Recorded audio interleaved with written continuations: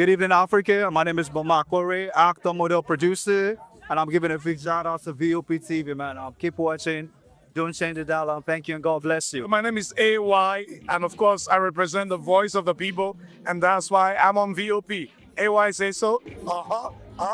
Hi everyone, it's your girl Miriam Tima from The Real Housewives of Lagos and The Real Housewives Ultimate Girls Trip Africa.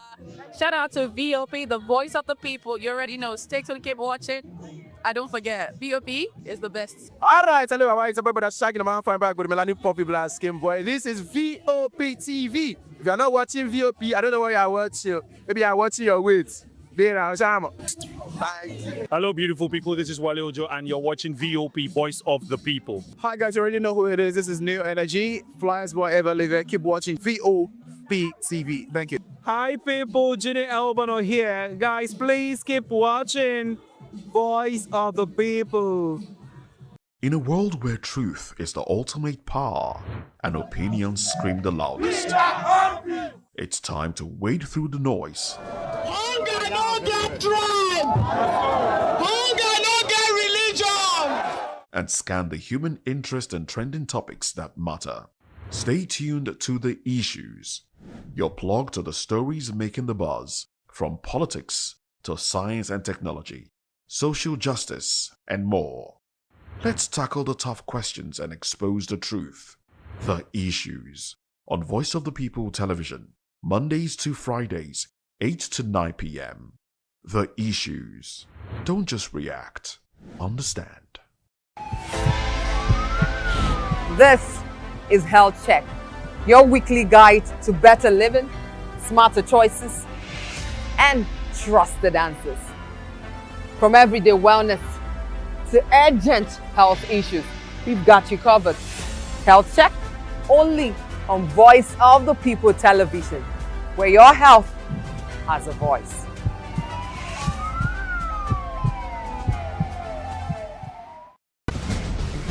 Join us as we drive into the world of politics through insightful interviews with prominent political figures, both serving and former governors, ministers, senators, legislators, party chieftains, activists, and analysts. Get first-hand information into the decision-making processes that affect our daily lives. Highly engaging one-hour program that brings political discourse into focus. I am Chukwuma Okoro. Political Lens, Monday through Friday, 6 to 7 p.m. Join us. To know the happenings in the maritime sector, join us on the program Maritime Frontiers on VOP TV as we discuss key areas in the maritime sector, from aquaculture, maritime transportation, maritime labor regulation, oil and gas exploration, ferry and passenger insurance, marine pollution and prevention, port operations, and lots more. Maritime Frontiers, exploring Nigeria's blue economy. The red carpets, awards, the razzmatazz, music, fashion, interviews, and more. Spotlight on Voice of the People Television. Let's feed you with all the juicy stories in the global entertainment space, bringing you the glitz and glamour as it is hot. Stay tuned to Spotlight, 1 p.m. Monday to Friday. Spotlight on VOP TV. Entertainment like never before.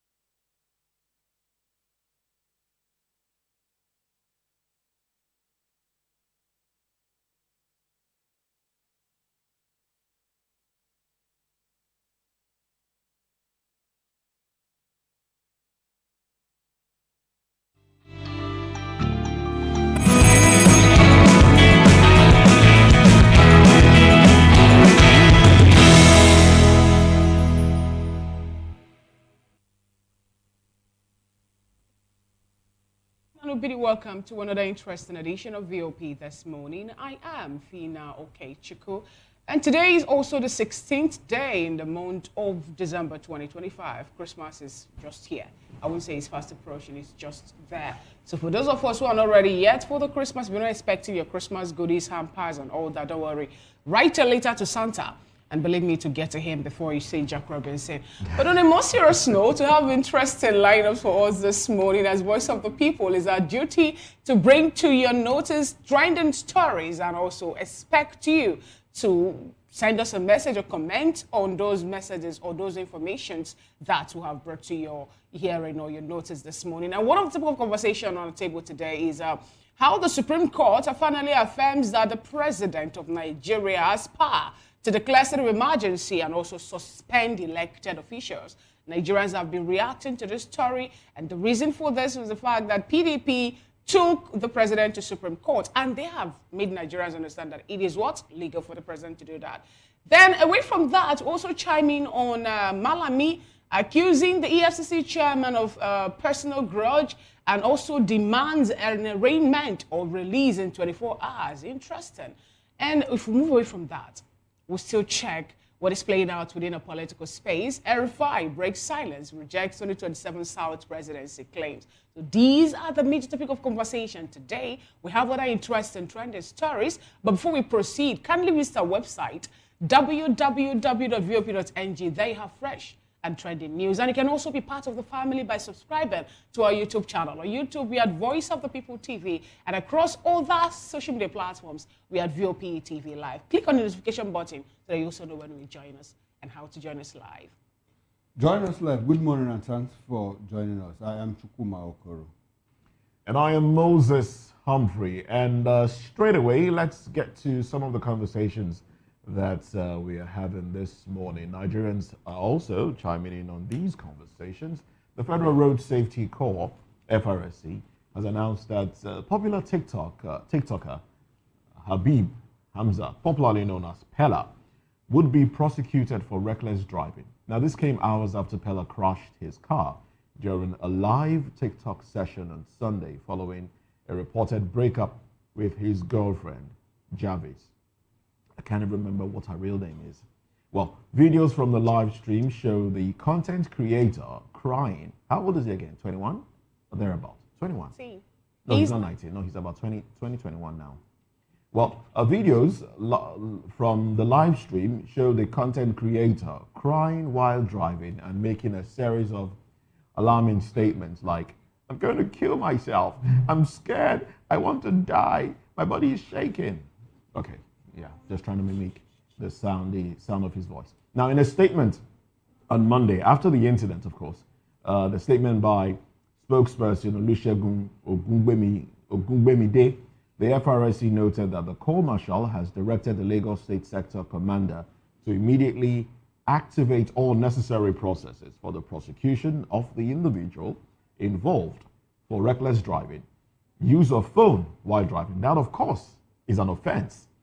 Making videos while driving is an offense, and distracted driving. Now, in accordance with extant traffic laws. Now, the Corps Marshal, Shehu Mohammed, raised concerns about the growing trend of content creators and celebrities who, in the quest for online attention, deliberately flout traffic regulations and endanger lives. Mr. Mohammed warned that such behavior poses grave danger not only to the driver, but to other innocent road users. He further warned that fame does not place anyone above the law, nor does it excuse dangerous behavior on public roads. And yes, the young man who you can see on your screen there, Pella, went on a rampage, I would say, yesterday that his girlfriend broke up with him, you know, and it's even, these are young people. Is it jet age, I call it, or it has turned people into something else. So a young man and a young woman, all they care about is showing off relationship online, and the world is following them, commenting. Now, I think what he did was, as far as I'm concerned, it was content. As far as I'm concerned, it was content, because immediately the accident happened, his friends got there. His friends were already probably behind him. So it was an act. And then he made an announcement after this one that in the coming days, maybe today or thereabout, he will do another one, that he wants to be doing things that will kill him. You know, he made an announcement that he's going to drive another car off the bridge or something in that light. I think you know, this just buttresses the fact that there should be some sort of regulation with the use of the internet, content creators and the rest. This to say the least is appalling. All right, it's appalling that this young man is teaching young ones to be reckless, to endanger their lives, all in the name of, I don't want to call it love because that's not what it is. All in the name of creating content, and they're making that announcement. That I know it has happened in some other climes. There was one content creator somewhere in the world who streamed his own suicide. It has happened. You know, went live, killed himself live, and people were applauding it and all of that. They didn't know until it was discovered that he was actually dead. And I think that's what this young man is. Well, that's what he will end up doing to himself if care is not taken, if he's not reined in at this point. And he should be reprimanded thoroughly for this bad behavior. That's what it is. In fact, he should be spanked, laid on the bare floor, and given 6 strokes. But before we spank him, I think we need to, because you made mention of, I wanted to, point to that direction too. We have to first of all check: is Pella having some issues with a girlfriend? That's the first one. I don't. That's then another thing again that's not a reason to be reckless. No, that has not been reckless. Now, when you say something about a child, he's just 20 years old. He has a girlfriend. That's the thing. That's the thing about. We'll discuss that later.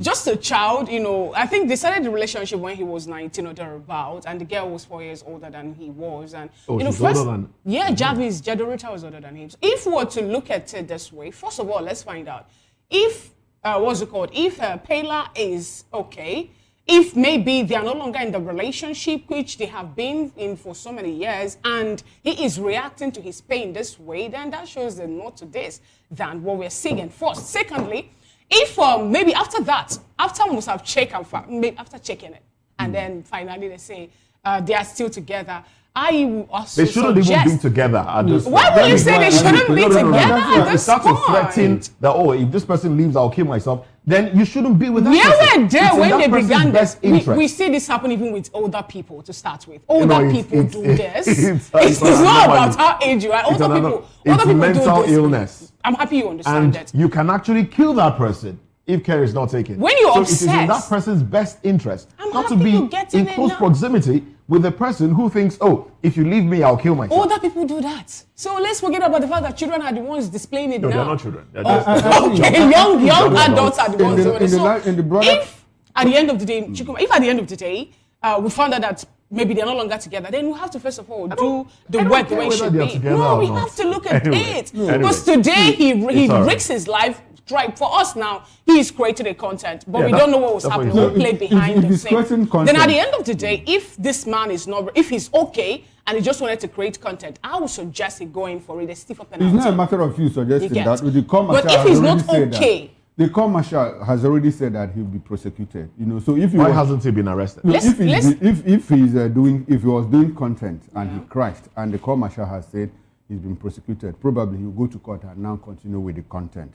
And if he has come out to say, look, I'll do more content, so that I'll probably kill myself, he doesn't need to wait for too long. There's in the lagoon there. He doesn't need to jump into the lagoon. That's what we're Now, I want to look at this in the broader concept of modeling, role model, for our younger generation. And within the context of reckless driving, there are many talking points around this issue. First of all, let me start with parenting. I'm sure this young man has parents. He owns his car. I don't know how affluent the parents are. He owns his car. Now he drives himself around, and he has a girlfriend, and he's had problems with the girlfriend. And all of a sudden, he threatens to kill himself in the course of doing content and all of that. He crashes their car. God saved him. He didn't get injured or what, and I'm sure he didn't injure another person. So what exactly is he teaching the younger ones? The parents, what did his parents teach him, and what is he teaching the younger ones? He apparently becomes a role model. So when you turn around, the role model you see around, our children see are people like Pella. You turn to the politicians are the role model our children see. They don't see medical doctors, but why? Because medical doctors are always on strike. They don't want to become lecturers because lecturers are always on strike. They don't want to become policemen because policemen are always on strike because of non-payment of salary. Everywhere you turn, Nigerians are striking. So who now plays the role model for the younger generation? I think we are headed in a very dangerous direction. We are headed in a very dangerous direction, and it calls for concerns and urgent action, not just by parents, but by society at large. If we keep traveling in this direction, I don't know, probably we'll start breeding, children who wake up one morning and say, let me do one nasty thing as content. Like the example Moses pointed out, a young man wanted to, do content and kill himself, and people thought it was a joke until they eventually realized that it was real and the person was dead. These things impact negatively on the younger generation. Like I keep saying, we have a very serious problem in our hands. And Moses, I like the fact that you always talk about the younger generation, how they do drugs and all of that. This is one of them. TikToking now, there is any need for you to go to school since you can, go to one of these app stores, buy equipment, start streaming live, do content and all of that. And you make big money. Follow you, yes. And people follow you. These are role models. Is it the kind of people that we want our children to emulate in the next 10, 15, 20 years? We have parents going naked on social media. On social media. For content. And they tell you, going naked. If you try to reprimand them, they tell you, look, I'm a graduate. If you can give me 5 million a month, then I'll stop. If you can't, allow me to do my content, because because everything has been monetized. Our morality has been monetized. It's a very dangerous route we are traveling. We might not realize it. A lot of people think that we are having fun. And when you go to all those places, you see one silly person that comes and, nakeds himself or herself. And he's getting like 500,000 views. As a society you're in today, that is how it is. It is what and it you are is. talking serious business, talking economy, talking fuel subsidy, talking CNG, and nobody even likes what you are saying. It is what it is. It's the trajectory the world have taken. But No, it's not the world. It's not the world. If you check out the world, it's happening everywhere. It is happening everywhere. No, it's not happening everywhere. If you check out people who are doing live, Asian internet, Asian website, the kind of content you see are not the kind of content you see. do we have people who are also creative doing all content. those things for them to make their own money? But you know that now at this point in time, Are you aware? Because apart from TikTok working, it doesn't work in some places. There are some countries who have decided that they want to take TikTok had to ban night streaming. Don't do live streaming again. Yes, they've banned it now. But some countries noticed or understood this from the beginning to say we don't want our people or the children or the young or the teens that we have to pass or to follow a trajectory that's not good. If you go to Asia, they have the WeChat. Not all social media works for them. That is what we are saying. But even as they are doing it, people are still misusing it for them to get their own money. We see how people who go naked. If you go to the internet, internet, the kind of content you see that come from Asian countries, are they not more creative than what we have? Not really. There's How, not. when I your car can't gets say stuck, that. when your car gets stuck, how to pull it out? Exactly. If you lock your key inside your car, That is real. What you're saying. We also have Nigerians or Africans who are also creating. They are there. They are there. You have to know they are there. No, they are there. They are there. They are there. No, it's not the issue of knowing the truth. It depends on. It's not the issue of us. No. We shouldn't generalize. There are people who are creating genuine content that are beneficiary to people out there. So we shouldn't just make it dwell. Overall, what is percentage different. More. What spreads Our more? internet is we have more immoral content over here. If you check your than social media on Asian platform, internet. it depends on the one you want to watch. It depends on the one you subscribe for. But believe me, if you go through the internet, you see quite interesting, educative, informative things that you can actually leverage It's on. all right. for your The time. thing is that parents out there, please watch what your children watch. That's it from me, because we are traveling in a very dangerous direction and it doesn't portend any good for any of us. Now, the Minister of Works, Dave Umahi, says there will no longer be a need for the people of the Southeast to agitate for a Biafran nation. as President Bola Tinubu's inclusive governance has raised the region's long-standing grievances. Well, the minister made the remarks in a 1-minute 30-second video of an inspection tour of ongoing federal infrastructure projects in the region. Mr. Humahi said the agitation for Biafra, largely driven by feelings of neglect, exclusion and underrepresentation, has significantly reduced under Mr. Tinubu's administration due to increased federal presence and investments in the Southeast. Well, according to Mr. Umahi, the people of Southeast are now comfortable and happy with Mr. Tinubu. I think he should speak for himself. Maybe himself and his family, they are happy with Mr. Tinubu. Nobody asked Umahi to speak for the people of the Southeast. Now, a former governor of Ebonyi State, he highlighted several ongoing and completed federal projects in the Southeast. I went to the East, I didn't see any. I was in the East about a month ago, I didn't see any, and I didn't see him list them. Noting that many of them had stalled for more than a decade before the Tinubu administration intervened. I also understand that most of those jobs were given to indigenes of the Southeast and they failed to deliver.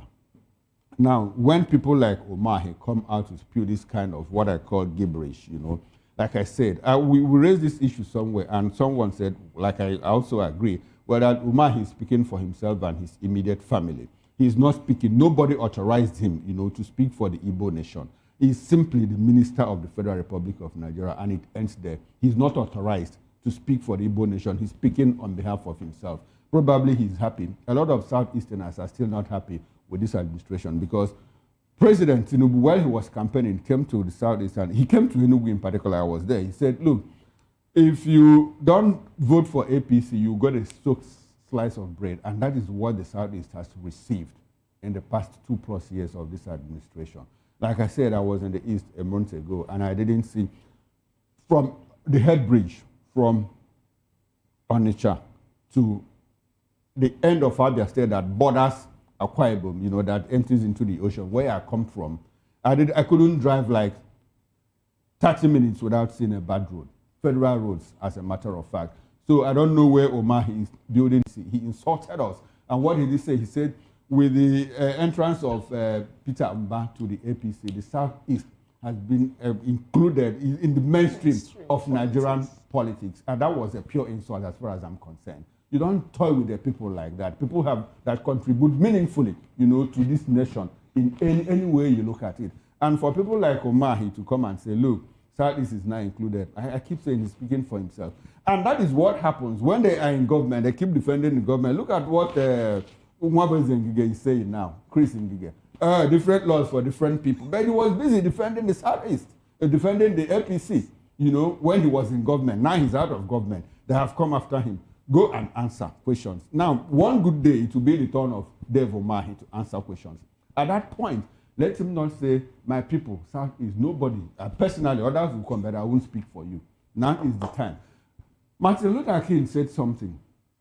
In the end, what will matter most is not the words of our enemies, but the silence of our friends. That's my payoff line. Okay, for those that want to get or have a hand on where the project that Dave Umahi was talking about, he listed some projects too, so it's left for you, you know, to go there to check if those projects are working. Apart from the one he said is being handled by MTN under RCC, pegged at 202 billion naira, he said something about the Southeast having the Enugu to start with, Artisan Bridge is finished, dusted and delivered. You go to Depot Junction in AK Obinago, where the biggest flyover in Southeast is ongoing. That one is still an ongoing project. He went further to talk about the Enugu-Port Harcourt Expressway, the Owerri-Onitsha Expressway, and the Section 2B of the second Niger Bridge. He said that the project is valued at 176 billion naira. And then just this few he listed, you know, is saying that the Southeasterners are now happy with... Fina, before you continue, I mean, these are ongoing. These projects were not started by the Tinubu administration. The Artisan Bridge, I was in Enugu when Artisan Bridge collapsed. It collapsed. It's not a new bridge. It's just that a bridge, like a walkover in a solo collapsed and they rebuilt it. Is that, what does that mean? That's what they're supposed to do. He says that... The Enugu-Onitsha. I was in Enugu, and like I said, I was in the Southeast last month. Enugu-Onitsha is still ongoing. You cannot drive on two sides of... It's a dual carriage. You cannot drive at the same time.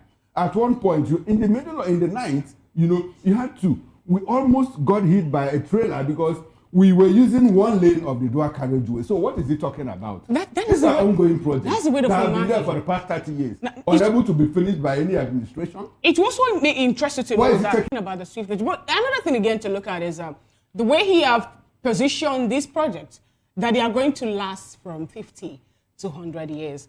I wish you would be alive for us to verify that. Because another thing is when you're talking about the presence of the federal government in some region, you also should be talking about the durability of the roads that we are having. Because we have roads in Nigeria not motorable. And then we are spending over 1 trillion naira on 47 kilometers of the Calabar-Lagos Coastal Highway, which another million were spent. That was one that made me to shed tears on Saturday, seeing that monies were spent to temporarily open the 47 kilometers of the Lagos-Calabar Coastal Highway for the U-turn, so there will not be what? There will not be gridlocks and people can easily use the road temporarily, you know.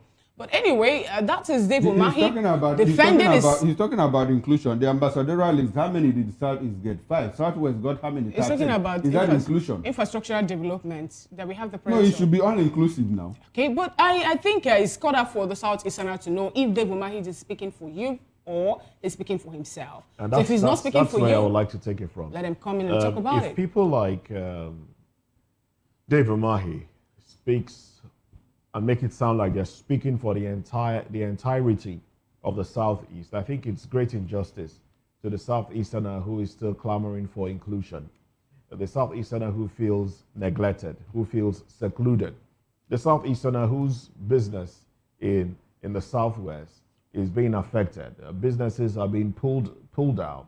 You know, houses are being pulled out for, you know, well, whatever reason. It's injustice to these people because it just waters down the fight or the clamor for justice that the Southeasterner is craving.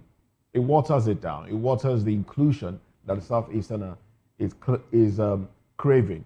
So I think people like him should be wary. If you want to speak for yourself, you, of course, as an individual, you're at liberty to say, you know, applaud an administration or beat your chest and say, yes, you've done a good job, but don't speak for the Southeast because a large percentage of the people in the Southeast still feel left behind. They still feel aggrieved. They still feel neglected. So it's not in his place to speak for the Southeast. But anyway, Ebonyi State, also in the Southeast, the governor of Ebonyi State, Francis Nwifuru, has announced a Christmas bonus of 150,000 naira to every civil servant in the state for the 2025 festive season. Governor Nwifuru made the pronouncement on Sunday during a church service at the Government House Chapel in Abakaliki. And according to him, the gesture aligns with his administration's commitment to improve the welfare of civil servants, despite dwindling revenue accruing to the state in the past year. He maintained that his administration is taking steps to ensure the state is seen in the Committee of Nations with advanced and modern infrastructure. Oh well, when I saw this, I'm like, okay, it's a good move, 150,000 naira bonus. So it's 13th month, the usual 13th month, and it's a good move. It's laudable. Civil servants in the state will be grateful. But my producer, the producer of this show, is from Ebonyi. So I was wondering, is she getting any of these? Is her family member part of this largesse? She's a civil servant. She's not a civil servant, but is her family member? Does she know anybody who is getting part of it? It's a good thing that this is happening for the civil servants in Ebonyi. But how many of them outside Ebonyi will be able to travel home this Christmas? Because I understand the airports in Ebonyi, where the one Dave Umahi built, is basically not functional right now. A beautiful airport, you know, when it was opened. But currently, I don't think any flight is going there. I think it's moribund. It's not functional. So how will the people get home? They probably will have to go by road, or maybe land at a different airport and then go by road back to Ebonyi. So if you're empowering civil servants at home, you know Southeasterners usually like to go home. Create an environment where those outside can come back home and celebrate with those at home, you know, and then it will be a blissful Christmas. That's my take on this one. Papers coming up shortly. I hope they will You not. have Just few words. I hope after this 150,000 naira a Merry Christmas bonus to workers, we will not hear that workers are being owed, because that's the next thing I wouldn't want to get to discuss, because then Not being I'll have, pessimistic. no, it's not being pessimistic. That's when I'll have something to say about all the spending. Okay, we have the national dailies before us. I have the Nigerian Tribune. I have the These Days newspaper, the Guardian newspaper, the Vanguard newspaper also. It's here. And I would like to start off from the cover page of the Nigerian Tribune. And the window headlines are: Nigeria's inflation drops to 14.45%. Nigerians are asking, how are we benefiting from the drop of the inflation? Pleased to resume tinted glass permit enforcement January 2nd. Why Buhari had no favored successor, Bichi, DGDSS. We have the banner headline on the cover page of the Nigerian Tribune today. Concerns among businesses over new tax regime. Riders fret over LG levies on vehicle, SMEs extortion. Law prohibits cash-based tax collections. Harassment, extortion by local authorities outlawed under NTAA 2025. Insufficient communication clarity ahead of implementation being addressed, Oyedele. Joint Revenue Board declares war on illegal roadblocks, scraps road stickers nationwide.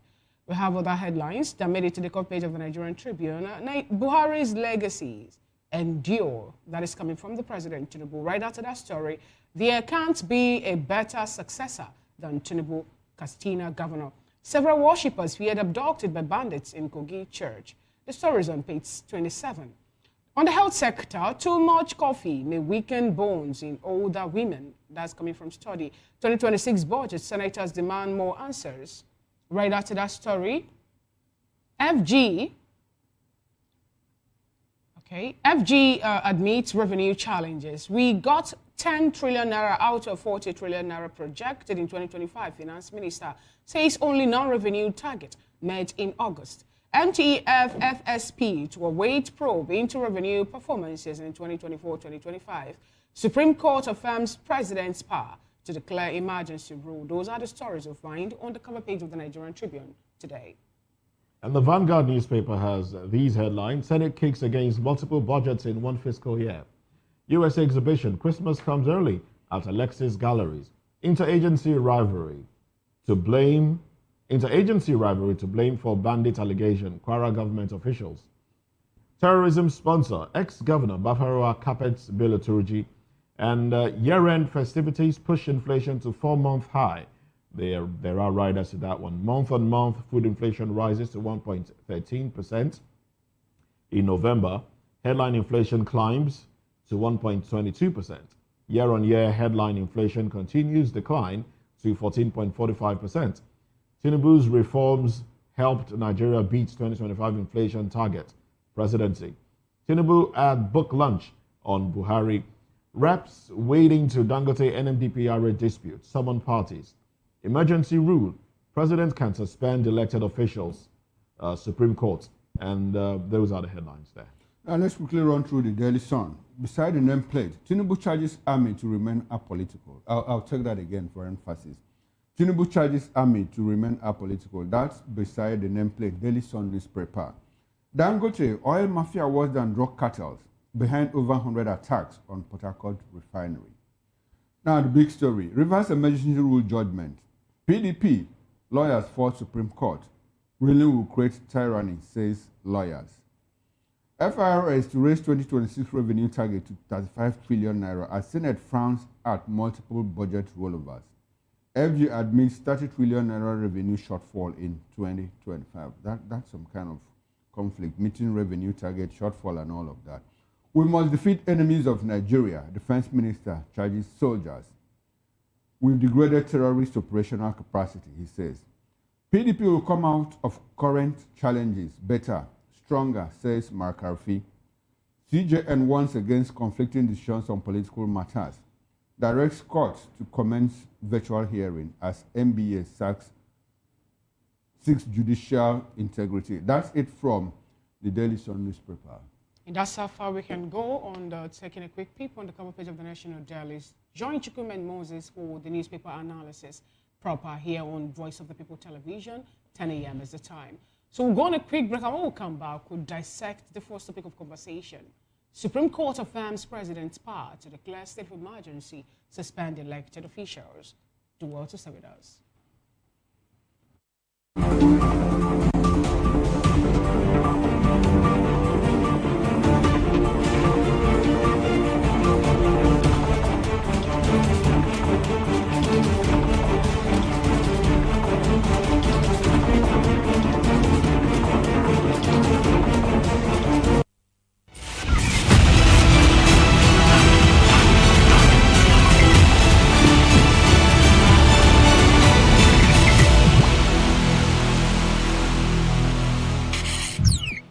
From the views on the street We go to bed empty hunger. to the blaring horns of a hustling city, the loudest voices of the common man got a medium to be heard. This particular administration, they were coming unprepared. It's not a bad thing to renovate the president's lodge. Through top-notch programming, unbiased reportage of news, sports, business, entertainment, and cultural documentaries, Voice of the People 90.3 FM became a symbol for 21st century media. And now, a new baby is born. Voice of the People Television, VOP TV, youthful, full of vigor and penchant for excellence in the continent's media space, exposing the wrongs, applauding the rights, dissecting the news without fear or favor, through factual and accurate stories and contents. Corruption kills three things that makes a society. Representing the interests of the people and giving them a voice. Voice of the People TV is here to stay towards building a fair society. VOP TV, Voice of the People Television, truly a voice for the people. In a world where power shifts with every headlines, news breaks and events happens, we bring you unbiased and explicit information on politics, economy and state of the nation. We break down the chaos. Facts, not fluff. Truth, not spin. We discuss not just politics, but a glimpse into the future. Voice of the People Television. Now you have more than a voice.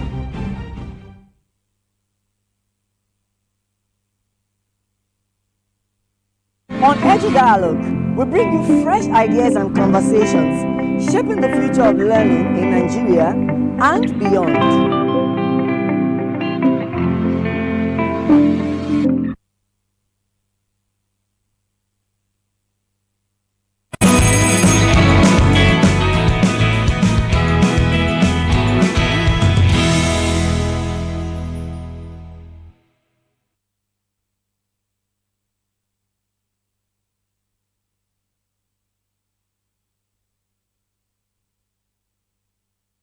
Welcome back. It's still VOP this morning. Supreme Court affirms President's power to declare state of emergency, suspend elected officials.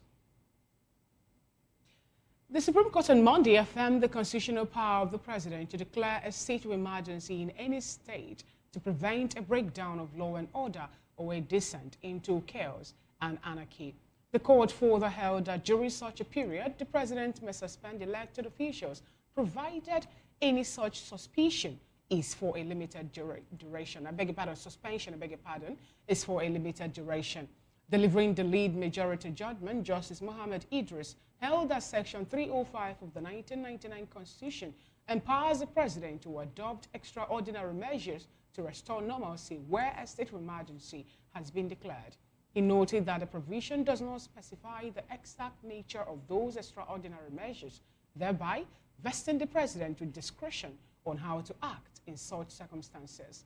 Meanwhile, the People's Democratic Party has warned that Supreme Court's judgment on the President's emergency powers could open the door to authoritarianism, undermine Nigeria's federal structure, and threaten democratic governance. The PDP National Publicity Secretary Ini Ememobong said in a statement that the interpretation of the Supreme Court judgment may embolden the federal government to subjugate states and dismantle constitutionally elected institutions under the guise of restoring peace and security. We've been joined in the studio by Prince Francis Chilaka, a political and public affairs analyst, and also with us in the studio is Elvis Lihimele, a national affairs analyst too. We'll be joined in Abuja by Julius Ogunro, a media and public or political affairs consultant. We also have Sachukan Nabife, Managing Director, Anambra Civic and Social Reformation Office, a public affairs analyst, writer, columnist, and fellow of the Nigerian Guild of Editors, join us from Oka. Good morning, gentlemen, for being with us here on today's show. Good morning, Dr. Sachukan Nabife, if you can hear me. All right, I would like to start over with you, Prince Francis Chilaka. What do you make of this back and forth? Because according to what the Supreme Court judges said, that there is no explicit information made available by the Constitution on what the president is to do in a situation whereby we'll have a state, being thrown into chaos or maybe anarchy over political, rivalries getting up in the state, or maybe quest for power and struggles. But he or they also said something about the president having the right. It was there according to the Constitution in Section 305 of the Nigerian 1999 Constitution as was amended. Well, let me say I don't have a problem with the declaration of state of emergency by a president, so long as that declaration is to ensure that there's no breakdown of law and order. And also, in declaring a state of emergency, it must be crystal clear to everyone that it is not all about politicking, and it is not all about trying to hold, the governor to ransom.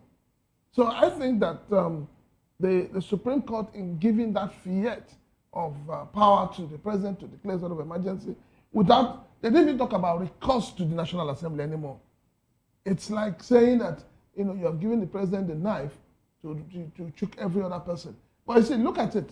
Look at the way defections have been happening in the last few months. It looks like the governors who have defected from their parties to APC, they looked into the crystal ball and saw the kind of verdict that the Supreme Court was going to give. So they were all prepared not to fall short of it, because the declaration of state of emergency in Rivers State, to start with, was uncalled for. Because if you look at other states within the country where we've had insecurity, mass killing of people, and the president has not declared a state of emergency. So the president is now like, he decides which state should be under the emergency rule and which state shouldn't be. So for me, that is a blanket ticket to dictatorship. That's what I see. Now, when you say it's a blanket ticket to dictatorship, we saw, according to what the Apex Court, the judgment they passed, they say that the president has the right also to suspend elected official, but it has to be within a little or confined period of time, which should not be, more like extending and all of that. But how then are we going to pin it? What's the duration going to be like? And if someone is being suspended, should we have another person appointed to take care of, like we saw what played out in River State, where we have the retired Iboketa Ibas as the sole administrator, but we don't have such made available in the Constitution that there should be a sole administrator and all that. Just help us actually walk around. You see, there's something the Supreme Court has been doing in recent times. They've been giving judgments that tends to create confusion at the end of the day. Because when you try to interpret that judgment, you find out that everybody's interpreting it to suit them. Look at the issue of Labour Party, where the Supreme Court gave a judgment. Jola Saburo is interpreting it to suit him. Nenadi Usman is interpreting it to suit her. So the Supreme Court has, they keep doing that. And I think it's something they're doing on purpose. Because if you're going to give a judgment, you have already said, oh, Mr. President has the powers to declare a state of emergency. You should also be able to say, this state of emergency should be for a period of 3 or 6 months. You must be definitive. Now you're living and you're saying, oh, it must not. So in other words, you are putting it also into a confused state. Because at the end of the day, people will start be asking, This declaration of state of emergency, how long will it be? What is the minimum? Is it 6 years? Or is it 1 month? Or is it 3 months? So the Supreme Court itself has not been fair in the kind of judgments they've been delivering. Okay, so you think that Supreme Court is also part of the problem? They are, no, the judiciary. Oh, the judiciary. The judiciary is part of the problem. Okay, I will come back to that. Let's bring Mr. Elvis into this conversation. Elvis, let's be very practical now. We all understand what the state of emergency is. State of emergency is that, look, there is crisis in a state and we need to, put a wedge, to the descent to anarchy, more like, these are the conditions under which a state of emergency could be invoked. Now, if you declare a state of emergency, and of what use will it be that you have a governor who in the first place couldn't stop the descent to anarchy? You still have him, and you still have members of the House of Assembly, in place. Of what use would they be? What's the need of the state of emergency? Well, the state of emergency came in as a result of the, quote, in quote, the failure of the governor and the state executive to do their job responsibly. Okay. To protect the people. And as the president of the nation, all the sub-nationals are under his wings and caprices to take care of. And if the governor cannot do that, and one of the states out of the 36 or whatever has an issue, he has to come in. But suspending the governor and the state executive is for a period of time shows that the president must now work with whoever is appointing in collaboration with the House of National Assembly to bring peace within the period of time to that state. But that period of time is what we're actually looking at now. How long? No, okay, period of time, one issue. But the reason why I asked this question, do you approve of the president, suspending the governor and the legislature during a state of emergency? Yes. If it's an issue that is going to put the state in chaos and lead to death, I approve that. But not on political ground. What we saw in Rivers last time, there was no threat. There was no threat to life. If it is disaster, that baby force majeure, the state cannot be, an emergency cannot be declared in that state. This federal government should assist. But if there are attacks, for instance, the political opponents in the states are attacking themselves, leading to death, the president can come in. You said something, in the course of your intervention, you said something that is somehow troubling. You said that we have a president and we have 36 states who have top nationals who are more like under the president. Are they under the president because they were also elected? They are elected. In a true federalism, should they be under the president? They are not on the ground that they are under the president for control, but they are under the president as they are working in unity to bring development and peace to the nation. Okay. If one of the states is troubled, whether the president has the prerogative of power to say, oh, I cannot talk on that because I was also elected the same way the governor was elected, is going to miss his government. Okay. It will bring an infraction into the development of his government. So all the 36 states must function accordingly for the president to also have peace, to also give out the national policies and procedures for the country to move forward. So in that regard, if any of the states is troubled, the president must come in. All right. Thank you so much, Mr. Elvis Alimele, for your submission. Let's take the conversation to Oka. Sachuka Nabife, good morning, if you can hear me. I don't know if you've joined the conversation. All right. Good morning, Julius Ogunro. Good to have you join today's conversation. Please, what do you make of this, the judgment by the Supreme Court and the fact that some Nigerians are reacting to it, saying it's going to embolden the federal government more to suspend elected officers and also maybe impose state of emergency using their discretion, because that is what the interpretation of the Supreme Court was all about, that the president has a right to, declare state of emergency in a state where there is anarchy and also suspend the elected officials. I think that the judgment is, in my view, sort of the states have equal rights as the president. You can't by fiat remove a governor that was elected by the people. except maybe for the State House of Assembly. I think it's very unusual for the Supreme Court judgment, but there are some issues that came out of it. I think one of the major issues the Supreme Court dealt with was the issue of jurisdiction. The state governors, the PDP governors that took the matter to court, according to the Supreme Court, had no locus to take the case to court. So I think that was one of the planks for dismissing the case. The other issue the Supreme Court also raised was the issue about how the validation for the action of the president was taken in the National Assembly. The Supreme Court ruled that the vote for whether the president had the right to do that would have been by not voice vote, what to just call, do you agree, that it could have been done by individual legislators coming out to say whether they supported it or not. So it ruled against the government on that. But in all, I think it still tilted towards the power that the president had the powers to remove the state governor in case of an emergency.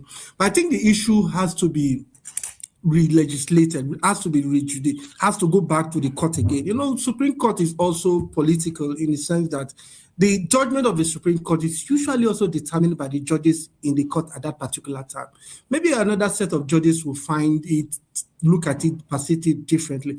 But from my own view, I think it is very unusual and sort of immoral. Today it may be Rivers State, tomorrow it may be a Lagos governor. Tomorrow it could be some other governor. So we mustn't look at this purely from the partisan point of view. Politics change. Tomorrow the APC might not be in power and may view this issue differently. I think we should have institutions that are very neutral arbiter.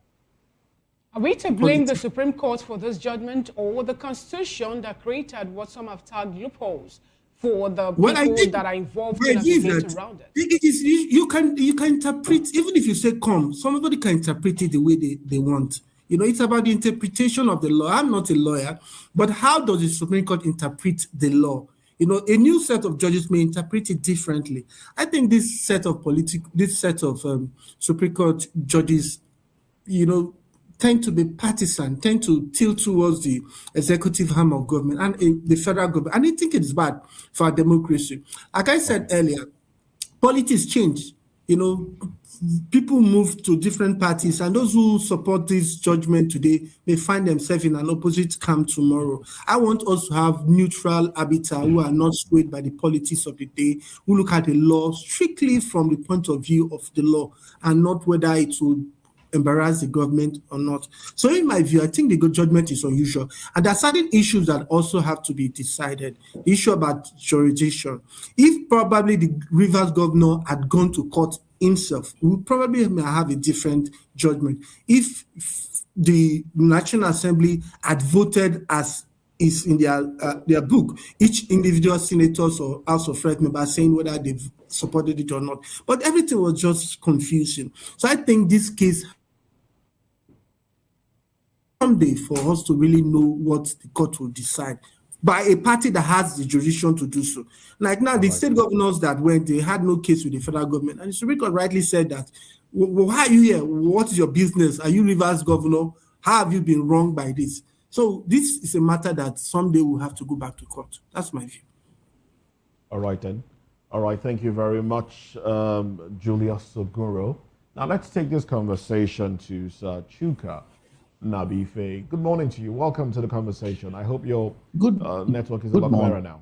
Good to have you. Thank you. Oh yes, good to have you. Now let's talk about this. The last speaker made a lot of, he talked about jurisdiction, the right to present the case before the Supreme Court, those that presented but then the judgment is being interpreted as such that the president has the right to declare a state of emergency for a period of time. The period of time was not specific, but a period of time. And the last one was for 6 months. Now, from a democratic standpoint, does this declaration strengthen Nigeria's constitutional order, or does it weaken it? Your thoughts? I like the fact that you put your question with the kicker from a democratic point of view. And that is where I'm going. I am not a lawyer, neither am I a judge or a magistrate. But from the point of democracy and from my standpoint in society, I've not seen some judgments that so indict all the arms of government, including the judiciary itself, that the Supreme Court actually indicted itself. Also, it flawed the legislature and it flawed the executive.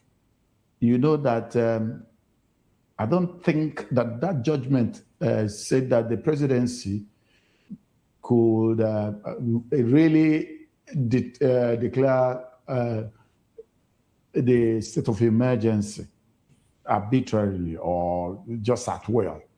Neither did it give compliment to the way the judiciary did its approval or non-approval of that process in Rivers State. It flawed it. It also did not do what the Supreme Court is supposed to do as the final altar of the people's explanation of judicial things, what the Constitution means, what the spirit of the law means, and what it means for a larger society. That's what the Supreme Court is supposed to do. But here, the Supreme Court was almost like saying nothing. So much activity, but nothing. Remember, was it, I can't remember the author of this statement, but it is in general a public consumption, when it said that justice delayed is justice denied. This judgment is actually coming very, very, very late, to the extent that it is almost inconsequential, because the Supreme, the suspension or the state of emergency, as whatever we want to call it, had passed. You say that the governor of Rivers State, Fubara, has no locus in the matter, or is no governors at that time. So how would we have filed a case? And you said that the governors of the PDP states have no locus in that. Couldn't they have been affected if there had been any such situation elsewhere? So don't they have a chance to actually step out? So what does this judgment in such a matter portend for, you know, the future?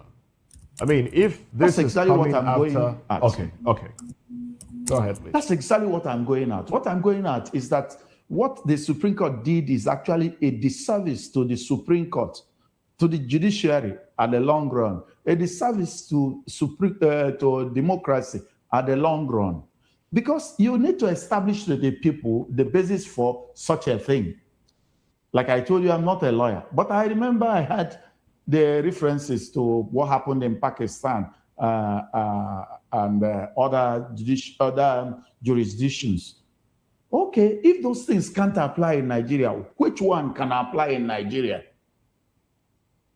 And if you also read or had knowledge of what the minority position of the justice, Judge, I can't pronounce the name correct,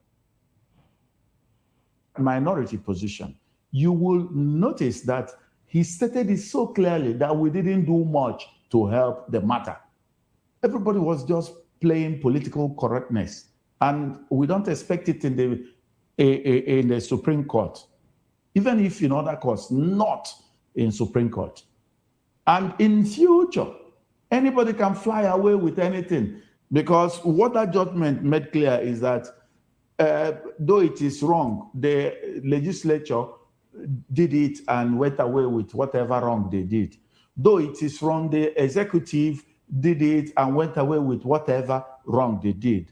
Now, the Supreme Court has also made a pronouncement that says, anyway, there's nothing we can do. It is wrong, it is wrong. So what is the right thing?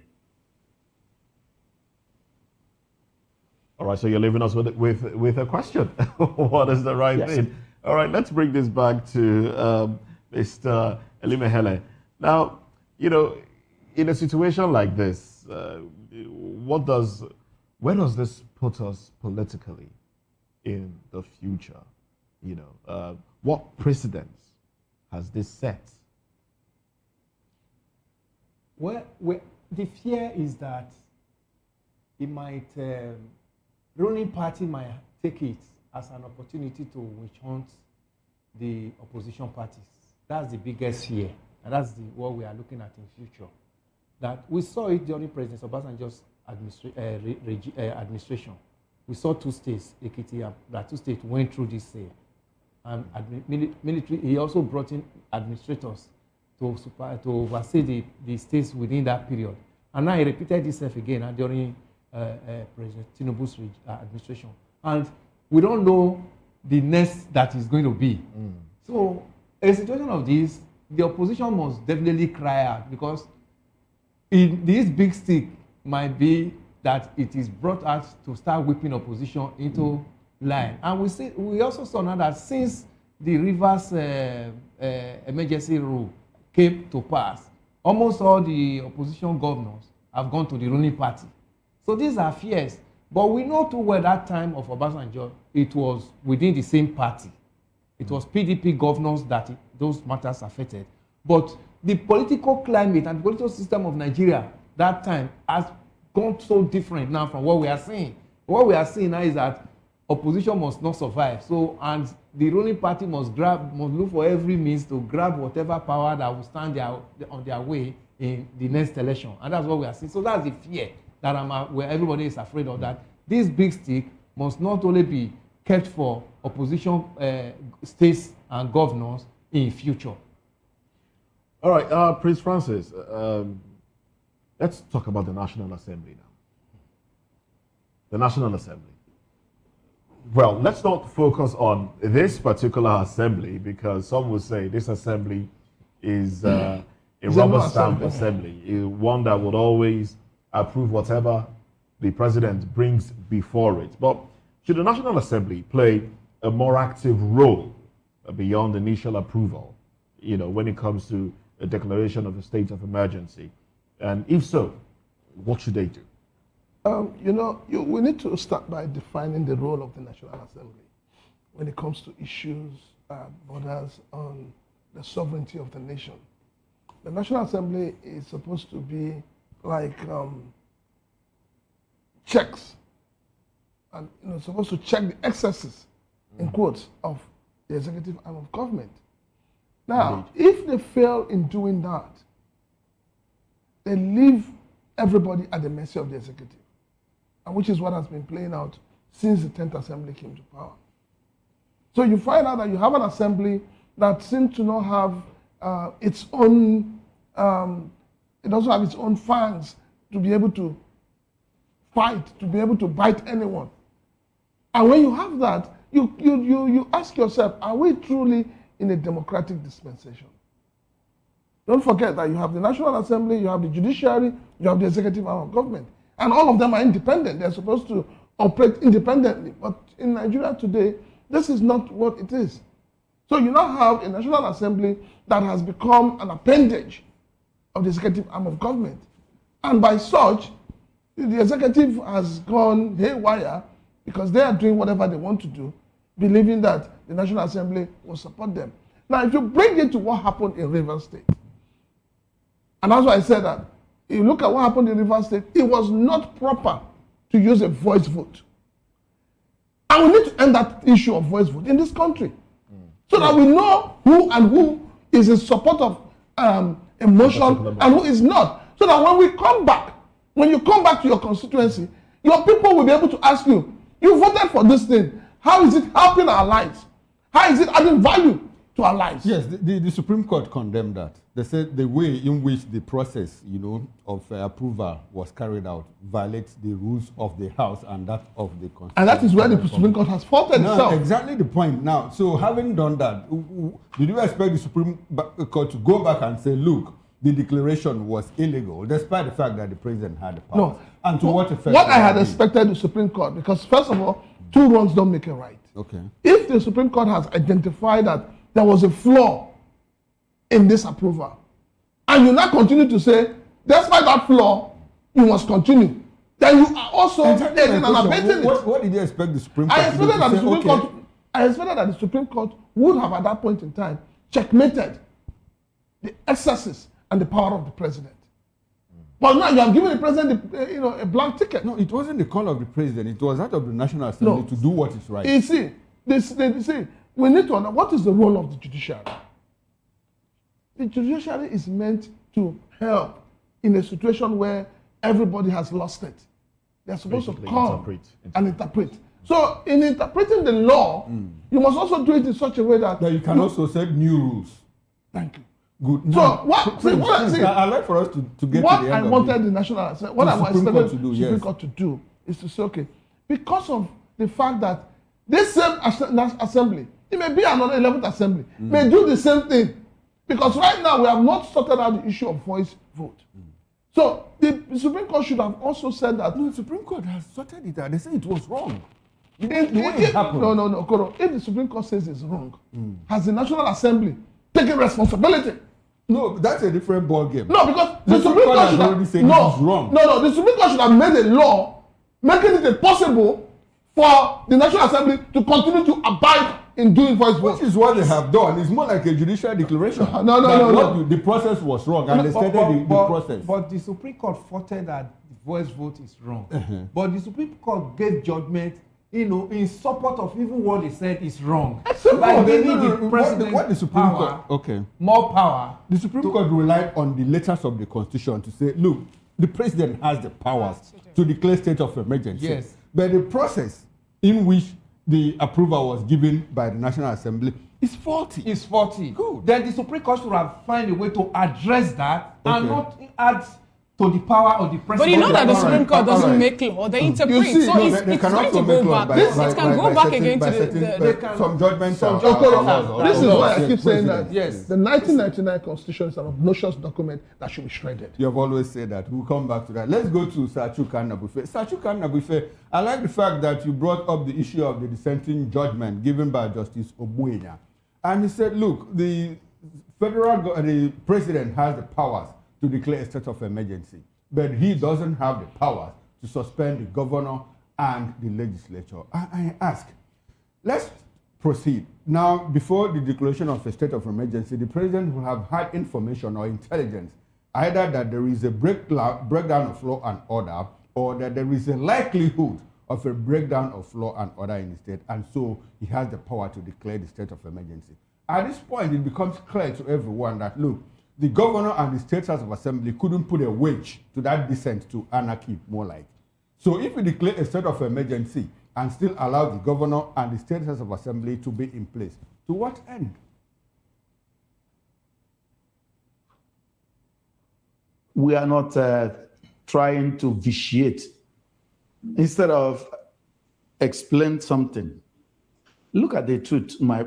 Okay, let me not use the absolute word, the truth. Look at the facts as they are. Facts as they are is that there are institutions, call them tools or apparatus of governance in a democracy, democratic instruments. Even if the president has a deluge of information that we don't have, which is what is supposed to be, then he has the instruments of democratic institutions to make sure that he takes decisions that will appear well taken, properly taken, and with the instruments of law, legislation, and his executive power. You don't just wake up any day and say, given what I know. We know you know too much. We know there are too much in on your table. Nobody should doubt it. But Sachuka, permit me to butt in at this moment. I think you are trying to reduce this conversation to what happened in Rivers State. I want us to look beyond River State. Talk about, contextualize it within Nigeria. Let's leave Bola Tinubu and Sim Fubara out of it. Now, we had a Joshua Dariye, who was governor of Plateau State. Under his watch, people were slaughtered, and he couldn't do anything. The House of Assembly couldn't do anything. We had a president, Olusegun Obasanjo, step in and say, look, I can't take this anymore. Governor, you can't put a weight to all of these things. And he says, state of emergency. He rolls in the troops into Plateau State. So what would the governor be doing at that point? If he had failed ab initio to protect his people, what would be his role during the state of emergency? You know that the context of a question is actually the question itself. I will explain to you because we were walking from rivers, but let's walk from rivers to what should happen or should not happen again, which is what the Supreme Court didn't help us in. I remember that's one of my colleague, the guest here, there, who actually established that. The Supreme Court should make sure that given the Obasanjo experience, given the Tinubu, other experience we had, we don't have such a thing come in aberration, but let it come in the right way it should, due process. Now, when a government, in democracy, the instrument of the legislature and the lobby instruments that you have over there is for you to make your argument crystal clear and well understand to the people who are going to endorse it, vote on it. That is it. Now, the instrument of the legal system is to establish that there are facts of the matter that are against the spirit of the law or the letters of the law. And then you can now use the instruments you can control within the executive, from police to the military, to do the action. But what we are saying is, in a situation where the Supreme Court, which is the place where everything culminates, couldn't establish that this is how or how not to do it. And this is the deterrent, the punishment for whoever went in aberration. And a situation whereby the legislature just did whatever they wished. Let me remind you, even in this Fourth Republic, we have done voice votes. We have also done constituency by constituency announcement and voting. Remember the situation during the third term, the supposed third term debate in this National Assembly. So it is not like this legislature does not know or does not have precedence. Okay. They have. All right. But why did they choose to do it? They reduced them. What they did, what it is that they have reduced the magnanimity, the level of grievousness of that state of emergency, to the level that tomorrow somebody, any president, I know it may not be Tinubu, but it may be another president, may just wake up from a different side of the bed, and then he says, state of emergency in 1, 2, 3 states. All right, thank you so much, Sachika. I don't really think that Nigerians are in any way surprised over that, because the president of the Senate also told Nigerians that whatever thing the president wants is what they are going to do in the House. So he said he's going to give a nod to ways of us coming from the president. Let's take this conversation to Julius Okuro. What do you have to say about Nigerians are asking questions of what importance is this judgment? Recall that in October, the Supreme Court, had reserved the judgment. I think that was in October. What value is it again when the Simla Fubara he spent his suspension 6 months, and it's more like his medicine after death? And how do you think we should work on speedy judgment? Because Nigerians are also asking for such, because we're having issues whereby someone will have a case in court, the courts in the case will linger for so long before judgment will be passed and every other thing. What do you think we should do for us to get speedy judgment and timely too? Well, I don't think it's a matter of medicine after death as far the judgment in relation to the River State issue. When the Supreme Court makes a judgment, it becomes a precedent establishes a protocol, establishes a law, so to speak. Other courts are not bound to follow that law. So if the Supreme Court decides that the president has the powers to declare an emergency in a troubled state, it is a precedent. It's established a law. Smaller courts, inferior courts like the High Court, even the Appeal Court, are bound by that precedent. Agreed parties can cite that case as a precedent decided by the Supreme Court. So establish a protocol. So it still matters, even though it's not the Rivers governor has come back to his seat. It set a precedent. So it still matters for future cases. On the speedy delivery of judgment, it's just a Nigerian thing. Probably we need to expand our courts. Probably the judges are overworked, such that the volume of cases that come to get them are, they are humans, maybe too overwhelming that they cannot decide it on time.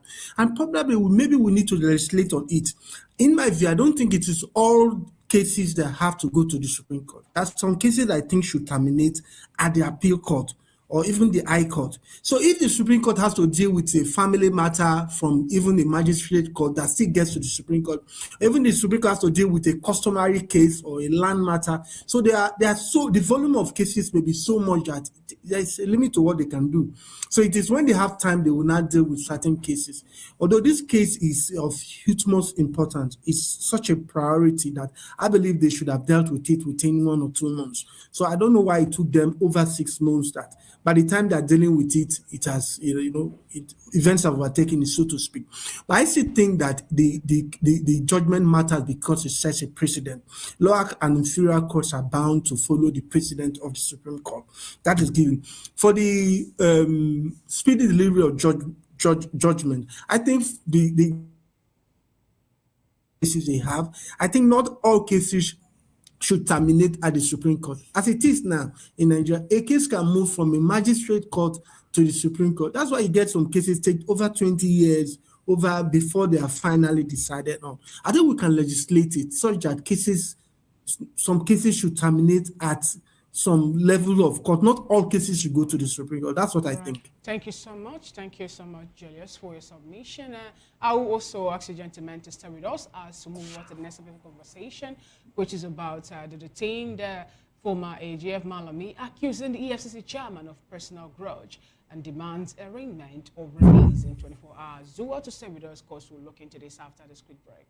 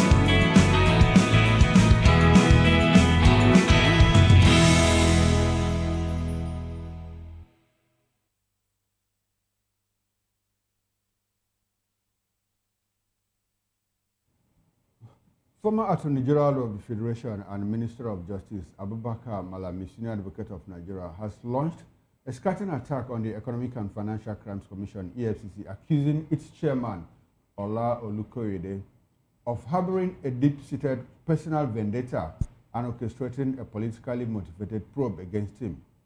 In a press statement issued Monday by his media aide, Mohammed Doka, Malami demanded the immediate recusal of Olukoyede from the investigation, describing the ongoing detention and threatened prosecution as a witch hunt fueled by historical acrimony, animosity, and his recent defection from the All Progressives Congress, APC, to the African Democratic Congress, ADC. Well, Malami's grievances trace back to his tenure under former President Muhammadu Buhari when the federal government established the Justice Ayo Salami Judicial Commission of Inquiry to probe allegations of corruption within the EFCC. Olukoyede served as secretary to that panel, and Malami claimed the publicly available report contained adverse findings against him, creating an irreconcilable conflict of interest. Malami argued that he has been prejudged and cannot expect a fair probe under the current EFCC leadership. Well, he further called on the current AGF, that's Attorney General of the Federation, Fabomi, to intervene and transfer the case to another law enforcement agency to restore credibility and public confidence, warning that continued involvement in by Olukoyede risks serious institutional damage. Adding fuel to these allegations, Malami accused the EFCC of planning to rely on questionable witnesses, including individuals convicted and serving sentences abroad, people he says should face extradition rather than be used in prosecution. Insisting on his right to due process, Malami demanded either his immediate arraignment in court or unconditional release within 24 hours, citing sections 35, subsection 3, 4, and 5 of the 1999 Constitution as amended. We still have our gentlemen here with us, Prince Francis Chilaka and Mr. Julius Elimehele, and Julius Ogunre, who joined us from Abuja, as well as Chuka and Nabufe, who joined us from Oka. Gentlemen, thanks for staying with us. It's still a full house. Elvis, let me start with you. Malami, Olukoyede, recuse yourself because, I mean, there's a conflict of interest. You were secretary in the Ayo Salami investigation, of the Commission of Inquiry. I chaired it and all of that. And I know your disposition and all of that. So now, this is a case of why me? You are bringing people who are supposed to be extradited. I think he liked that word, extradition and rendition, because we'll come to that in a moment. And he's saying, look, Olukoyede, recuse yourself. What's your reaction to the fact that anytime somebody is caught, is being investigated, you ask, why me? Why not other people? I think I'm happy that it's happening now that he has also left the office, and he has also seen what happened to some Nigerians when he was there as Minister for Justice and Attorney General of the Federation. Some people also made this kind of accusation when he was there, which he is making now too. Again, he said that because of his political alignment and so kind of now, forget about that. If really you don't have skeleton in your cupboard and you are investigated, let's get to the court. The court will do the needful. At the level of investigation, you are saying that the head of the agency should recourse himself out of your matter. Or should be taken to another agency. Is it ICPC? The agency that spotted your matter, that started the investigation, let them do their job. But the only area I'm accusing the agency is, let this be done in dispatch so that he can appear in court. Let him face the judge and let his charges be read to him, and now begin to think of how to defend him. That keeping him in detention while they are talking about investigation. So you agree with him that he should be arraigned within 24 hours? Within 24 hours, that's how he's supposed to let him be arraigned. Then he will know his charges, and he will now face his charges before the judge. Okay. Not that he is kept and you are being in detention, then you are still talking of doing your investigation, which means they have not really done their job. Talking about reforming our criminal justice system. Now, the Prince, sorry, Elvis, land. Which means the EFCC have not done their job diligently before, bringing him into detention. They should have concluded that, then meet in court, let the court grant him bail, and if he's got meets his bail conditions, then he will be attending to his matter from home or wherever. All right, then. Prince, let's bring you in. I heard you in the morning on the radio, VOP radio, and you were asked about this issue of Malami. Now, do you think it has anything to do with political witch hunt? That is one question. Another question is, we see this administration more like trying itself when I say trying itself, Buhari handed over to Tinubu, the APC, the same APC, more like a seamless transition from one party to the same party. And we see this administration trying Chibueze Ngige, who served as Minister of Labour, APC. We see Hadi Seriki, Aviation Minister under Buhari, APC. Now Malami, former AG, tied to Abacha Lutz under APC. Is that an intentional fight against corruption in this that we see this administration carry on? I don't see it as a corruptional fight. I just think that we have a system that is not working. And when I say the system is not working, we do not have a system that punishes you, that holds you responsible when it should. Malami has raised some concerns, and as a Nigerian and as somebody who watches political development, those concerns are serious. Why was he not arrested when he was a member of the APC? But I just listed members of the APC that have been arrested. No. When you say member, he's no longer a member of APC. No, but I just also listed some APC members that are undergoing investigation. Okay, let's be very honest with ourselves. I believe in justice. And like I've always said, you cannot have peace without justice. What's your definition of justice in this case? My definition of justice is that, one, when you pick up somebody, 24 hours, take him to court.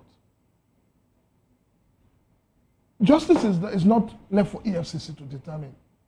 EFCC is not the body that determines who is clean and who is not clean. The job of EFCC is to do investigation, arrest somebody, and take the person to court. But the EFCC is now acting as a court of its own. It's not. I will not support that. That's an abuse. Unfortunately, Nigeria is a country where you get arrested before investigation is commenced. But ordinarily, the investigation should have been commenced beforehand, completed, so that as they're arresting you, they're taking you to court.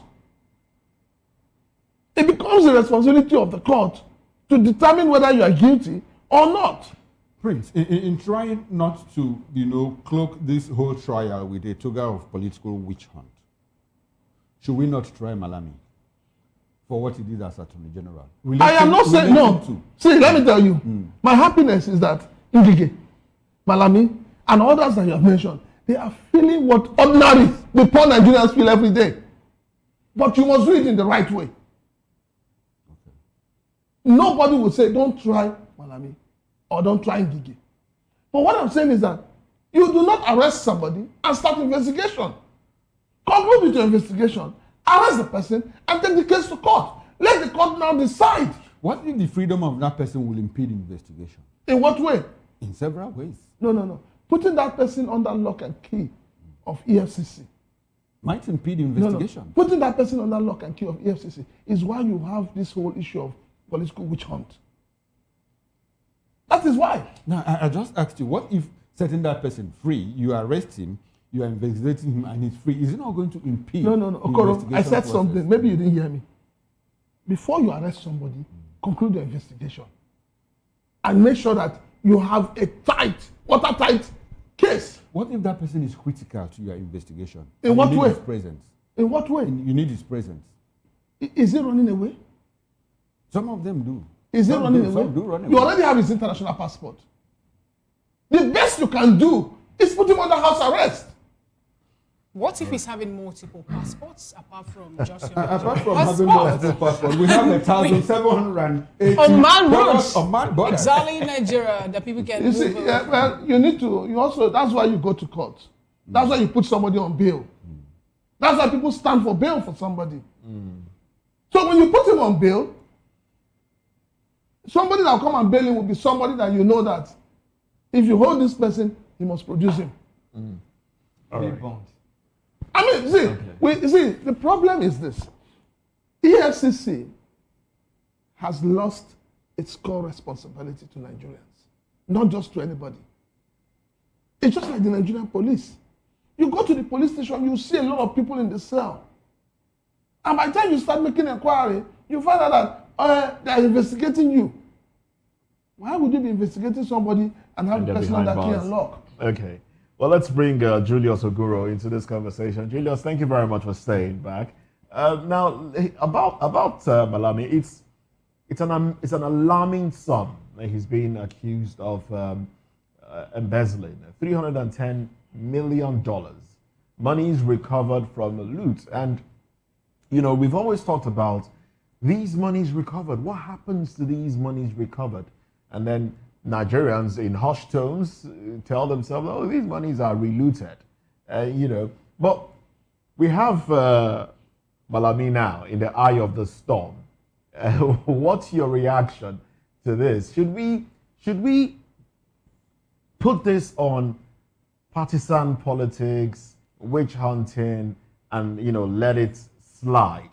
Or how would you react, or how do you react to this trial going on right now, in light of the other trial as well, Ngige, whose lawyers applied for bail but was refused bail because they say he's a flight risk, you know, and the rest, everything going on right now. Not forgetting Emefiele, who's been in court since this administration came into office, even though some things have been recovered, but he's still, you know, going in and out of court. Sometimes even the EFCC and the police drag him like the soldiers in the olden days dragged the linen of Jesus. What exactly? How do you react to all of this? Which one thing, you know, if you are guiltless, you should submit yourself to trial, you know, to investigation and to trial. When Malami was in charge, they also went against the opposition figures, you know. So it's neither here nor there. And I found it very funny, even almost incredible, that he was asking for the EFCC chairman to recuse himself.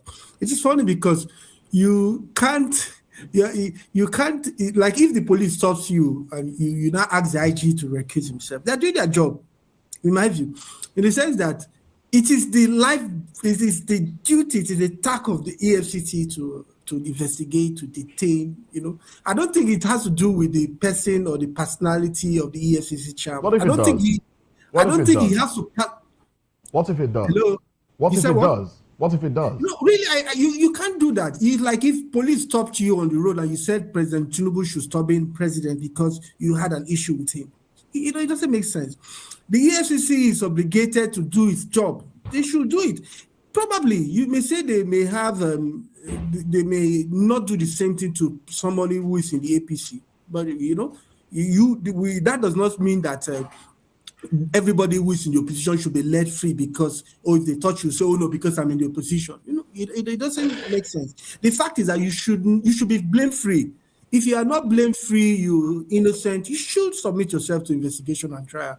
You know, so I don't see it from the prism of witch hunting or whatever. This is how Nigeria has been. When the Malami was in charge, the former EFCC chairman was his close associate, and they went seriously hard against opposition figure and people they perceive to be anti their government, their administration.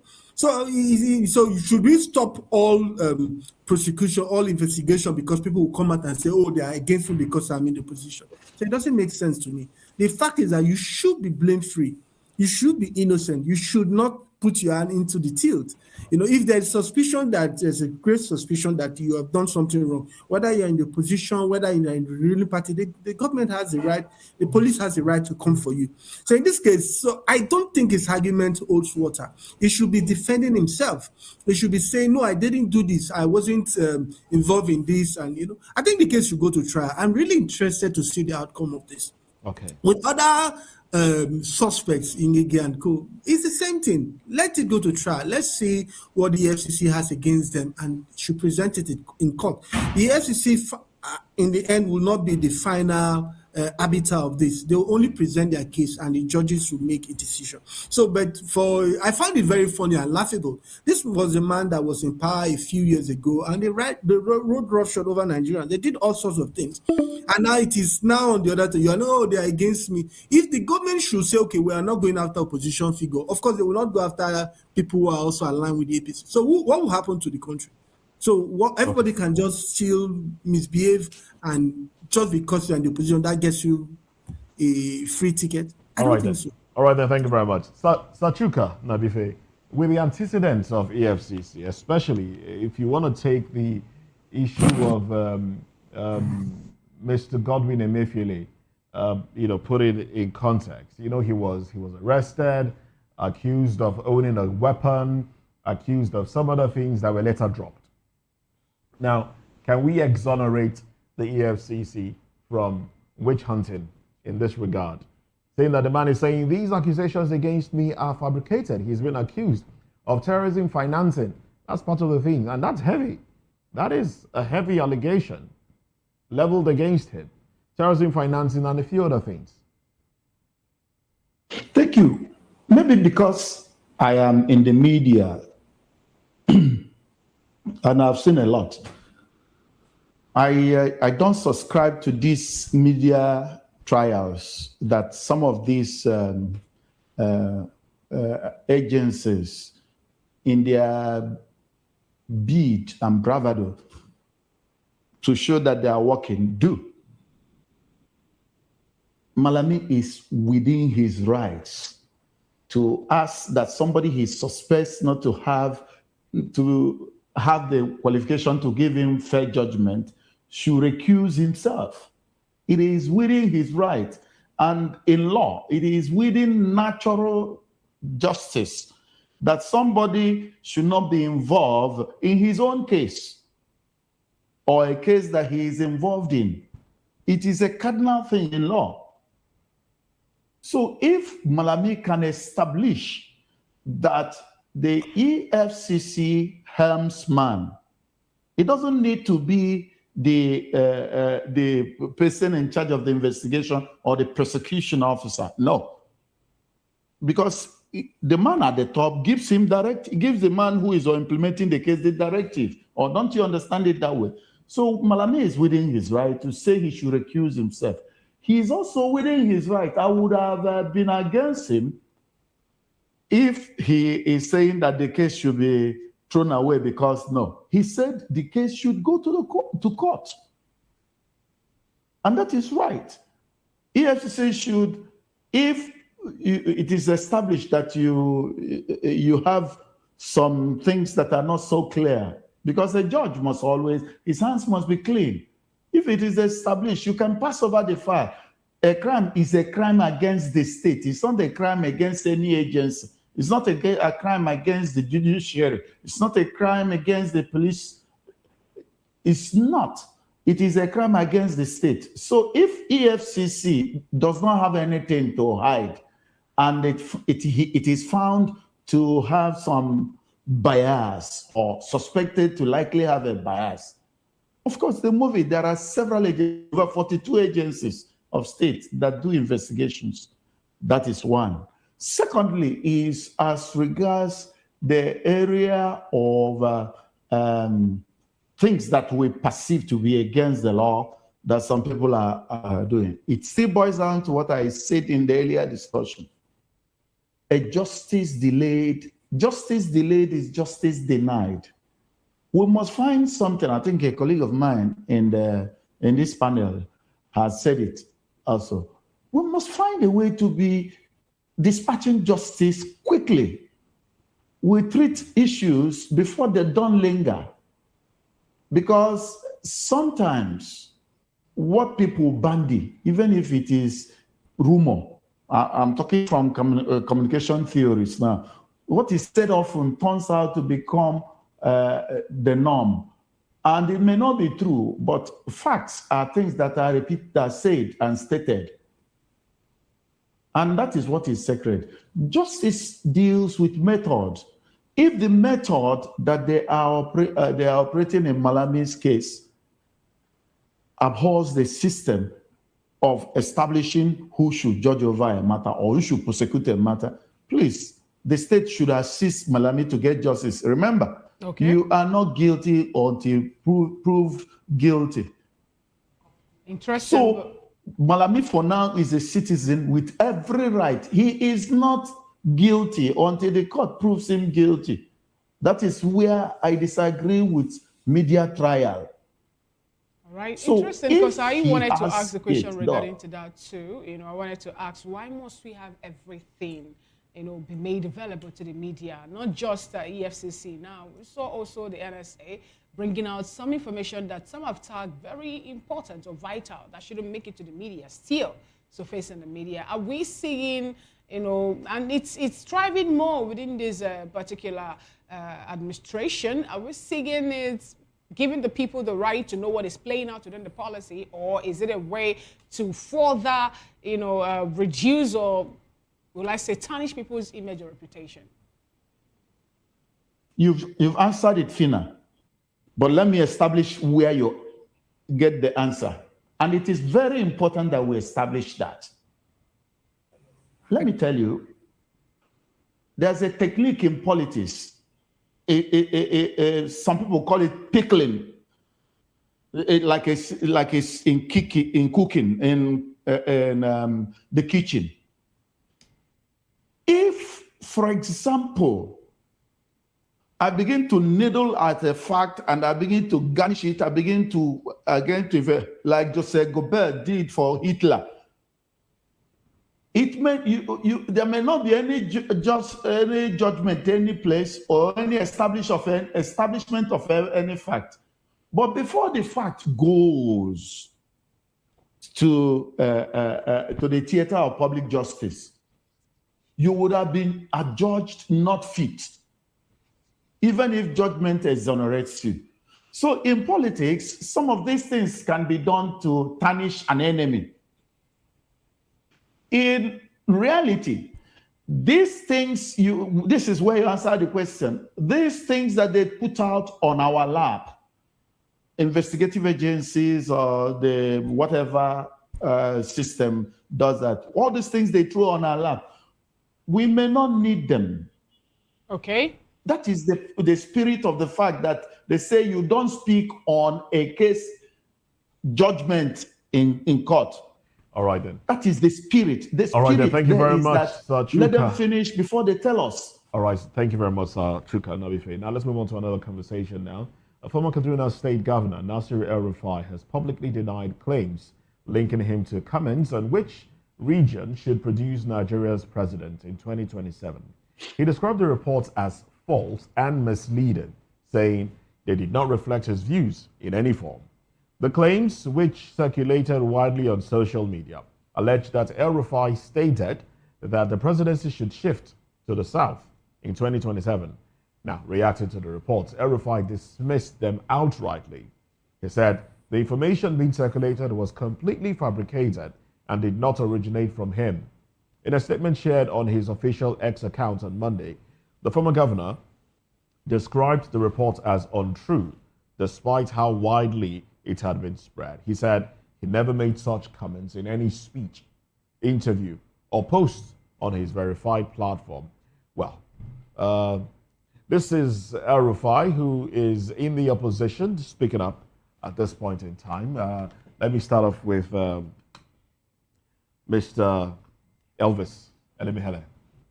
Let me start off with you on this one. In fact, I wonder why we're talking about El-Rufai and this, personally speaking. But this is before us now, El-Rufai. But how do you react to his statement? Is this somebody that you will take seriously? No, not at all.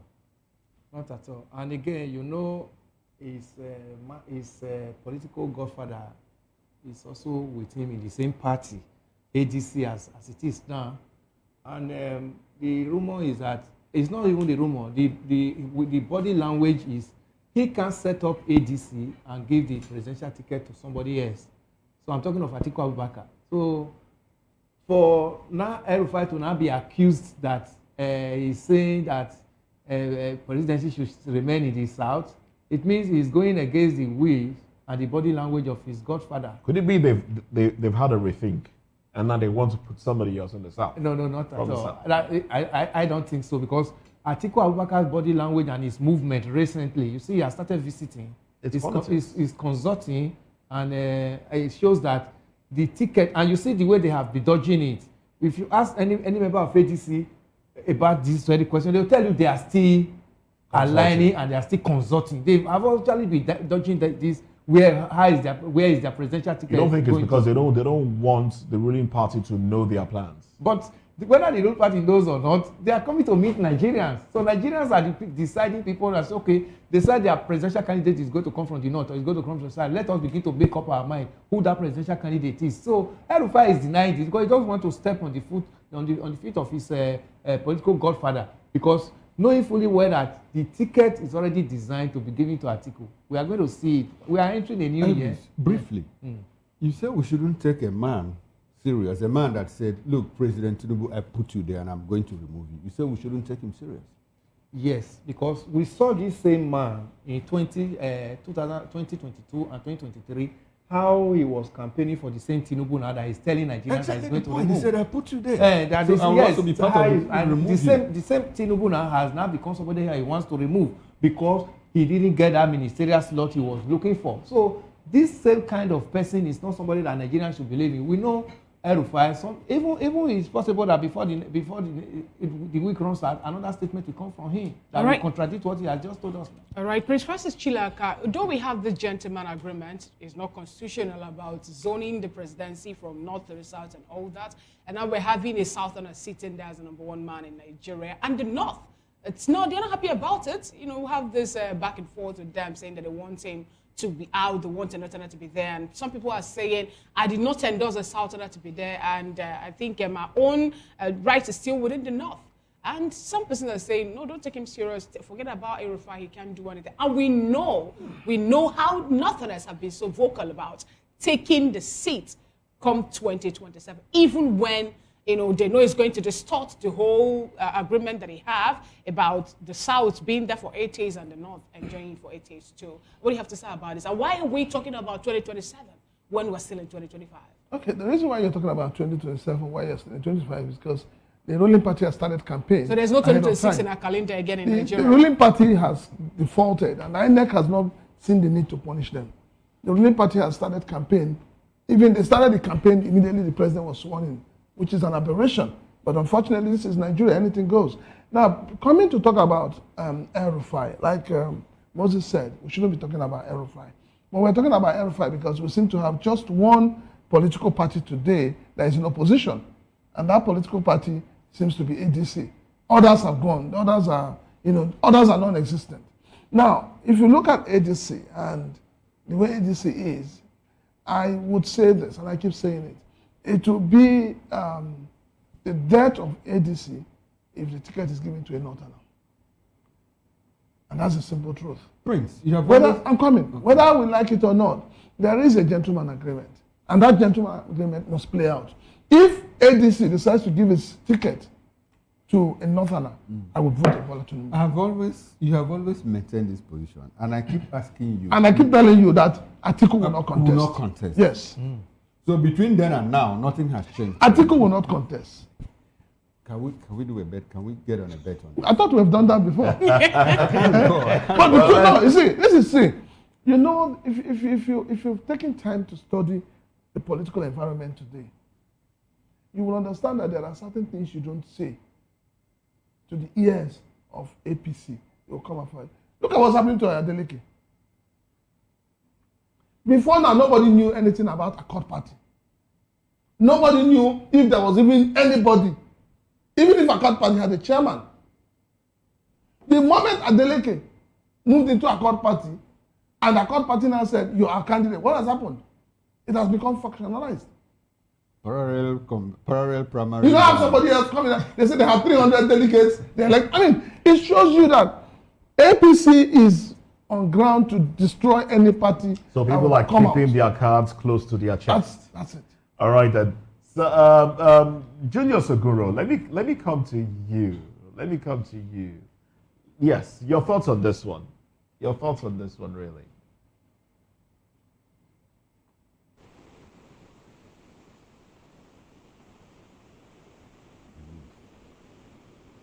You might need to unmute your microphone because we can't get your audio. Oh, I said. Go ahead, please. All right, then. Unfortunately, I think in the panic he clicked on something. Well, let's quickly run to Sachuka Nabife. Now, how would you react to El-Rufai's statement, and what is playing out within the ADC currently and the political space in general in Nigeria? Go ahead, please. Sachuka.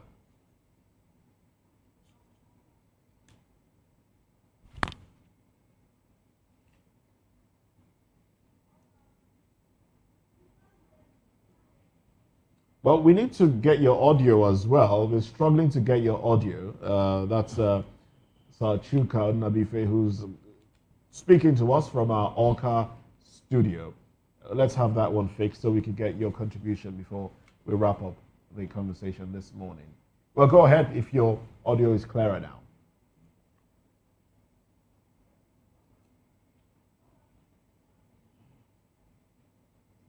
Could it be that the powers that be have infiltrated the system? All right. Well, basically, let's have your concluding thoughts, Prince Francis Chilaka. No, I think it's unfair for anybody to say rule out. Don't listen to El-Rufai or don't take him seriously.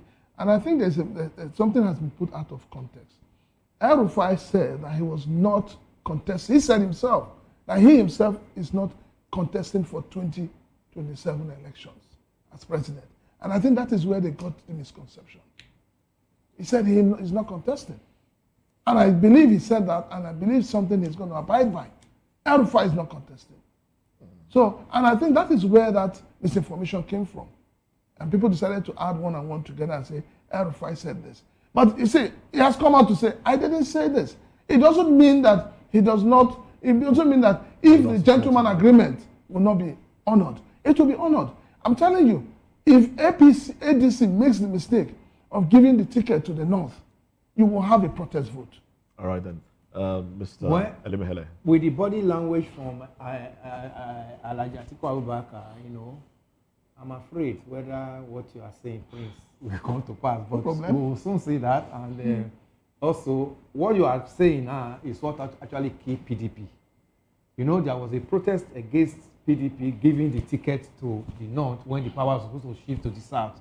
So that's the line you are still coming from now. If really ADC works in that same line, there will be protest vote. I know about that because the Southerners must want to complete their 8 years. The North has just completed theirs, but let's just watch and see. But the body language of Atiku Abubakar, to me, shows that he's ready to try once more. All right, then this would be a good place to wrap up this conversation. I must say a very big thank you to you, gentlemen. We've been speaking with Prince Francis Chilaka, political and public affairs commentator, and also Elvis Elimehele, national affairs analyst. Now, from Abuja, we've had Julius Ogunro, a media and political consultant, and from Oka, Sachuka Nabife, managing director, Anambra Civic and Social Reformation Office, public affairs analyst, writer, columnist, and fellow of the Nigerian Guild of Editors. Well, thank you very much, gentlemen. We'll be going into newspaper review very shortly. We'd like you to come along with us as we look at the papers, dissect the stories, and make sense of it all. Well, that's it on the show. That's it on VOP this morning. I am Moses Humphrey, wishing you a beautiful day. Join us again at 10. And I'm Fina Okechukwu. Have a nice day. I'm Chukwu Mokoro. See you again. Bye for now.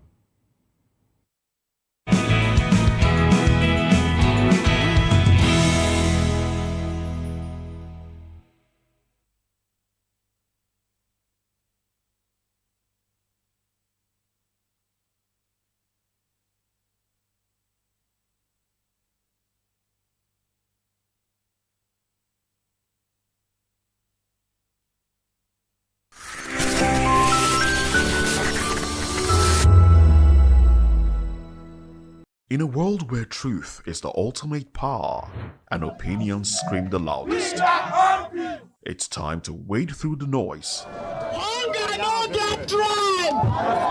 Hunger no get religion! and scan the human interest and trending topics that matter. Stay tuned to The Issues, your plug to the stories making the buzz, from politics to science and technology, social justice, and more. Let's tackle the tough questions and expose the truth. The Issues, on Voice of the People Television, Mondays to Fridays, 8 to 9 p.m. The Issues.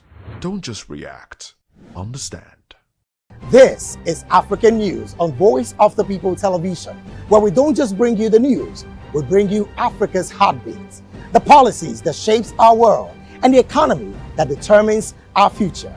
African News on Voice of the People Television. Stay with us. In a world where power shifts with every headlines, news breaks and events happens, we bring you unbiased and explicit information on politics, economy, and state of the nation. We break down the chaos. Facts, not fluff. Truth, not spin. We discuss not just politics, but a glimpse into the future. Voice of the People Television. Now you have more than a voice. My name is Taro Familoni, and here's to VOP TV. Keep watching, stay tuned, do not touch that dial.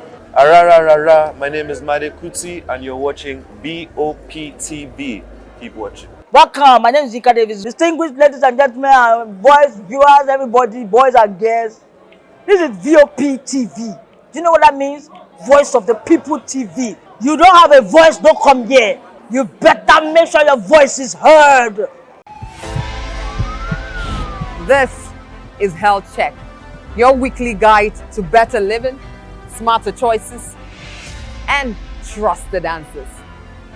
From everyday wellness to urgent health issues, we've got you covered.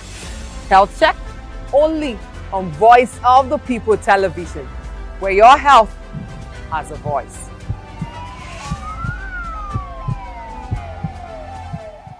Behind every broken desk lies a broken promise. Education shapes the nations.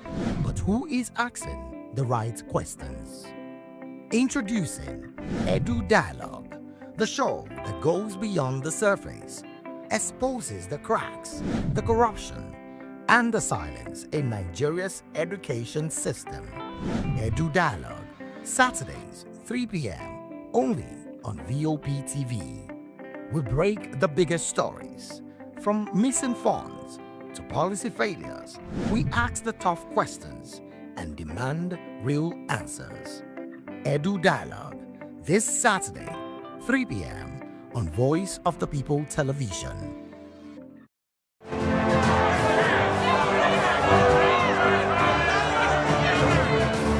Do you want your voice to be heard? Do you know that you matter in the scheme of things? The People's Voice, the show where ordinary citizens take center stage as we discuss the biggest stories that affect you and I. With you in mind, we facilitate lively discussions, debates, and interviews on the topics that matter most to you and I, from social justice to economic empowerment, education to healthcare, governance, and more, tackling tough topics and amplifying your voice. Join the conversation and make your voice count. The People's Voice. Make your voice count.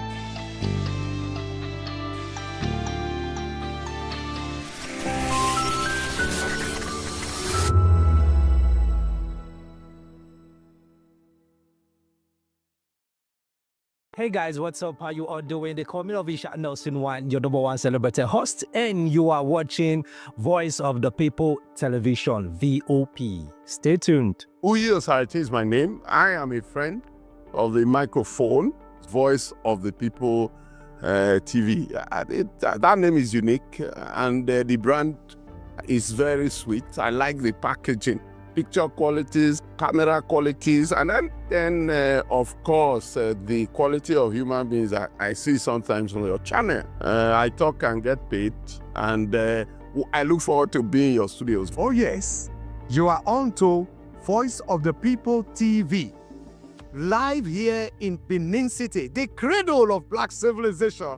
What are you waiting for? Tune in, bro. VOP TV. Now, you have more than a voice. 2564 is coming up on running 9 right. The 2564 Atlantic Tower. What happens in the hush behind hangar doors? Who signs the papers that gamble with lives? Which truths were grounded before they even ever had wings? If you've ever buckled a seatbelt at 30,000 feet, if you've ever stared out of that tiny window and wondered who's really in control of the skies, it isn't just flight, it's power, it's politics, it's pressure sealed in steel. We're peeling back the clouds from runway risks to sky-high secrets. We're diving deep where most dare not to look. Aviation Scope, every Sunday at 7 p.m. only on Voice of the People TV. We don't just report, we reveal. We don't just ask, we uncover. Because when it comes to the skies, ignorance is turbulence. Aviation Scope, the sky isn't the limit, it's just the beginning. My name is Esther. They call me the Oga of them are the general overseer of them all. Every man, every woman has got a voice where integrity is the volume. So this is Voice of the People's TV. Voice of the People's TV. So this is the people's voice. And the people's voice is the voice of God. That's the voice populi in Latin. The people's voice is the voice of God. So keep watching Voice of the People. In fact, my name is Voice of the People. Keep watching MC Ado Pikin. Hi guys, my name is Kagan. I am Nigeria's biggest tech content creator, and I just wanted to give a quick shout out to Voice of the People TV. Keep watching, enjoy, and you're welcome. My name is MC Alamano. They say call me Enjoyment Landlord. It's VOP TV. Keep watching VOP TV. Don't touch it down. Even if you want to touch it down, increase the volume. If you don't increase the volume, I told me. My name is Collins Agawabe, popularly known as No My Day, but last, more than No My Day. Or more. Not be all so the cook right at the fry plantain. We keep on watching VOP TV. The voice of the people, the voice of Edo. If you now want to get the authentic news for Edo, the way it be, that's why they show and all they cut anything come on. A VOP TV.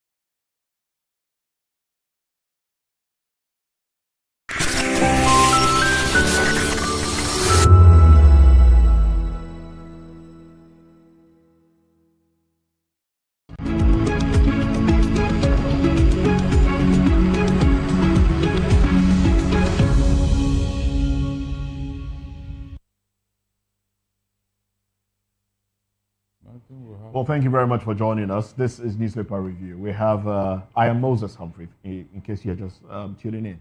Welcome to the program. And I am Chukuma Okoro. Thanks for joining us again. And yes, of course, Elvis Elimehele stays back. Thank you very much. Thank you, Moses. And Mr. Darlington Nagomo Esquire joins the conversation. Good morning to you. Morning, Moses. How are you doing? Very well, thank you. It's an interesting morning. Yeah. And very interesting because we're talking about petrol prices going down. Dangote Refineries has brought down its own petrol price, and then NNPC as well has brought it down as Nigeria celebrates Christmas, Yuletide, the end of the year. Usually we'll have,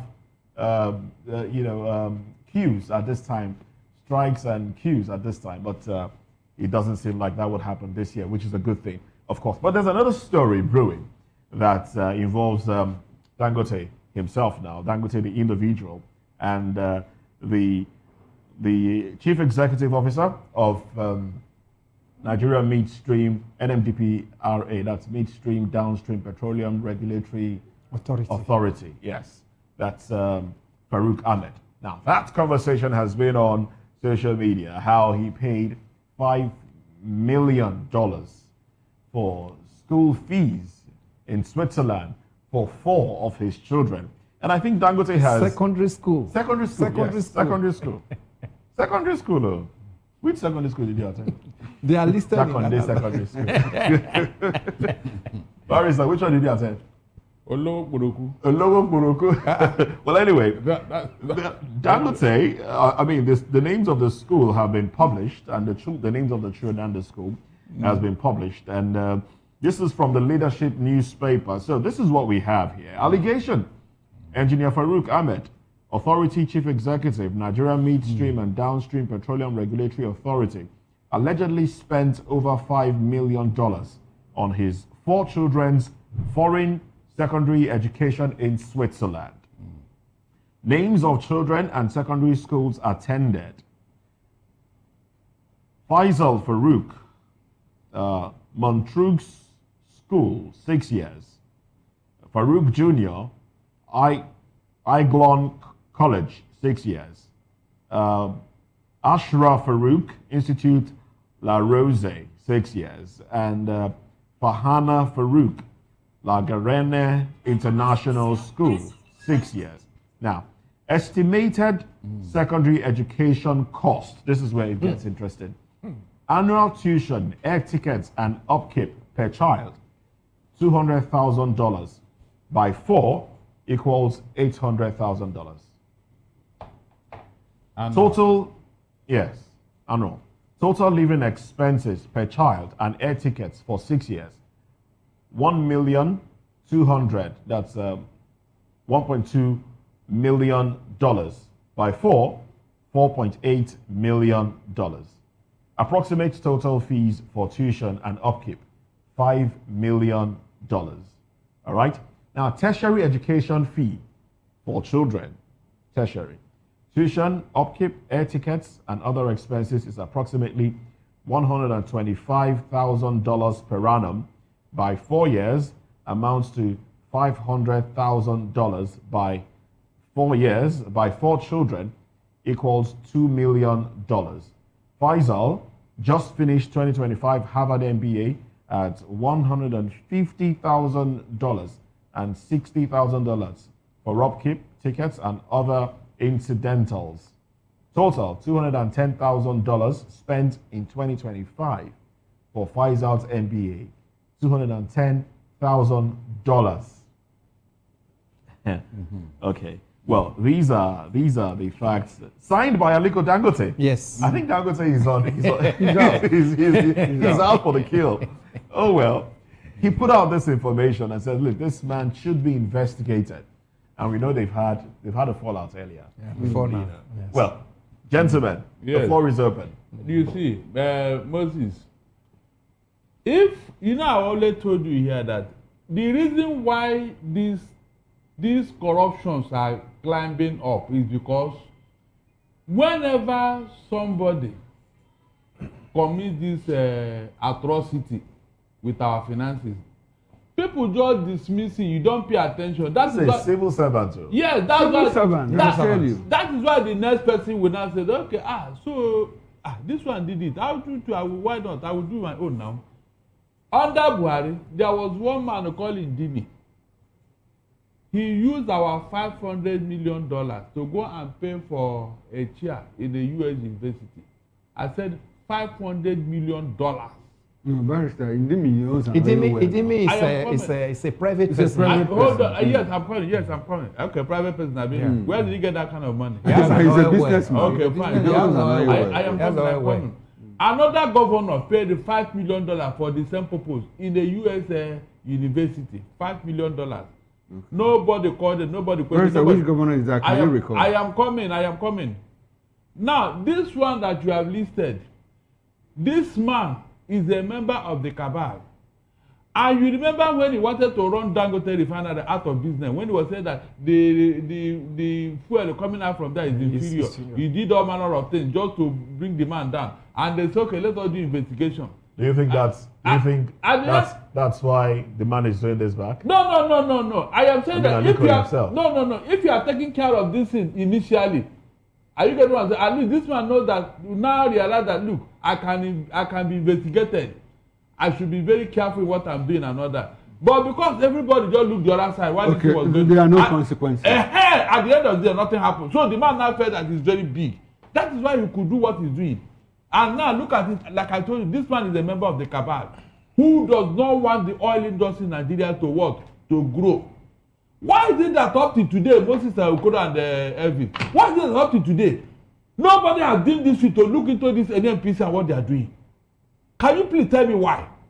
Up to today, that particular industry, that particular government, the cash cow of Nigeria, every time of the day, we are hearing infamous stories from that industry.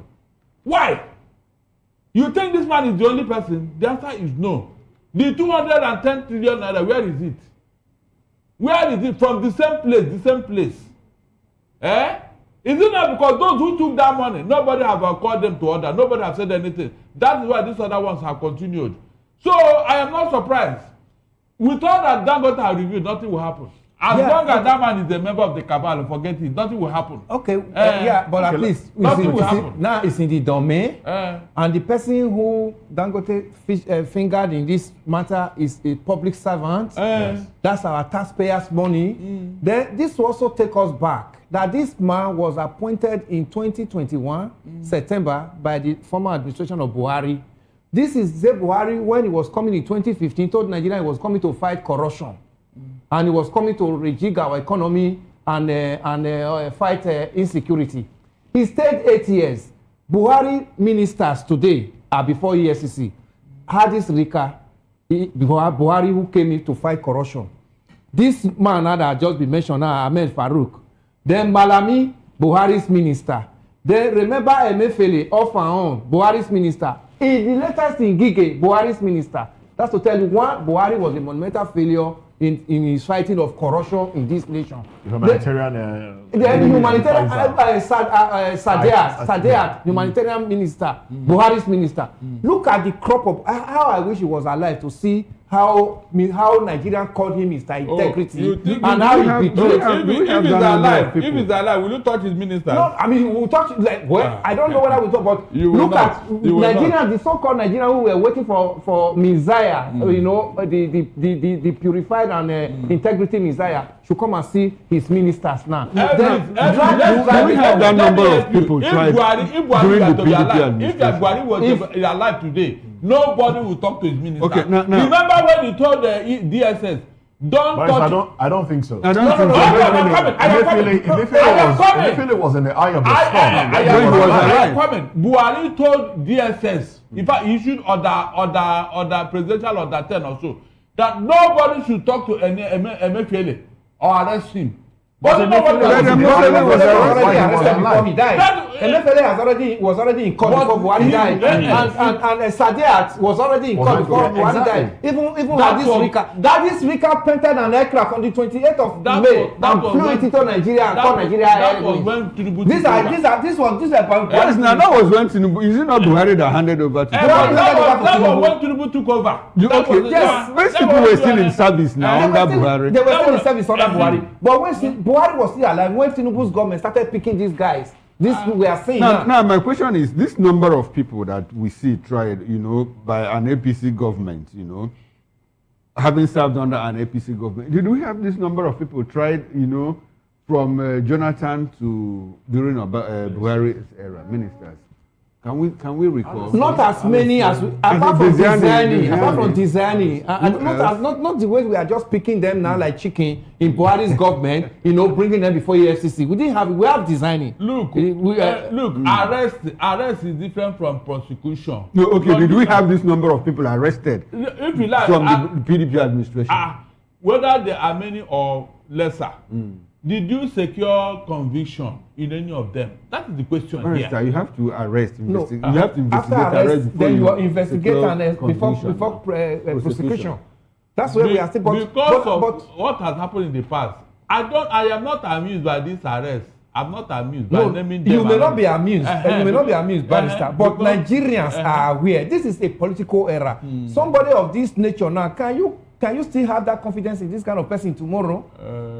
No, but this fight Dangote is spearheading. Do you think that anything will come out of it? Nothing. That's what I'm telling you. Look, already the House of What we should be expecting? What we should be expecting now? Now that we are discussing it, Barrister, we want to see what happened to Better Edu happened to this man. Let him be suspended and let him be tried. No, you can't. Better Edu was suspended as a minister when things of this nature. What happened? But she was relieved. What has happened? Yahaya Bello. Now that What has happened to Melek? Yahaya Bello is still in court. Now that the House of Rep, as we speak, Barrister, as we speak, this man worked under Melek Kyari. Yes, America. So if he was able to dole out $5 million to pay school fees, that means you should be thinking of my Melek. You can imagine what and that's what Barrister was talking about NFPC. Well, Melek Kyari, what happened to his case up to today? He's still under trial. I said nothing will come out of. Forget it. I know these people how they behave. When they want to amuse the public, gullible Nigerians, they will start picking some people. They will just say, yeah, Tinubu are working up. It's fighting corruption. At the end of the day, nothing will come. Well, but this one now is not even Tinubu. It's not even Tinubu that picked this one. I said this one is coming from Dangote. But we are saying Tinubu's government now should do the needful as far as this one is concerned. We have evidences now. The schools are mentioned there. The children are mentioned there. Their maths is mentioned there. What other evidence? Let the EFCC now pick him up and continue from where Dangote has revealed. Remember when Dangote was shouting all over the place that they want to ruin his government. In fact, at the point he became frustrated that they should come and buy the refinery. Abi, with all those revelations and everything, well, Mr. Okoro, what happened? With all those revelations about a refinery in Malta, please, what came out of it? Tell me. I'm telling you something here. You're telling me. Let him name the whole Nigeria as the culprit here. Nothing will come out of it. Nothing. Yes, but we have to enforce it. Let us enforce it in the media and as something concerned. Let us begin to mention it. We are mentioning it now. Dangote did a full page advert to release this one today. We are also going to, we are putting it in the mention. All the while we are talking, every time I have opportunity, I will mention the 210 trillion naira. Up to today, nothing came out of it. We keep mentioning it. So what came out of it? Now Dangote is saying, look, certain $5 million was used as a school fees for secondary school. What the hell? What is that? Yahaya Bello is Nigerians. Yahaya Bello is here. In fact, the school. Yahaya Bello on the school returned. The school returned the money. A very strong evidence if you want to prosecute. A very strong evidence. Yes, nothing has happened. No, you can't say nothing is happening. The case has not been dispensed. The case is still in court. If they are serious about that case, well done. If they are serious about that case, he must not be kept in custody now. Listen, if they are serious about the prosecution, wouldn't even last a week with that evidence. It can't last a week. Barrister, which case in Nigeria has lasted? I know of some cases, please. I know of some cases. Don't worry. High-profile financial crime cases. Fall out of favor with the government. You know how they will treat your case. Don't fall out of favor. You want to tell me that Yahaya Bello's case, it ought to last this long with all the evidence, strong evidence? What are you waiting for? Tell me, what are you waiting for? Let the wheel of justice grind slowly, but the most important thing is that let the justice be gotten in the matter. The wheel of justice in Nigeria is always warehouse when you are in favor.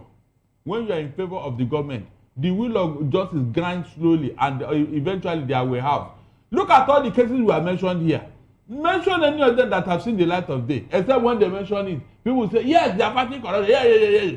At the end of the day, what came out of it? Nothing. That is why the next person will not say, so this one. Do you know why I'm happy about this matter, Barrister? It's the same APC now that are bringing ideas. This is not PDP, APC. This is APC. So if we are going to, if APC can bring ideas, APC must ensure that they are prosecuted and Nigerians will see the end. You know, when I said this here, you don't pay attention. Now listen very well. With what I'm hearing from the court now, we are heading somewhere. Which court? About what? About somebody having the power to declare state of emergency and having the power to remove any elected official. Barrister, the power has always been there. To remove any election, you don't He has just done it in reverse. You are not, that was the state of emergency. I'm talking of elected official. That means you can wake up and remove the government. You will not declare the Suspend. Suspend. And within a period of time. That's what you're talking about. Go and read what they said in the paper. What the court said. This Supreme Court. Exactly what the court said, because the court is saying that according to this day newspaper, it says Supreme Court, President not empowered by Constitution to suspend governors, legislators, says exercise of such powers subject to judicial review to prevent arbitrariness, abuse, strikes out PDP governor's suit challenging emergency rule in Rivers. Verdict, an evil wind against democracy, opposition party declares. That's opposition party saying this verdict is an evil wind against democracy. You know, and then it goes on. It says, look at how they put outside a validly declared state of emergency,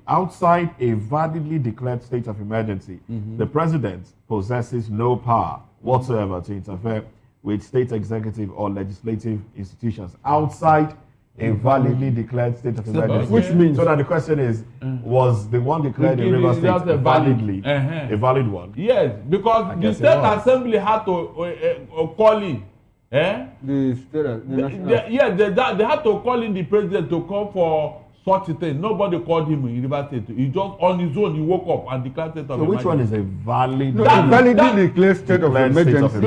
A validly declared state of emergency is one that is approved by the state assembly. National Assembly. National Assembly. In the case of not through voice vote. Not through a voice vote, but by head count. Or electronic voting. Electronic voting. And it has to be written that, look, this is my name, this is the constituency I represent, and this is my vote. That is a validly declared state of emergency. And then the state involved have to make an input. You can't just declare state of emergency where the governor will have to call for help. Exactly. That is the beginning of the whole thing. Before even the National Assembly will come in, the State Assembly and the governor have to wait in and say, look, we need help here. Did anybody invite him in River State? Did anybody? Please tell me. Did anybody? Look, people don't know where we are going. You don't know until this thing happen. Then everybody's eye will not clear. This Supreme Court interpretation, does it look like it has left little to does it look like the Attorney General of the Federation doesn't know all these provisions of the Constitution? He knows. And he advised, more like he'll advise the president. He knows, but what can he do when they put the two offices together, Attorney General and Minister of Justice? But my position in all of this is this: now, for a president to, before we get to a point where a president has been called in or he validly declares a state of emergency, what it means is that the institutions of government have failed the people. Yes. And they are more like a gradual descent to anarchy, where there is total breakdown of law and order. Now, my question and my position is this.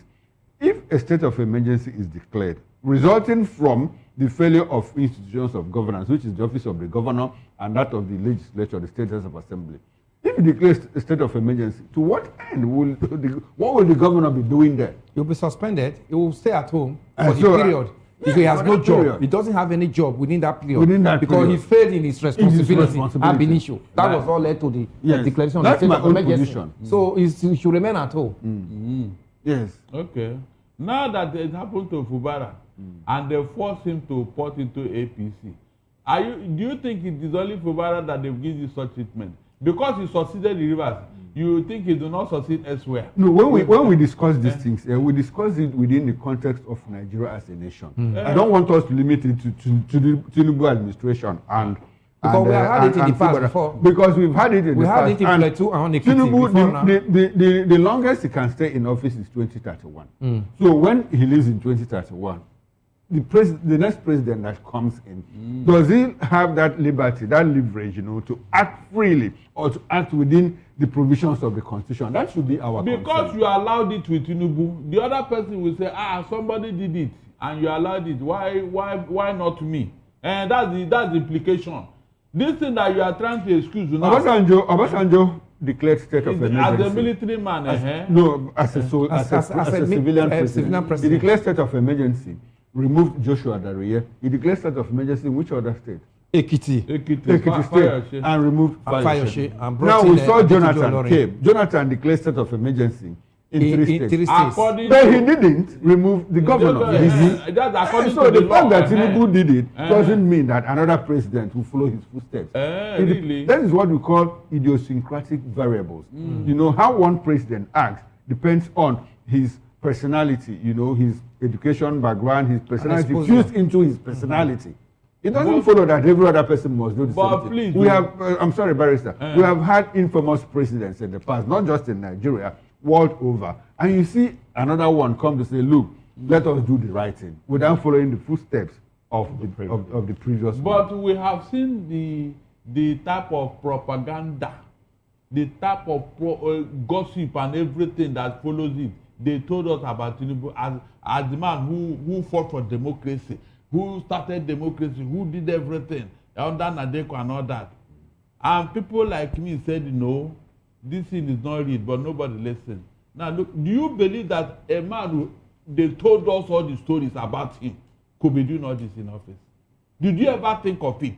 Did you believe that under Tinubu, what we are seeing today will happen? Barrister, you have come back to Tinubu again. I'm saying that Nigeria does not end and start with Tinubu. One good day he will leave office. Another person will he's come setting in. a bad president. That's what I'm saying. And I'm saying too that the president himself doesn't mean that another person will follow him. Barrister, we are not supposed to be going backwards. That is the issue here. Barrister, we cannot be going back. Then one step forward, then 3 steps backward. When another person will say, okay, let us start again. That one has gone. It's like they are telling us about Buhari now. All that Buhari did, we forgot it. We let us start on the new slate. Look at the new slate we are starting now. It's even worse than Buhari. Then when another person comes, we say, okay, we don't want what happened under Tinubu. Let us start again. Is that how to grow a country?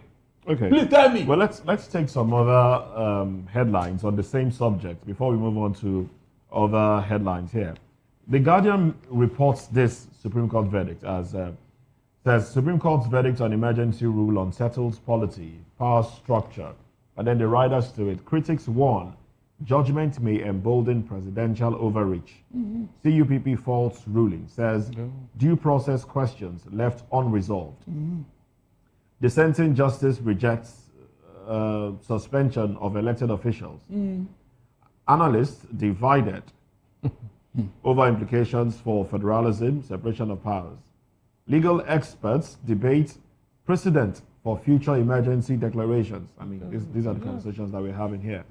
Opposition fears ruling could reshape power play ahead of 2027 polls. Exactly. Supporters insist decision reinforces constitutional order, crisis management. Oh well, I guess we are divided along these lines already. Of course. And it's deliberate. That is where this mischief rules of interpretation come. So the Supreme Court just further confused Nigerians. It's now subject to different interpretation.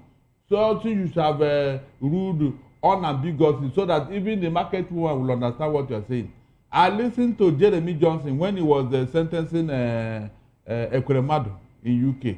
Go and look at the flawless English that came out from that man. Go and look at the way the judicial pronouncement was made. That was why Ekwuremadu could not even go for appeal. Because the thing was flawless. Flawless! But here now, look at what we are seeing.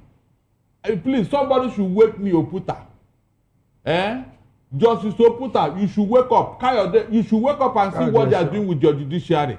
Come and wake up and save us from this mess. Because I don't know what these people are doing. Seriously.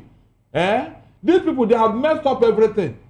Please wake up wherever you are and come and challenge these people for me. Barrister, all these people that you are calling, where were they when we had... They left a good legacy. They left it. Hold on. Where were they when we had a two-thirds of 19 in 1970? That one is... Hold on. If you compare with what is going on now, look, that one was just a child's play. If you compare with what we are seeing today, Mr. Okoro, please, those days we are better than now. 10 times over. No, I just had to spotlight it because you get the impression that we have not had this kind of problem. No. Look, there are common mistakes, yes. There are hazards of the job. Are you getting, as at that time, we have 19 states, Abi. The confusion now became, you have to win with two-thirds. And what is two-thirds of 19? And that was why immediately that happened. Babangida came in and created the 2 more states to make it 21, so that figure can be arrived at. That one is in fact is immaterial.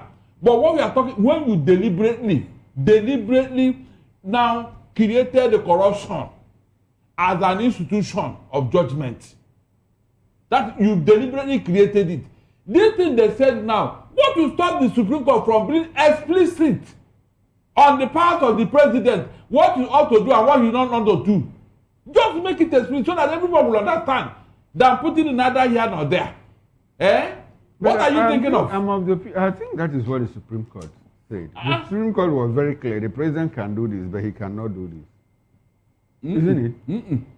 They were not. Going by the judgment, they were not. The judgment said... You don't have what the paper said now, that there are different interpretations to what they said. There will always be different interpretations. Especially when it comes to legal matters. Not just, even in diplomacy. There's a place where you write A, and another person will write D. They will mean two different things. Now, the impression has been created that Tinubu have the power to what? Remove elected government officials. No, Barrister, that's not impression. That is the impression on the paper. No, that is not impression. Oh, God. Suspend. That is the impression on the paper. Under a validly declared state of emergency, the president can, but without that, the president cannot. Now, the validly now leaves interpretation of you and I. No, it doesn't. He also stated that there is nothing like a voice vote in the House of Representatives. Good. That it must be either electronic, you write your name, where you represent, and your position on it, and it should be counted. It becomes valid. Mr. Ogoro, some people defected in River State with their names and everything. We are talking about validly declared state of emergency. Yes, according to the Constitution, who follows it? This same Supreme Court could not even adjudicate on that matter up to today. Barrister, they have adjudicated They on did this not one. tell us what those defection means. According to Section 109, they did not tell us that those people actually defected. Did you hear it from them? Let's look at a few. Did you hear it from them? That's the issue here. Other headlines here. Ngige, EFCC clash over missing passport in London. And then, very interesting headline. Buhari believed Asu Rock gossip. I planned killing him. Coming from Aisha Buhari. This is coming from a book that's been written, and then her experience also documented in that book. That look, at some point, he believed the gossip that she wanted to kill him, and then he stopped eating her food. He was locking his room, and then that affected his meal because she was in charge of his diet and nutrition and his medication and all of that. And that affected his meal, which led to his illness that made him stay out of the country for a period of time of about 154 days or thereabouts, in London, yeah. and the rest of it. Okay. Yeah, hold on. When Buhari came back, did she tell us why she now relocated to Dubai for many months? You left your husband that came back from medical. But that's what she had just said. And the husband never believed in her any Uh, longer. So what do you expect her to do in that regard? The people who were now managing her husband should continue because the husband has actually pushed her aside. So Barrister, that's why she has to take a leave. It is not enough. It is not enough because at that point anything could have happened to him. Are you getting what I'm saying? Why didn't you stay there? Okay, why did the president? Why did even the president have to believe in gossip beyond the wife that have kept her to that level? Because her attitude changed. Attitude change, yes. Attitude change because probably because she was trying to correct the president. This is not the right way. This woman was speaking even in Aso Rock. Aisha was speaking. Aisha was not like those other women. Remember that this thing happened after the husband came back. I hope you know. That's somebody who came back from treatment abroad. Is that when you're supposed to be doing all these things? Something happened before another thing happened. Remember the shooting in Aso Rock. Remember? Remember the shooting. So good. Those were some of the fractions now that she's talking about. We knew too well that Buhari's administration at the time, it was no longer in the hand of Buhari, and that was what this woman was like. This is not what Nigerians actually expected from you, Mr. President. So at that moment, Buhari was not listening to her any longer. And look at where he landed Buhari. Well, she's quoted as saying that, according to Aisha Buhari, that's how it's written here. It says her husband's 2017 health crisis did not originate as a mysterious ailment or a covert plot. It started, she says, with the loss of a routine. Malnutrition, she described it, a pattern of meals and supplements she had long overseen in Kaduna before they moved into Aso Villa. Well, the First Lady, she said that was what led to his illness. The president should have helped himself to manage his head. Is a lie. Knowing fully well, knowing your history. Which knowing your history is a lie. Are you putting forward? Is a lie. No matter the dietary routine, she was supplying before she left. There are 1,001 people who would have continued from there, and they would do a better job. No matter, as long as it depends on the intention of the person that is continuing. Where are you driving at? What I'm driving at, what she told us is a lie. That's not the truth. So what do you think? Well, what do you think? Because when Buhari came back, this was before he fell sick and went abroad. We are talking about what happened. You know, these events, they didn't just happen. It started before he left for treatment and continued after he came back. Is that not true? So exactly. How could that be a routine of your dietary provisions? How could that be?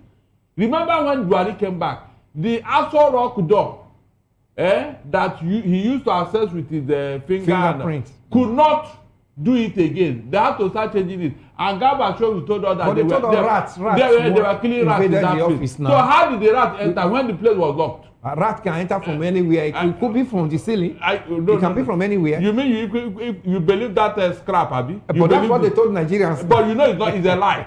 He even said that he told that story just to divert the attention of Nigeria. Is that not what he said?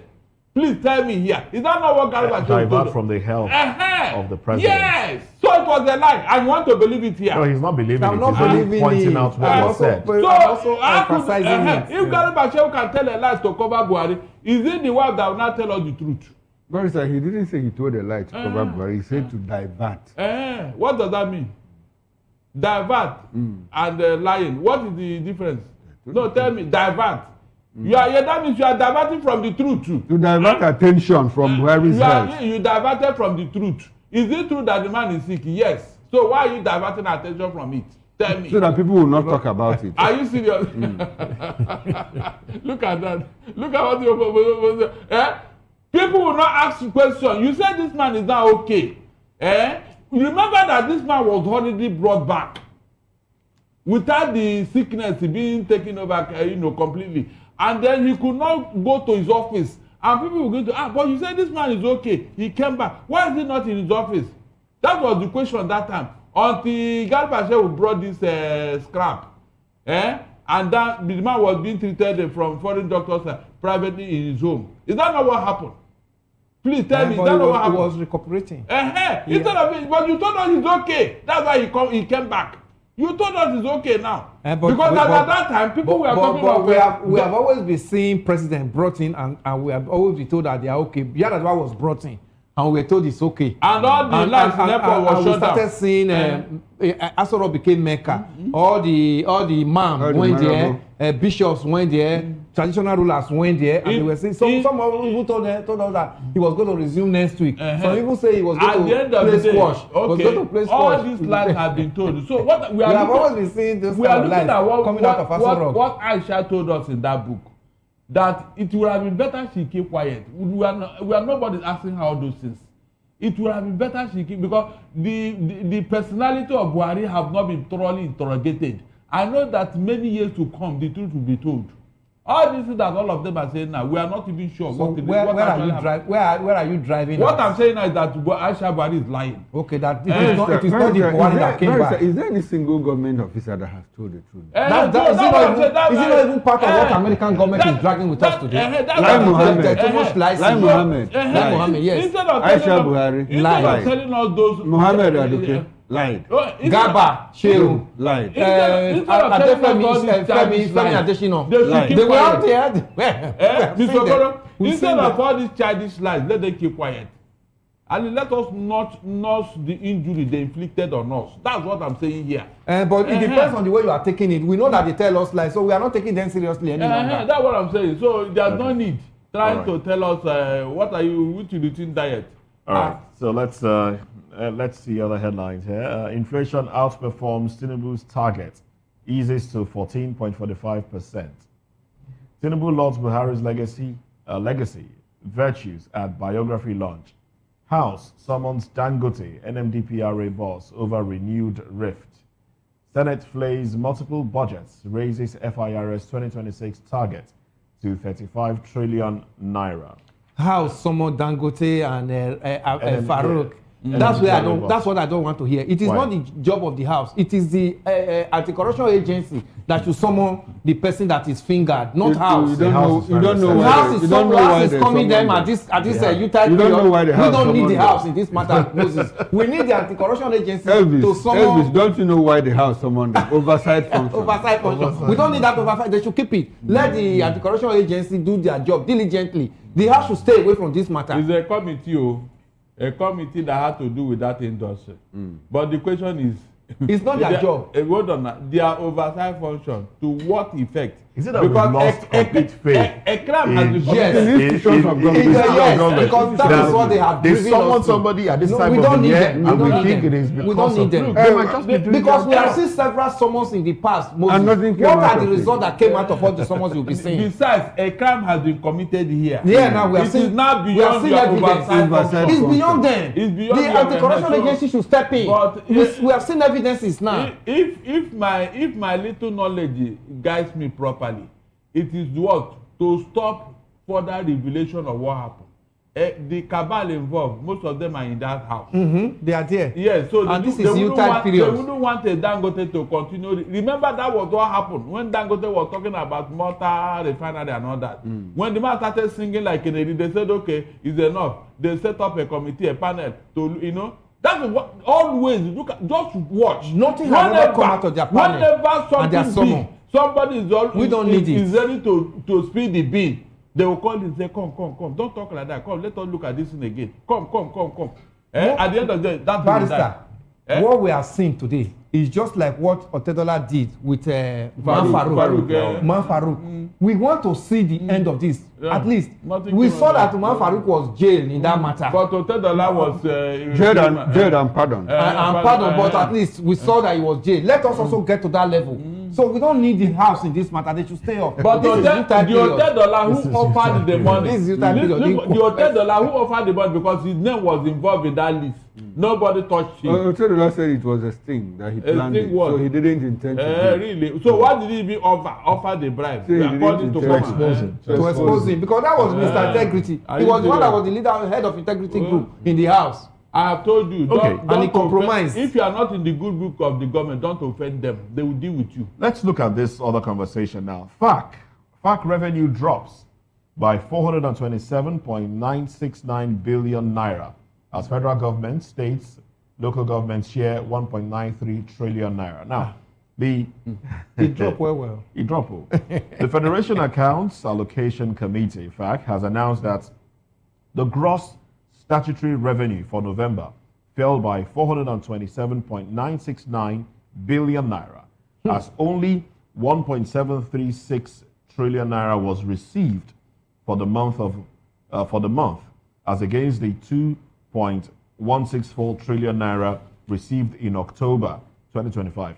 Now, FAC in a communique at the end of its December 2025 meeting in Abuja yesterday also informed that it shared 1.928 trillion naira, being November 2025 Federation account revenue to the federal government, states, and the local councils. It said the 1.928 trillion naira total distributable revenue comprised statutory revenue of 1.403 trillion naira, value added tax revenue of 485.838 billion naira, and electronic money transfer levy revenue of 39.646 billion naira.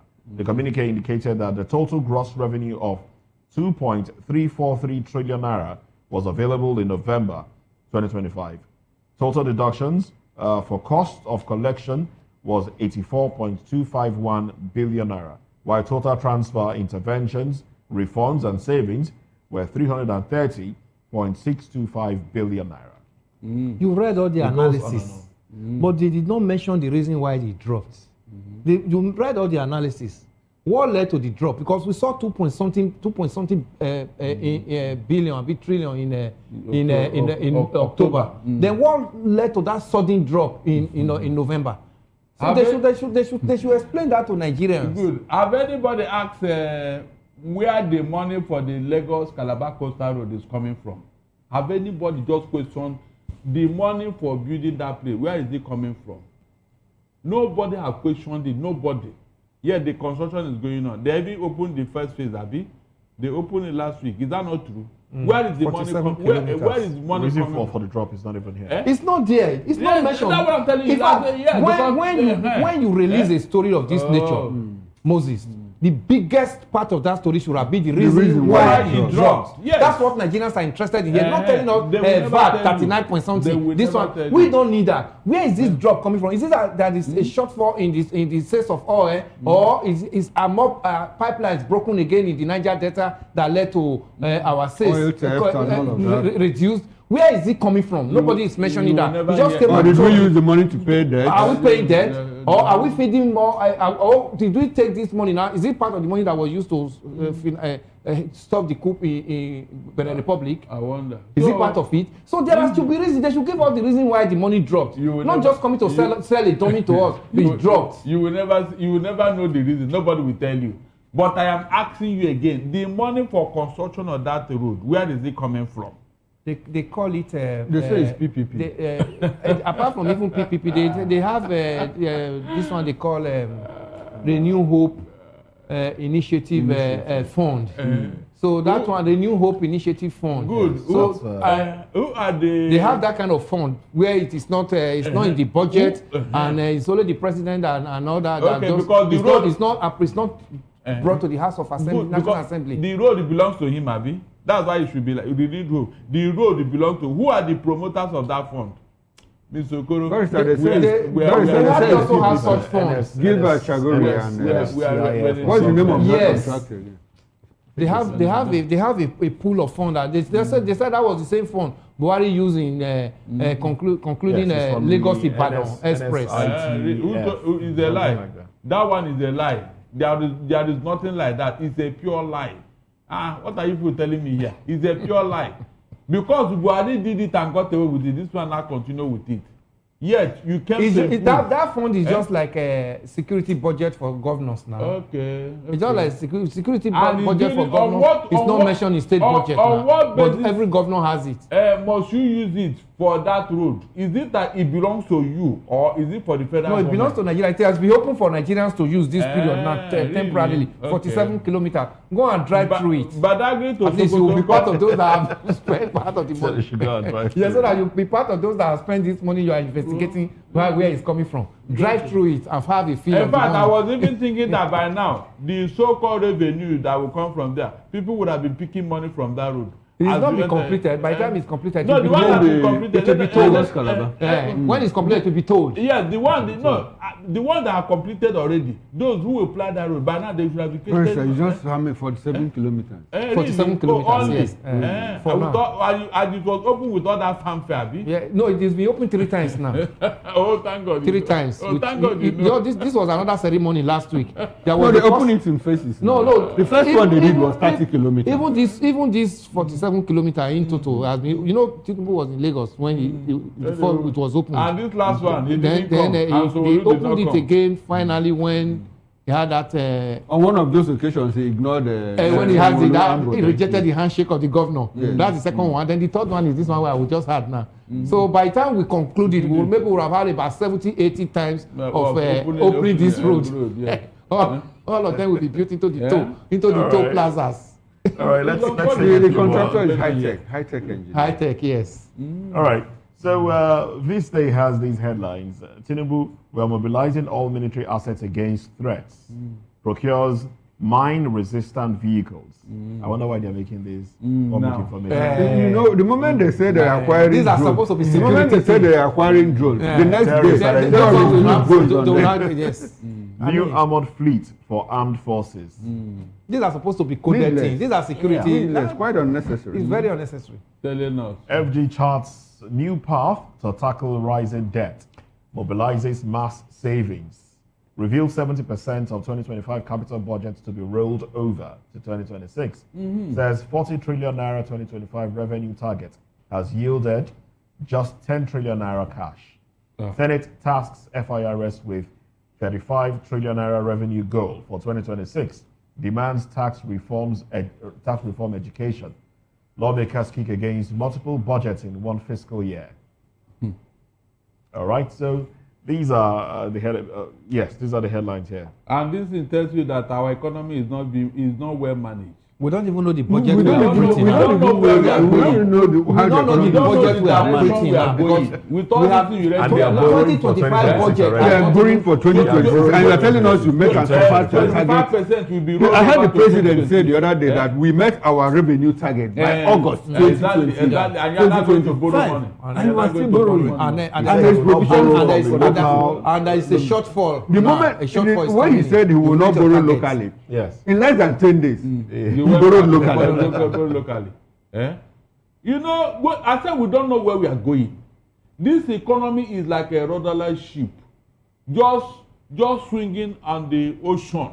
You know, the waves are just blowing it right, left, and center. It's just hovering around. No direction. No direction. The next thing they are telling you that is all about tax. No, the new tax the regime is one on starting ground. a few weeks from now, the new year. The one on ground, you have not managed it well. You are introducing another one. And meanwhile, the people you want to tax are so impoverished. But this relationship between Nigeria and France in this tax, that's people are so impoverished. That's even the biggest issue. You want to tax them, and you want to hand over our data to France. So that what will Why happen? France? Why France? Even when the so-called colonized French colonized countries in Africa have started rejecting France. Now France. Now it is now we are accepting them. You will see how this thing will culminate into 2027 election. Go and mark my word. You see this romance with France and their data and tax. It's a personal romance. It's just between the president and France. So it's not Nigeria. You will bear the brunt. You will bear the brunt. Okay. You bear the brunt. Yes. Nigeria should come out and speak against it. This is a personal relationship between the president and the French government. He has handed over your life to France, if you don't know. We will not allow it, barrister. Okay, don't worry. Not even now that even the Francophone countries are rejecting their so-called master. So is it now we should be Didn't you see how Bayo Ononuga was trying to defend it? Telling us it's the technical know-how that Nigerians don't have. Technical Meanwhile, nobody Adedeji and his team that have brought the tax reform are Nigerians, but now implementation you are going to bring in France into it. Remita is there. Fintech is there. So they don't know anything about tax, Abi. We don't know all the tax experts we have in Nigeria. They cannot handle it. It has to be France, and you are telling me we are safe. It's okay. All right, this is where we'll wrap newspaper review up, and we'll pick up the conversation much later in the day. And later this evening, Chikuma Okoro will be back here on Political Lens, and then we'll talk about the political space. Well, I must say a very big thank you to you, Mr. Darlington Nagumo Esquire. Thank you very much for your time here. Thank you very much, Mr. Elvis Elimehele. Thank you. Chukuma Okoro, also an analyst on this show. Thank you very much. I am Moses Humphrey. I'll see you next time. Bye for now. This one is not my pleasure. It's easy, always.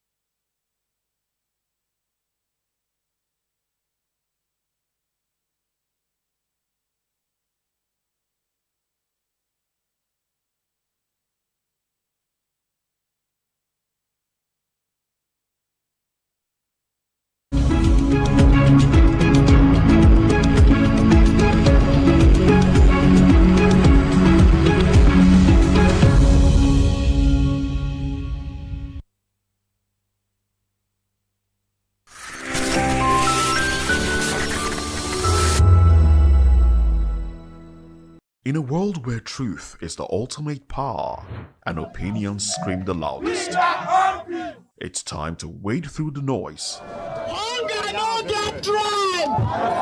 Hunger no get religion! And scan the human interest and trending topics that matter. Stay tuned to The Issues, your plug to the stories making the buzz, from politics to science and technology, social justice, and more. Let's tackle the tough questions and expose the truth. The Issues, on Voice of the People Television, Mondays to Fridays, 8 to 9 p.m. The Issues. Don't just react, understand.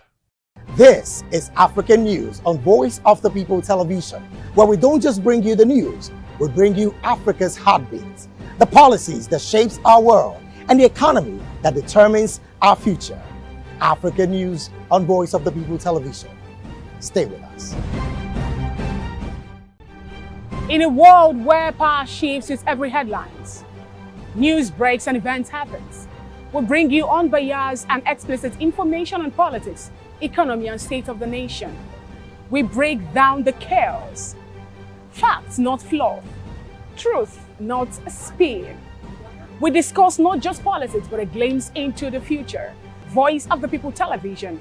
Now you have more than a voice.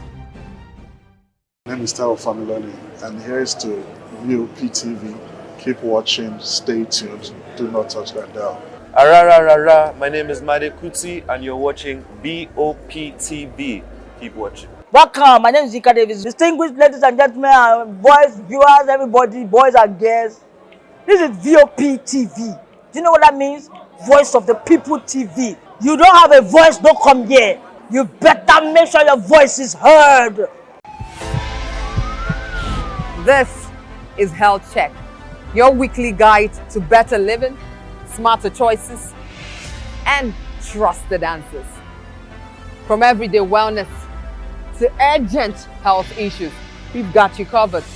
Health Check, only on Voice of the People Television, where your health has a voice.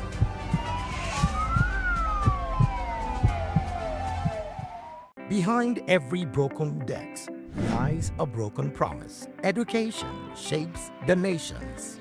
But who is asking the right questions?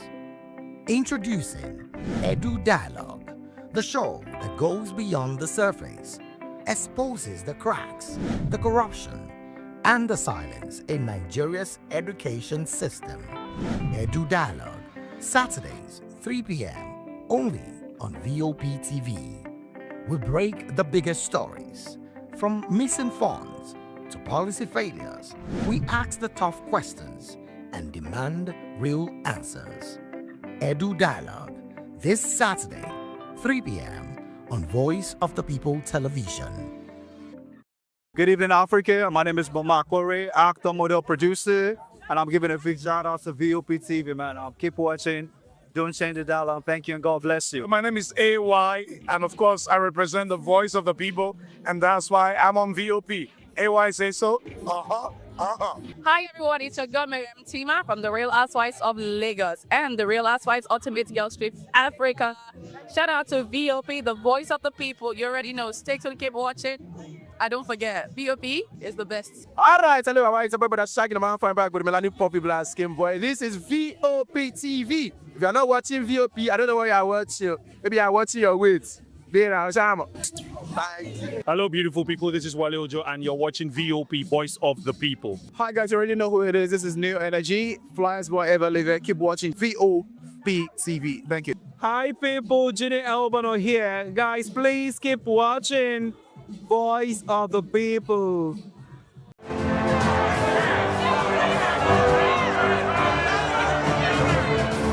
Do you want your voice to be heard? Do you know that you matter in the scheme of things? The People's Voice, the show where ordinary citizens take center stage as we discuss the biggest stories that affect you and I. With you in mind, we facilitate lively discussions, debates, and interviews on the topics that matter most to you and I. From social justice to economic empowerment, education to healthcare, governance, and more. Tackling tough topics and amplifying your voice. Join the conversation and make your voice count. The people's voice. Make your voice count. Are you ready for the extraordinary?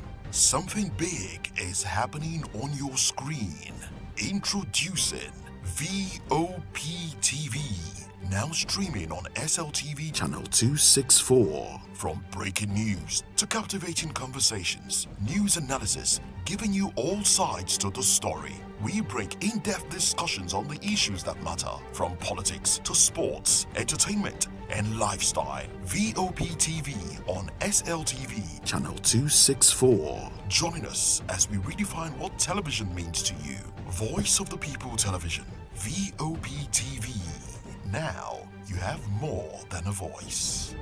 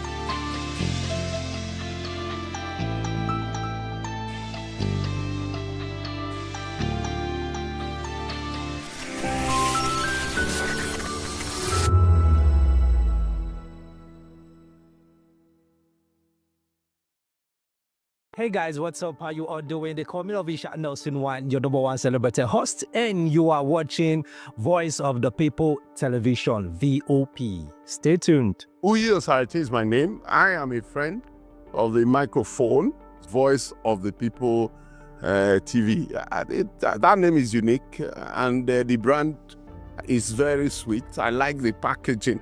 Picture qualities, camera qualities, and then of course, the quality of human beings that I see sometimes on your channel. I talk and get paid, and I look forward to being in your studios. Oh yes, you are on to Voice of the People TV, live here in Benin City, the cradle of black civilization. What are you waiting for? Tune in, bro. VOP TV. Now, you have more than a voice. 2564 is coming up on Burning 9, right? 2564 Atlantic Tower. What happens in the hush behind hangar doors? Who signs the papers that gamble with lives? Which truths were grounded before they even ever had wings? If you've ever buckled a seatbelt at 30,000 feet, if you've ever stared out of that tiny window and wondered who's really in control of the skies, it isn't just flight, it's power, it's politics, it's pressure sealed in steel. We're peeling back the clouds from runway risks to secrets. We're diving deep where most dare not to look. Aviation Scope, every Sunday at 7 p.m. only on Voice of the People TV. We don't just report, we reveal. We don't just ask, we uncover. Because when it comes to the skies, ignorance is turbulence. Aviation Scope, the sky isn't the limit, it's just the beginning.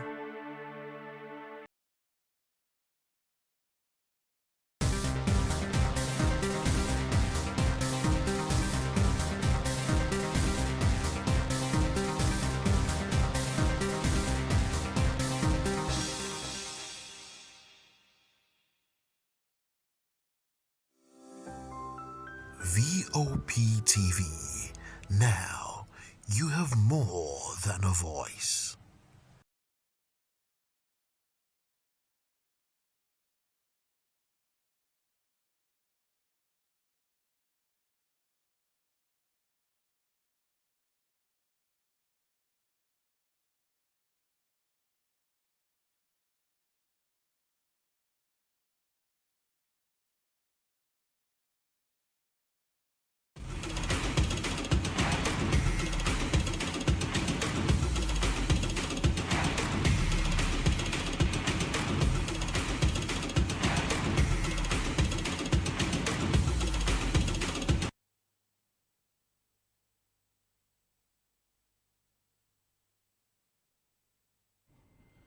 Okay, it's a beautiful morning, of course, and you're welcome to Sports Republic. And yes, this beautiful, wonderful Tuesday morning is all chilly right here in the studio, and I'm sure at the back end as well is all chilly. And yes, we are ready to go. This 6 days, technically 5 days, yes, just less than 5 days to the start of the African Cup of Nations right there in Morocco. Of course, on December 21st, Sunday, it is going to kick off. And yes, the cities of Rabat, Casablanca, Fez, they are all ready to host all the big African teams. And of course, the Super Eagles of Nigeria will be there as well, you know, smarting from that failure to qualify for the World Cup, even though there are still some stories that Nigeria can still make it. Of course, when there's any development on that one, we are going to bring you, of course, we are going to bring it to your ears. And as well as also on Sports Republic this morning, we'll be discussing other sports stories from the likes of cricket, from the world of tennis. Of course, Arina Sabalenka, she's been very, very wonderful, and also she has been crowned with an award. Carlos Alcaraz as well.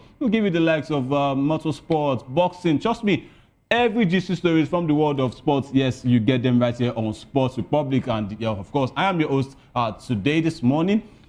Afiz Ogubanjo is my name, and of course, I do well to, follow us on all our social media handles, yes, and of course on YouTube. Voice of the People TV is right there for you, and of course, you can like, comment, subscribe to the channel, and of course, turn on the notification bell so you won't miss any of the exciting updates from the world of sports on this show, Sports Republic. Local room is there as well, 5 p.m. when the boys come in, and of course, other shows we have on the platform. And yes, where are we going to start from? There's a lot to talk about, and let's start from, of course, the camp of the Super Eagles of Nigeria. There's a game going down today up against the Pharaohs of Egypt, yes, in a pre-AFCON friendly, and Nigeria and Egypt are set to face off in a friendly match tonight at the Cairo International Stadium as both teams prepare for the Africa Cup of Nations, of course, AFCON 2025, which kicks off in Morocco on Sunday. And the Super Eagles, led by coach Eric Sekou-Chel, the Malian, will look to fine-tune their squad ahead of the tournament, with several new faces expected to get playing time, including goalkeeper Amas Obasoge, defender Ryan Alebiosuf, and forwards Paul Onuachu and Fago Selim Lawal. Of course, Egypt, led by former AFCON legend Osam Hassan. Of course, we remember him, fantastic striker in his playing days. We rely on their star player Mohamed Salah, who is seeking his first AFCON title. And Salah will be supported by a strong cast, including Manchester City forward Omar Marmoush and Al Ali Trio, Mohamed El Shenawi, Mohamed Ani, and Yasser Ibrahim. And the Pharaohs are expected to use the match to assess their squad depth and tactics ahead of the tournament. And the match is scheduled to kick off at 7 p.m. Nigerian time, and 23 of Nigeria's 28-man squad, yes, let's say they've arrived in Cairo, with the remaining players expected to join before the game. And after the game, after the match, yes, the Super Eagles will depart for Fez in Morocco, where they will base for their AFCON campaign. And yes, these are the players in camp. Let us quickly go through them. Goalkeepers Francis Uzoho. Stanley Wabali is also there. Of course, there are still doubts over his fitness. Fisayo Dele Bashiru is there as well. Ebenezer Akinsomiro. I mean, there's a story on this young man who plays for Pisa in Italy on loan from Inter Milan. He once quit football to become a barber. I mean, tells you about the difficult terrain of trying to be a footballer right here in Nigeria. I mean, Ebenezer Akinsomiro, he said it in an interview, saying he quit football to become a barber. He said he's very, very good, at cutting of hair. And but from that story, look at him today. He is playing for the Super Eagles of Nigeria, and I'm sure Nigerians will be willing to see more of him. When it comes to the AFCON, they've been, clamoring and calling for his name to be included as well in that squad. We also have the likes of Amas Obasoge, yes, a former goalkeeper in the MPFL. Semilogo Ajayi, yes, a former West Brom and current All-City defender, is there as well. Ademola Lukman, of course, 2024, African Footballer of the Year. Is it 2023 or 2024? 2024 African Footballer of the Year. I think Osimhen won that in 2023. Of course, Ademola Lukman is right there as well. We also have the likes of Bright Osai Samuel, yes, who now currently plays for Birmingham City. Of course, yes, he is there in the Championship. Igor Ogbu, fantastic defender as well. A lot of Nigerians were also calling for him after the retirement of William Chus Ekong, the former Super Eagles captain. Tochukwu Nnaji is also there in camp. Rafael Onyedika, of course, also there, the Club Brugge man. Zaidu Sanusi of Porto, also there in camp. Paulo Nuachu, yes, the big Charles Johnson man. Of course, a lot of people are still saying that it should have been Tolu Arokodare. I mean, but look at this man's form in Turkey. He's been doing fantastically well for himself, and he deserves that call-up if you ask me. Frank Onyeka is also there, the Brentford man. Calvin Bassey of Fulham. I mean, the Fulham trio, the likes of Calvin Bassey, Alex Iwobi, maybe Samuel Chukwueze will join much later, but Iwobi and Bassey, of course, they are the Fulham duo, they are in camp. Wilfred Ndidi, also the Besiktas man, former Leicester City midfielder, also in camp. Bruno Oyemechi of Olympiacos is also there. Cyril Dessers of Panathinaikos is also there. Akko Adams, of course, of Sevilla, of course, with his former Sevilla, not his former, his current Sevilla teammate, Chidera Ejuke. And if you see what Ejuke did in the last Sevilla game, you want to start this guy on the wings. I'm somebody that personally I believe so much in his ability on the wings. He's a fantastic winger. He destroyed the player they played against. I mean, I think that was Getafe that they played against, in La Liga. I mean, he cleared him off from the wing. Fantastic player, Chidera Ejike. And now let's look at Nigeria. Yes, of course, they are chasing a fourth continental title, having previously won in 1980, 1994, and of course, their latest one, that was in 2013, and that when the likes of Emmanuel Emenike and Victor Moses, of course, took Africa by storm. And they are in Group C alongside Tanzania, Tunisia, and Uganda, and we opened their campaign on December 23rd against the Taifa Stars of Tanzania. I mean, we want to wish Super Eagles all the best. This is one of the games you want to say that, of course, it's going to test the mettle of the Super Eagles of Nigeria. Playing against Egypt just before the AFCON. This is a fantastic friendly. Egypt, of course, as Real Madrid have the UEFA Champions League as their birthright, Egypt also have the AFCON also as their birthright. They are the highest winners of the AFCON. I think they have 7 to 8 right now trophies. Mohamed Salah, of course, who is trying to battle journalists left and right, saying that AFCON is a small tournament. It's not going to determine if he's one of the best in the world. He wants to show it now because he hasn't even won it, with Egypt. Let's look at Egypt for a second. I mean, look at the players that have negotiated the AFCON in the past, the likes of Barakat, of course, Mohamed Bastiani Barakat is there. Mohamed Abutrika, these are legendary names. Their coach, yes, of course, Osam Hassan, also there. The likes of Ahmed Mido Osam, yes, Emad Motaeb. I mean, these players that used to play for Al Ali and Ismaili and also Zamalek, yes, of course, these players just come together. That is why we call on Nigeria. Let us improve our league. These are players, they were not even known in Europe. It was that performance that they gave from the AFCON after coming from their club sides that are based here in Africa.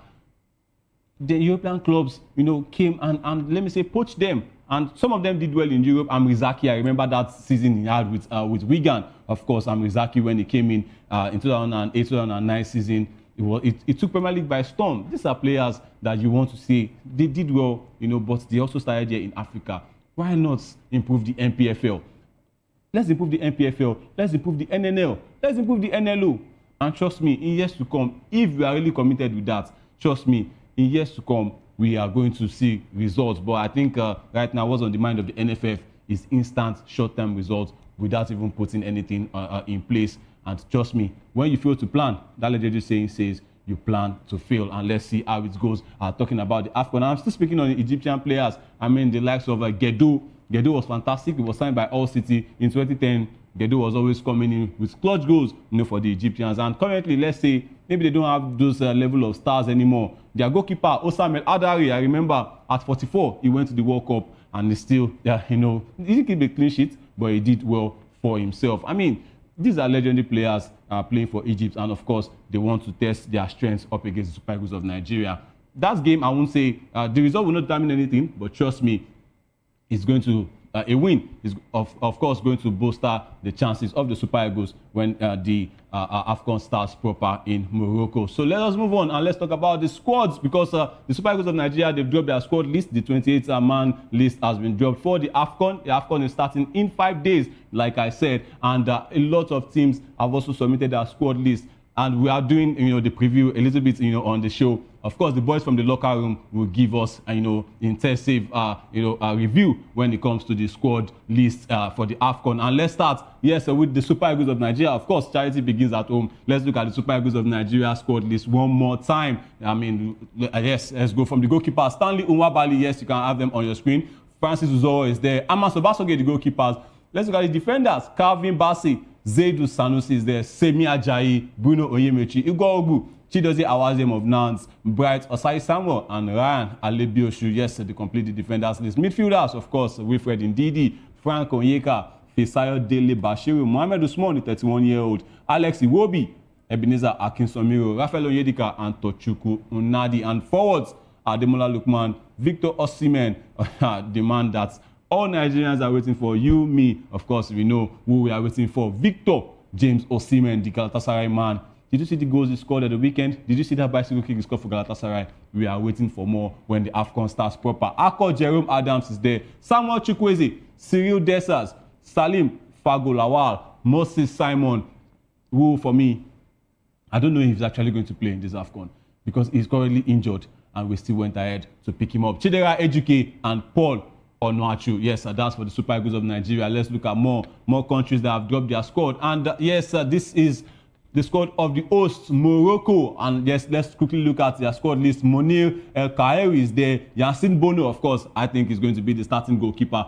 He plays currently for Al Hilal right there in Saudi Arabia. And Al Harar is also there. El Mehdi Al Harar is there. And let's look at the defenders quickly. Ashraf Hakimi is currently injured as well, but the coach still went ahead to pick him up, saying he is going to be fit. Mohamed Chiri is there. Jawad El Yamik. Roman says, of course, you remember him. He used to play for Wolverhampton Wanderers. And Abdelhamid Ait Boudlal, who plays for Stade Rennais, of course, in France. Naif Aguerd is also there, the Real Sociedad man. Adam Massina of Torino is there. And Nusar Mazraoui of Manchester United. And Anas Salah Eddin, who is playing for PSV, is also there. Usama Tagalin is there from the midfield. Real Betis' Sofian Amrabat is there. Ismail Saibari of PSV. Neil El Nawi of Roma is there. Bilal El Kanouz of Stuttgart. Azedin Unai of Girona, of course, in the midfield, for Morocco. And let's look at their attack. I mean, look at these names. Brahim Diaz of Real Madrid. Elias Akumak of Villarreal. Chemdin Talsby, of Sunderland is there. Youssef El Nasseri, Youssef El Nasseri. I mean, these names are tongue twisters, so you don't want to, you want to forgive me on that word. Youssef El Nasseri is there. He plays for Fenerbahce. Ayub El Kabi, who plays currently for Olympiacos. Sofian Rahimi of Al Ain is there as well. Abde Ezzalzouli, the former Barcelona youngster who plays for Real Betis, is there. And Elis Ben Seguir, who plays for Bayer Leverkusen, is there as well. And the reserve players, we have the likes of Youssel Bellamari and Hamza Igamane. For me, I think Hamza Igamane should be making that list because he's been doing well for Lille right there in France. And of course, maybe you want to look at it and say, who is he going to bench? But of course, it shows that they have that bundle of talent in the Moroccan squad because there are some players like Sofiane Diop that didn't even make the list. Adli, of course, of Bournemouth, didn't even make the list as well. Let's look at Zimbabwe, of course. Washington Arubi, the goalkeeper, Elvis Chipezeze, and Martin Mapisa, of course. But I think for me, in this Zimbabwe squad, I think I'm going to look at their midfielder, Knowledge Musona, who used to play for Kaizer Chiefs in South Africa. He's playing for Scotland FC. Knowledge Musona is a veteran and is doing really well. Bill Antonio, of course, is a player to also look out for. He plays for Mechelen right there in Belgium. They didn't take Kamabiliat. I'm really surprised from the Zimbabweans this time. Maybe it's just time to call it quits. Brandon Galloway, let's keep him there. He plays for Plymouth Argyle in England. He's a former Everton youngster, and he has switched his nationality from England now to Zimbabwe. And of course, he is representing them. I think the player for me to watch out for here is a certain defender, Munashe Garananga. He plays for Copenhagen. Fantastic defender, Munashe Garananga. And let's see how they are going to negotiate that one. For Zimbabwe, let's move on, and we still have squads to give you, squad teams that have dropped their squad list, of course, for the AFCON right there in 2025. Let's go on and give you more teams, of course, from the AFCON. We've read the Super Eagles of Nigeria. We've seen Morocco, the likes of Comoros, Ivory Coast, Mali. They've dropped their squads, and we still want to see more, players that will be representing. There's something about the AFCON. I mean, it's just every year, or let me say every time the AFCON is about to start, we just see different stories emanating from Africa. Kizike was here when, he told us about Cameroon. Samuel Eto'o, how will I put it now, the allegations he's having with Vincent Abubakar, saying that he's not picking him so that he's not going to break his record. I mean, this guy is just 11 goals. 11 goals. Is 11 goals short of a national record? Is he coming to Africa to score 11 goals? Are you scared of that one? Really? I just want to believe that that's not true. And aside that one, yes, he also dropped Andre Onana. Let me say for obvious reasons, right? He dropped Andre Onana, right? Maybe he's looking at that Manchester United form, saying there are other goalkeepers, that will do better than him. But the coach, the current coach, Mark Bryce, decided to stick with Abubakar and Onana, and Samuel Eto'o fired the coach, but the coach refused to go. And now there are two Cameroon squads that are even yet to be revealed.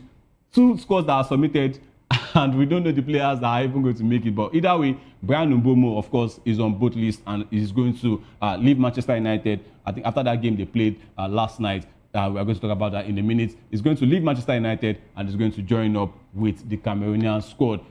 Away from that, this one is actually more funny. And this one is coming from the camp of Ivory Coast. And I'm sure my producer will give me the Ivory Coast squad in a minute. I mean, Nicolas Pepe, he has been doing really well for himself.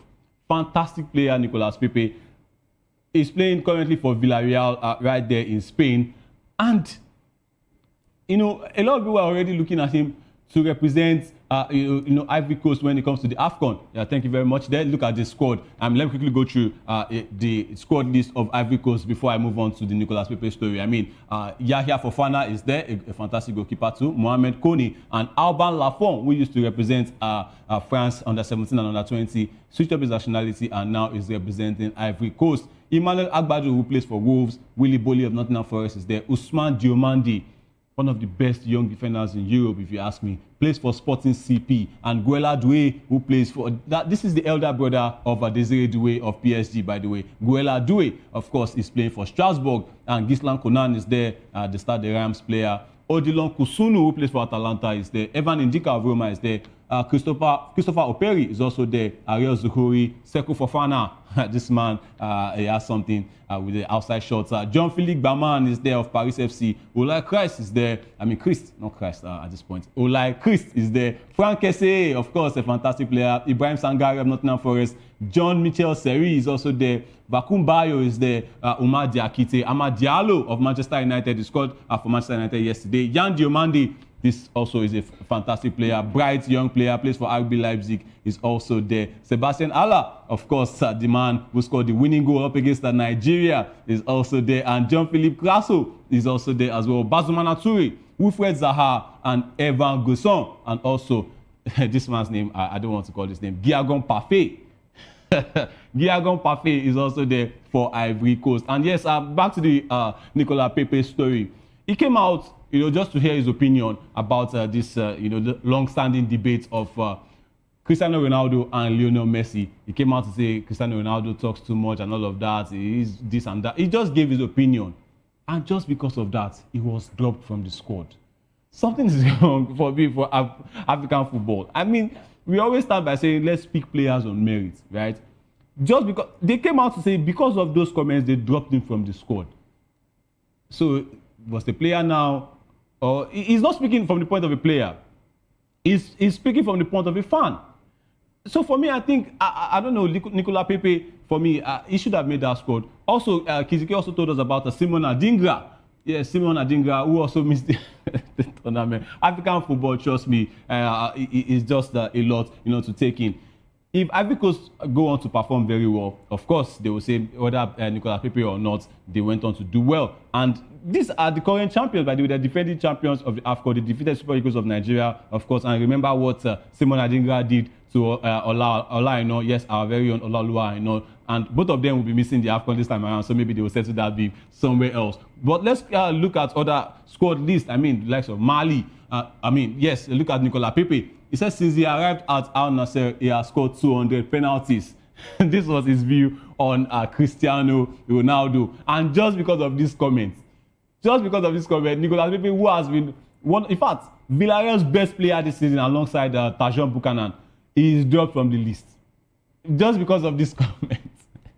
African football, honestly, is just going to give you a lot to laugh about. And I mean, let's look at other teams. From the AFCON, the likes of the Malians. South Africa, of course, they've also dropped their list, and there are other teams that will be negotiating. Yes, this is the Bafana squad of South Africa. The goalkeeper, of course, Ronwen Williams, he's the man. Of course, Ricardo Goss is there. Sifo Chain is also there. Siyabonga Ongezana, the defender. Kuliso Mudao, of course, of Mamelodi Sundowns. Tabang Matuludi. Tilon Smith. Nkosinati Sibisi. Aubrey Modiba. Kulumani Ndamani. Samu Kele. Kabini is also there. Umbekelezi Umbokazi, one of the finest defenders, of course, in South Africa. Let's look at the midfielders. Teboho Mokoena. Of course, this man is a popular name, even more popular in Nigeria than South Africa, of course, for obvious reasons. Teboho Mokoena is there. Batusi Obas, fantastic player for Mamelodi Sundowns. Salete Mbata, of course, of Orlando Pirates. That's fellow. Sitole is also there, who plays for Tondela. And let's look at the forwards. Oswina Police, good winger, playing for Orlando Pirates. And Mohau Nkota. This man, I don't think Calvin Bassey wants to see this young man again, because it terrified him when Nigeria played South Africa in that 1-1 draw, of course, in Bloemfontein. Shepang Moremi is also there, who plays for Orlando Pirates. Evidence Magokpa, of course, Orlando Pirates striker. Lai Foster, who used to play for Orlando Pirates, but now is playing at Burnley. Sifo Umbule is also there as well, who plays for Orlando Pirates. I mean, a lot of Orlando Pirates players in this African squad. Elias Amokwana, who plays for Al Azem. Chandre Campbell of Club Brugge is there, and Relo Boyle Mofokeng, who also plays for South Africa. I mean, let's before we move on, let's look at 3 more players, our squads that will be representing their teams at the AFCON. Yes, this is the Gabon national team. Of course, I'll just go through their let me say their big players, or players that you want to say you are looking up to for them to shine really well at the AFCON. Pierre-Emerick Aubameyang, of course, is an obvious choice. Malik Evuna, yes, is back, in the Gabonese squad, and also Denny Bouanga as well. Of course, he was shown really well in the MLS last season, finishing second only to Lionel Messi in the goal-scoring standings.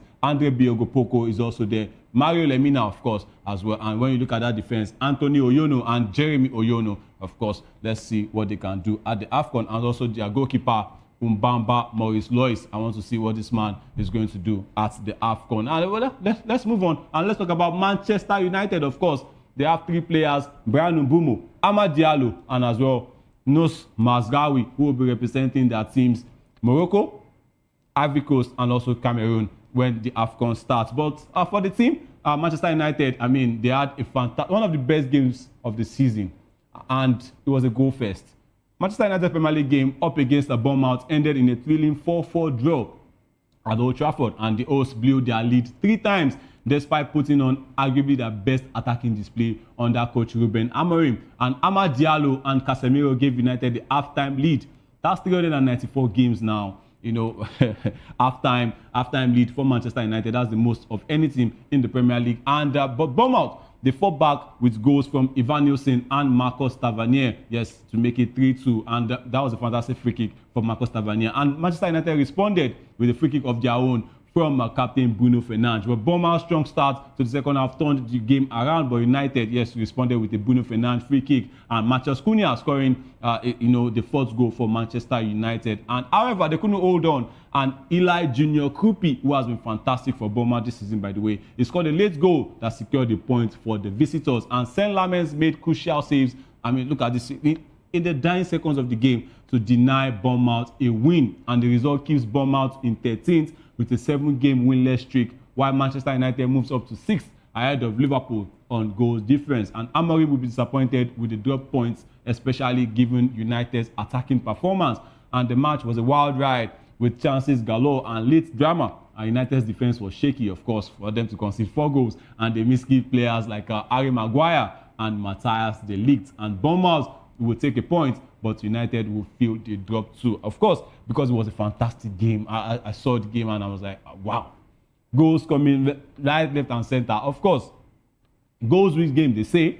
And of course, what's the football match without goals? That's what brings up the excitement. But when you concede 4 goals each, it shows that there's something wrong with your defense line. And Manchester United, of course, put on a fantastic attacking display. Of course, goals from Amad Diallo, Bruno Fernandes, Casemiro, and also Matheus Cunha. but then it was not enough because on the other side as well, Antoine Semenyo, yes, of course, I'm sure Burma will be happy that Ghana did not qualify for the AFCON because they will get to keep their key player, Antoine Semenyo. He scored his first goal since October 3rd. Yes, he scored his first goal. That's talking about Antoine Semenyo, and also the likes of Ivan Nielsen and Eli Junior Kupi are doing well for Burma. 4-4 draw, one of the games of the season, yes, in terms of goals scored and also the attacking display. But then Manchester United, of course, they will feel that they've dropped 2 points, as they look to close down on Chelsea and also maybe Arsenal, for the Premier League title.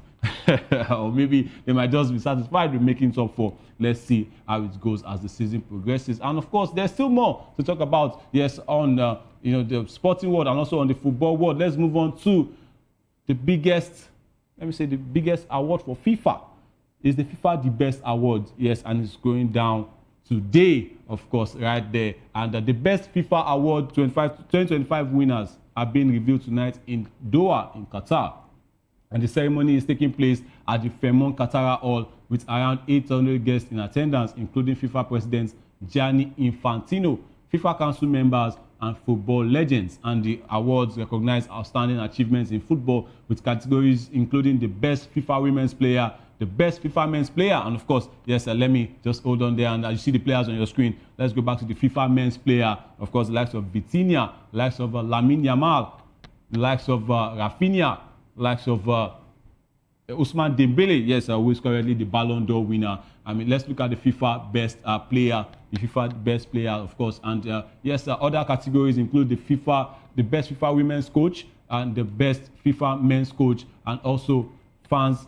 Yes, they have played a significant role in deciding the winners, casting over 16 million votes across multiple categories. And yes, we also talk about the likes of notable names: Ousmane Dembele, Achraf Hakimi from Paris Saint-Germain, Aitana Bonmati from Barcelona, who has been touted as a frontrunner for the women's award. She's currently injured, but of course she's going to make that tournament to see if she's going to get the award. And the ceremony will also reveal the winners of the FIFA Fair Play Award, FIFA Fan Award, and the FIFA Puskas Award.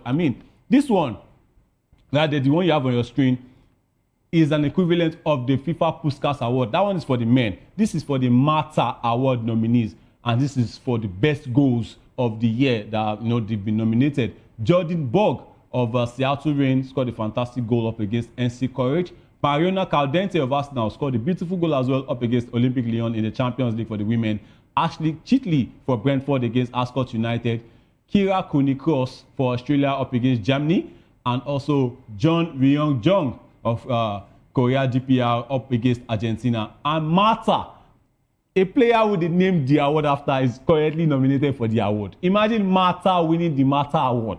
That is going to be fantastic. And she scored a fantastic goal, by the way, coming from the midfield for Orlando Pride against KC Current. A beautiful goal where she just reminded of the prime Mata of those days. Fantastic player. She was a woman playing with the men. That's a fantastic player. And Vivian Miedema, former Arsenal striker, she scored for Netherlands up against Wales.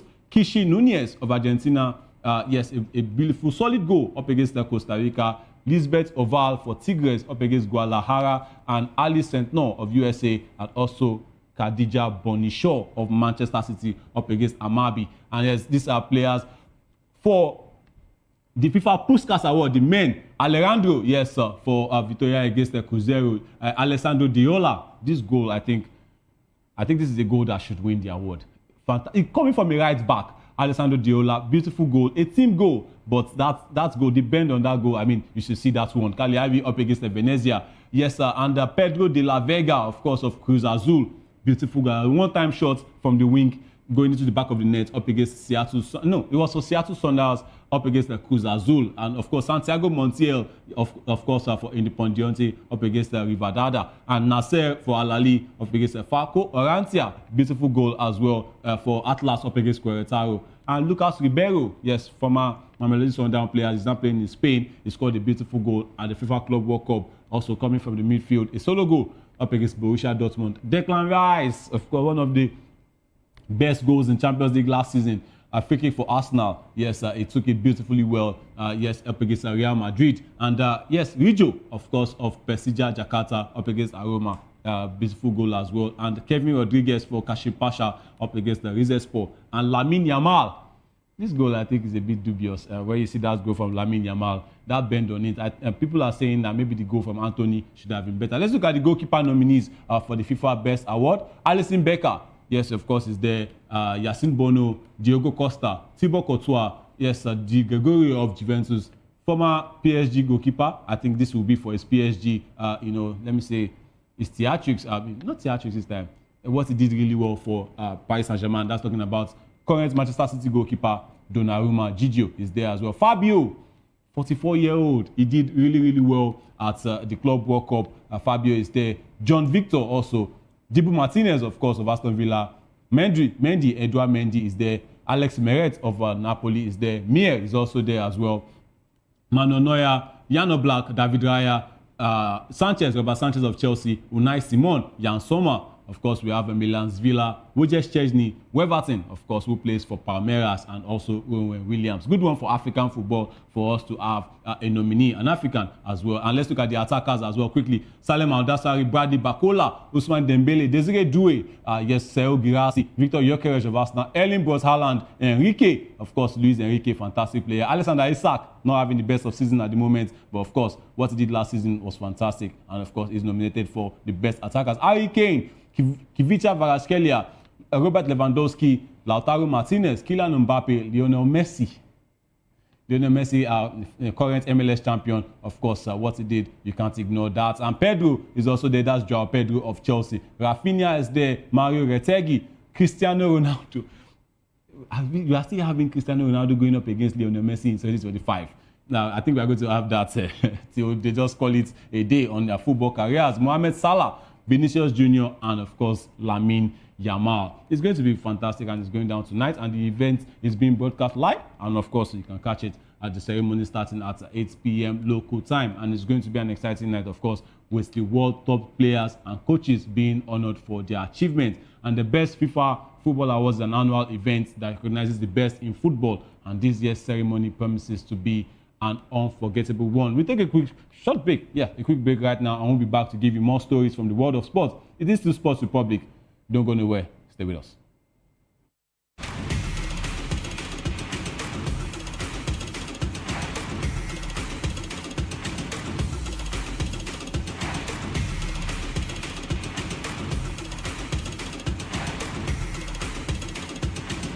Welcome to the locker room, the home of football talk that matters. I am Jerry Arpeon. Join us every weekday, Monday to Friday at 5 p.m. Nigerian time, as we share the hot takes and hot debates in the exciting world of football. And joining me are the usual suspects, Ikechukwu and Mayowa, as we break down all the hot takes and everything that's happening in the football. Don't just watch football, live it with us. Catch us on the locker room and Voice of the People Television at 5 p.m. Nigerian time. And like I always say, if not 20 minutes off, please discuss. And it's Hakim Ziyech.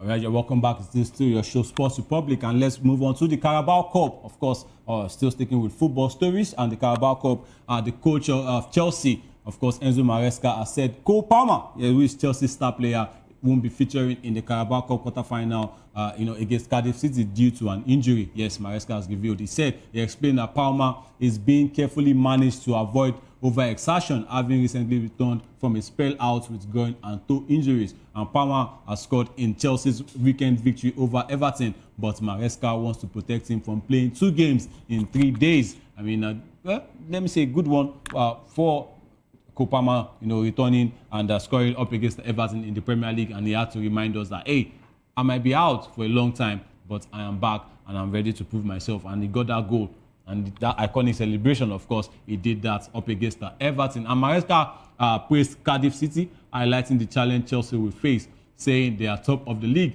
playing nice football and winning games, and Chelsea aims to progress to the semi-finals while keeping key players fresh for the Premier League schedule. And Palmer's injury has been a concern and is being ruled out for 2 to 3 weeks to allow him to recover. And this is part of Chelsea's cautious approach to manage his workload and prevent further injury. Of course, Cardiff City will be playing Chelsea, but these are the last 8 teams, the teams that will be negotiating the quarterfinal. And Arsenal, yes, Brentford, Cardiff City, Chelsea, Crystal Palace, Fulham, Manchester City and Newcastle. Of course, Arsenal will be playing Crystal Palace, but tonight's game will be Cardiff City up against Chelsea. Manchester City will be playing Brentford and Newcastle will be playing Fulham.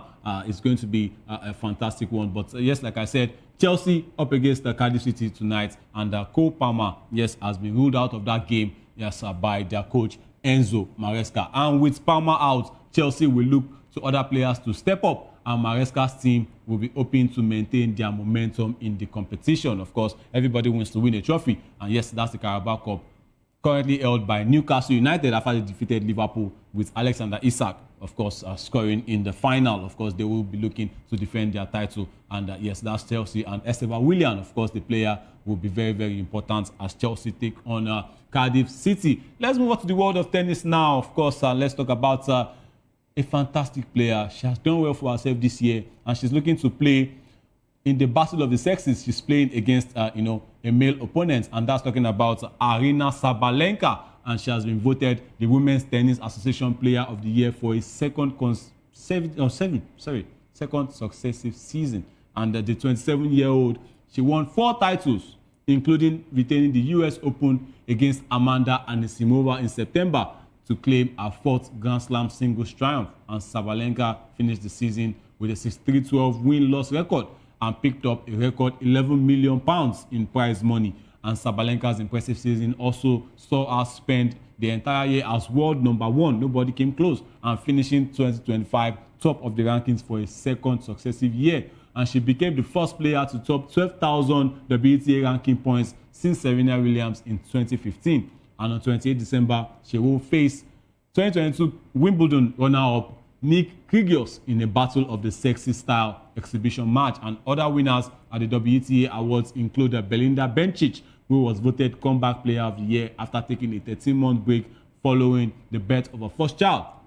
And Victoria Mboko picked up newcomer of the year, while Katerina Siniakova and Taylor Townsend were voted doubles team of the year. And Amanda Anisimova was named most improved player of the year after reaching 5 finals. I remember what happened between her and Iga Swiatek after Iga Swiatek defeated her 6-love, of course, and she came back. She said she watched that video in the midnight. She cried and said next time she will meet Swiatek, it's not going to be that same way. And she met Iga Swiatek twice, after that, and she won really, really well. I think good one for Amanda Anisimova, and rightly she was named the most improved player. And meanwhile, in other tennis news, the likes of Carlos Alcaraz, yes, he took home 3 honors in the Association of Tennis Professionals ATP, yes, award. That's for the men's side, and including the year-end #1 award, if that's finishing the year as world #1, while Yannick Sinner was voted fans' favorite for a 3rd time. And of course, that battle between Alcaraz and Sinner rumbled really hard for this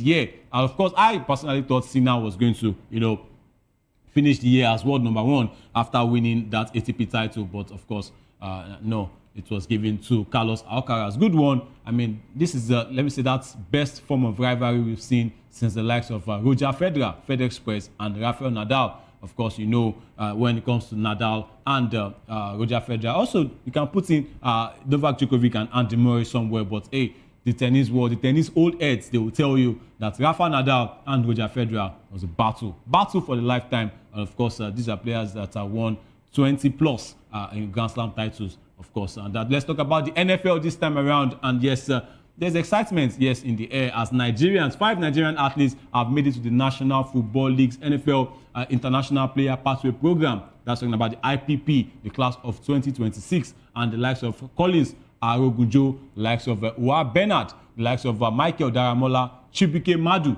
and Anjola Oketola are among the 13 athletes from 10 nations selected from the prestigious development program. And the IPP program, established in 2017, aims to identify elite international talent and provide opportunities for them to train.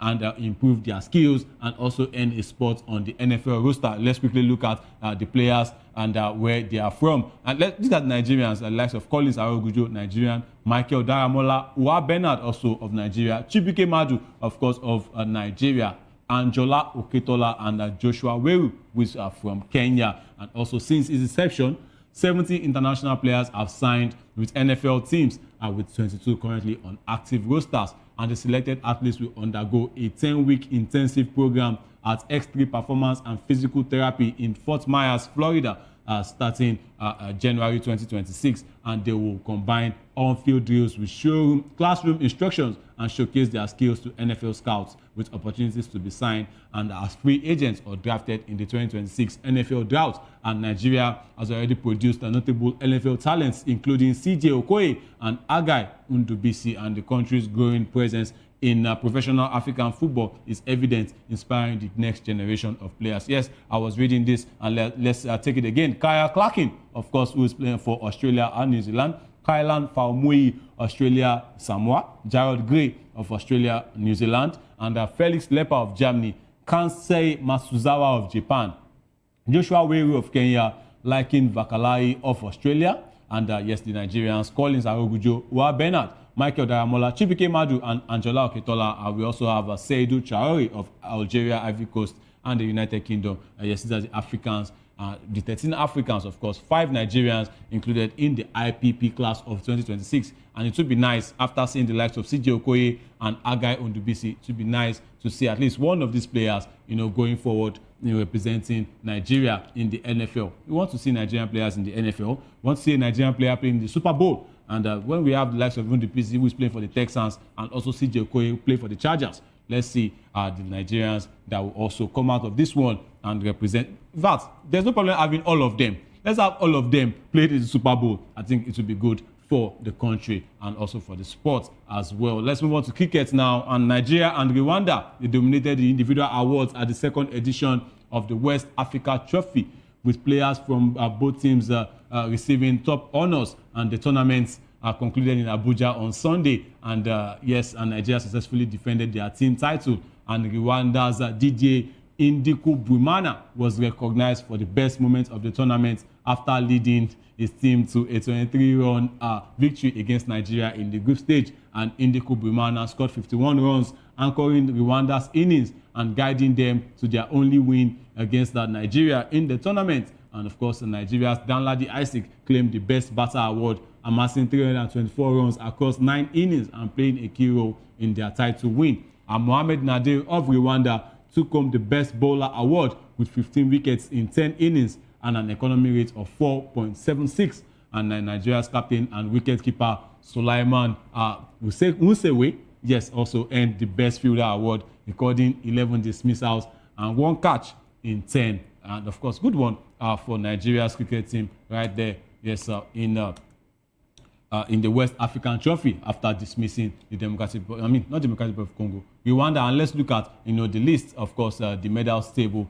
Nigeria, Rwanda, Zambia, and Sierra Leone, of course, are doing really, really well. And Nigeria topping the medals list with 16 points. Yeah, they have that one. Rwanda 12, and Zambia and Sierra Leone. And of course, after doing this one, let's see what they will be able to pull up on the world stage. Right now, I was talking about the cricket team doing really well for themselves, after that one right there, the West African Trophy. Rwanda also gave good accounts of themselves, of course, but Nigeria defending their crown right there in Abuja for the cricket national team. Cricket is one sport that, I've always liked, but then you have to stick to one. You have to stick to one. You can do every sport, of course. You can anyone that suits you, but you just have to stick to one that you know that you are very, very, very good at. Because cricket, trust me, I want to say is one of the less fancied sports in Nigeria, and maybe I want to use this, to call on all the National Sports Commission to give more attention to the likes of cricket, likes of rugby. This year has been fantastic for other sports, aside football in Nigeria. I mean, we saw the table tennis championship, we saw the Paralympians, we saw Wimbledon, badminton, we saw volleyball. Different sports, doing really well for themselves in Nigeria, and we can only call on the National Sports Commission to do way, way better.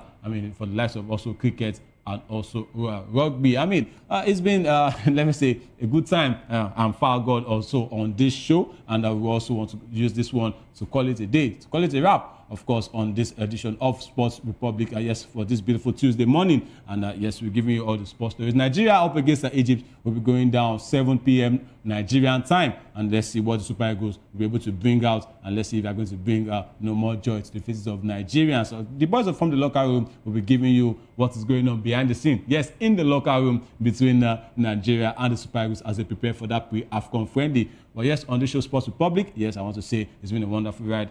I'm Afiz Ogubanjo, and I'm using this medium to say, have a wonderful and sporty day. Bye for now.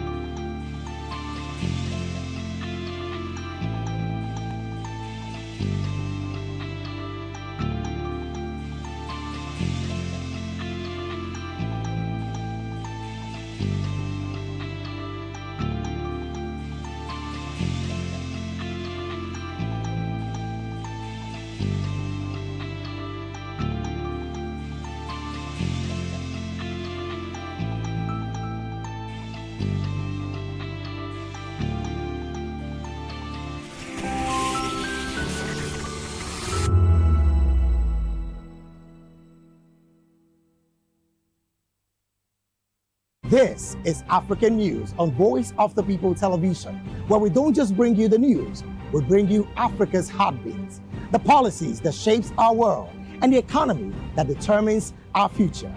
African News on Voice of the People Television. Stay with us. Voice of the People, you can hear me now. My name is Patrick Doyle, and I wish that you continue to echo the voices of the people. Big up VOP TV. My name is Suibifa Dokobo. Please keep watching VOP TV. Hi, my name is Kwekumali Ikenda Onyekwena, and I am with the Voice of the People TV. Now, if you're looking for the veritable channel for information, politics, robust discussions, you don't need to go far. VOP has you. VOP will always have you. Thank you. Hi, my name is Patrick Diabwa, aka Ibani Chuka, Amayanabo the Eagle King, and you are watching VOP TV. Stay with us. Uyi Osarite is my name. I am a friend of the microphone. I talk and get paid, and I look forward to being in your studios. Voice of the People TV. That name is unique, and the brand is very sweet. I like the packaging. Picture qualities, camera qualities, and then of course, the quality of human beings that I see sometimes on your channel. I'll be like, well, this TV station will go places. Voice of the People TV. Oh yes, you are on to Voice of the People TV. Live here in Benin City, the cradle of black civilization. What are you waiting for? Tune in, bro! Hey guys, what's up? How you all doing? They call me Ovisha Nelson One, your #1 celebrity host, and you are watching Voice of the People Television, VOP. Stay tuned.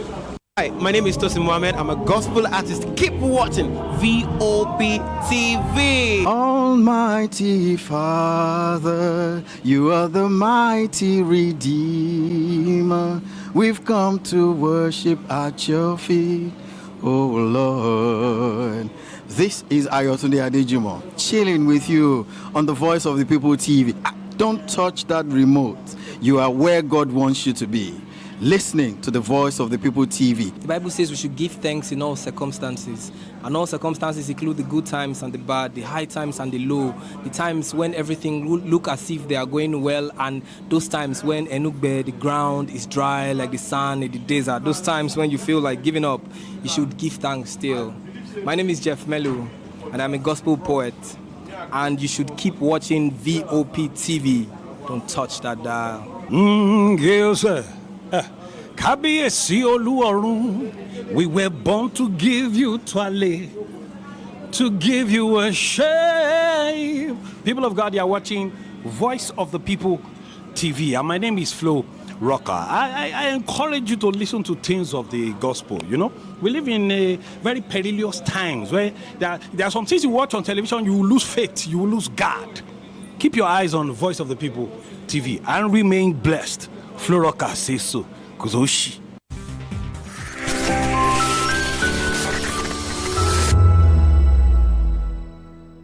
In a world where truth is the ultimate power and opinions scream the loudest, it's time to wade through the noise. Hunger no get tribe! Hunger no get religion! And scan the human interest and trending topics that matter. Stay tuned to The Issues, your plug to the stories making the buzz, from politics to science and technology, social justice, and more. Let's tackle the tough questions and expose the truth. The Issues, on Voice of the People Television, Mondays to Fridays, 8 to 9 p.m. The Issues. Don't just react, understand.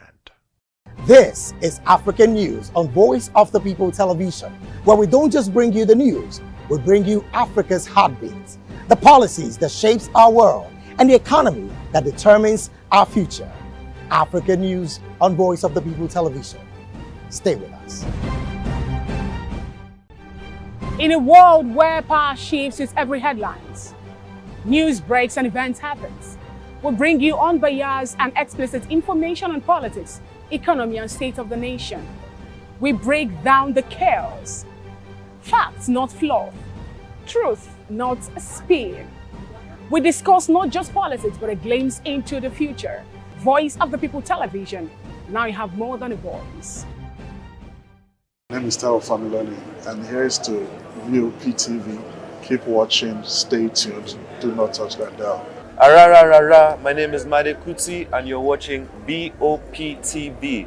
Keep watching. Welcome, my name is Zika Davis. Distinguished ladies and gentlemen, boys, viewers, everybody, boys and girls. This is VOP TV. Do you know what that means? Voice of the People TV. You don't have a voice, don't come here. You better make sure your voice is heard.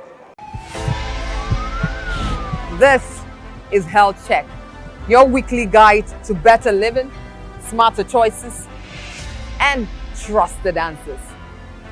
From everyday wellness to urgent health issues, we've got you covered. Health Check, only on Voice of the People Television, where your health has a voice.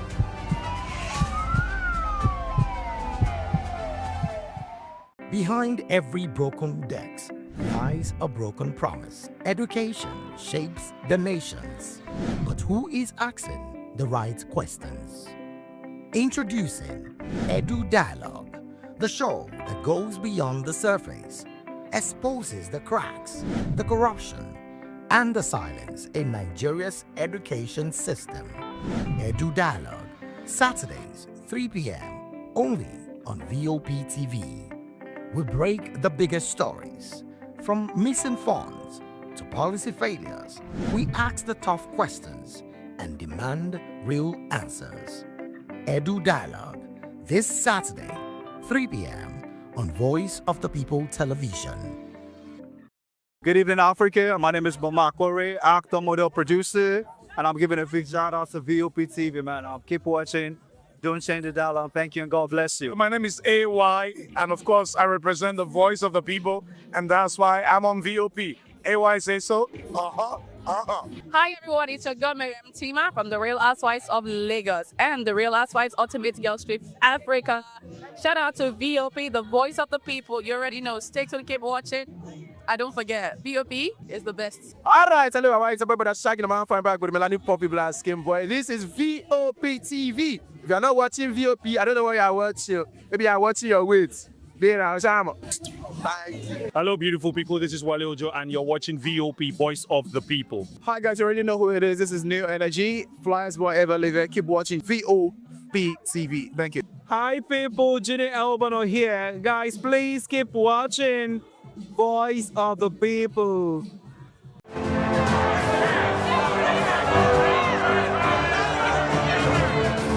Do you want your voice to be heard? Do you know that you matter in the scheme of things? The People's Voice, the show where ordinary citizens take center stage as we discuss the biggest stories that affect you and I. With you in mind, we facilitate lively discussions, debates, and interviews on the topics that matter most to you and I. From social justice to economic empowerment, education to healthcare, governance, and more. Tackling tough topics and amplifying your voice.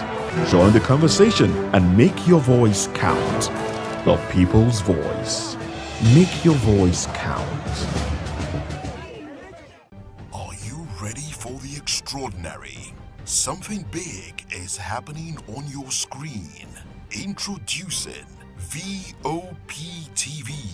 Now streaming on SLTV channel 264. From breaking news to captivating conversations, news analysis, giving you all sides to the story. We bring in-depth discussions on the issues that matter, from politics to sports, entertainment, and lifestyle. VOP TV on SLTV channel 264. Join us as we redefine what television means to you.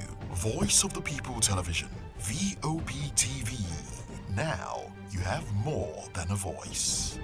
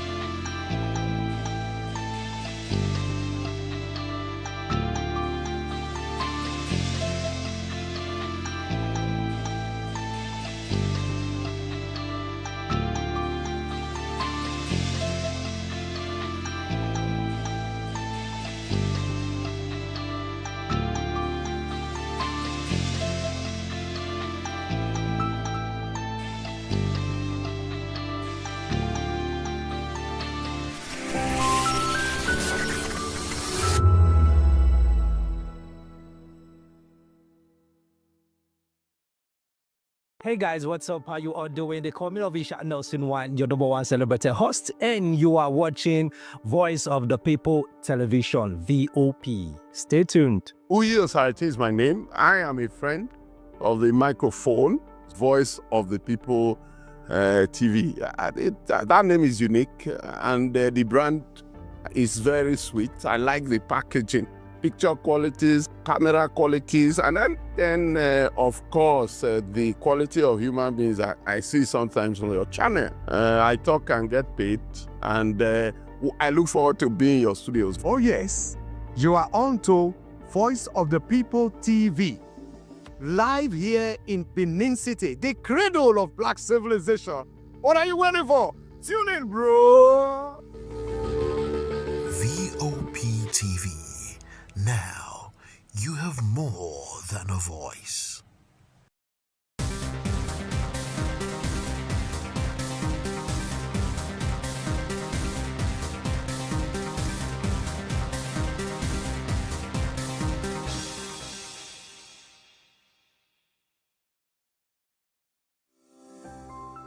VOP TV. Now you have more than a voice. My name is Esther. They call me the Oga of them are the general overseer of them all. Every man, every woman has got a voice where integrity is the volume. So this is Voice of the People's TV. Voice of the People's TV. So this is the people's voice. And the people's voice is the voice of God. That's the voice populi in Latin. The people's voice is the voice of God. So keep watching Voice of the People. In fact, my name is Voice of the People. Keep watching MC Adobe King. Thank you. Hey guys, my name is Kegan. I am Nigeria's biggest tech content creator, and I just wanted to give a quick shout out to Voice of the People TV. Keep watching, enjoy, and you're welcome. My name is MC Alamano. They say they call me Enjoyment Landlord. It's VOP TV. Keep watching VOP TV. don't touch it down. Even if you want to touch it down, increase the volume. If you don't increase the volume, why to me? My name is Collins Agawabe, popularly known as No Maiden, but last, more than No Maiden, or more. Not be also the cook right at the fry plantain. We keep on watching VOP TV. The voice of the people, the voice of Edo. If you now want to get the authentic news for Edo, the way it be, that's why they show and all they cut anything come on at VOP TV.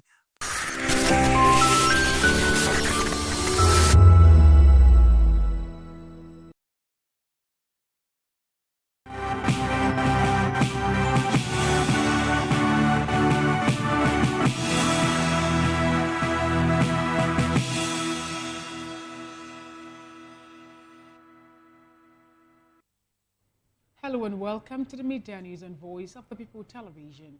I am Fina Chiku. And I am David Edwin. The headlines. NAV debunks detained military aircraft engaged in espionage, forced to land in Burkina Faso. Police to begin enforcement of tinted glass permit from January the 2nd. Supreme Court affirms President's power to impose emergency rule. People's Democratic Party, PDP, threatens democracy. Ngige remains in Kuje prison until December 18.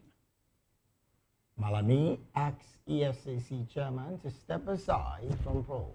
In business, Naira exhibits makes stability against dollar.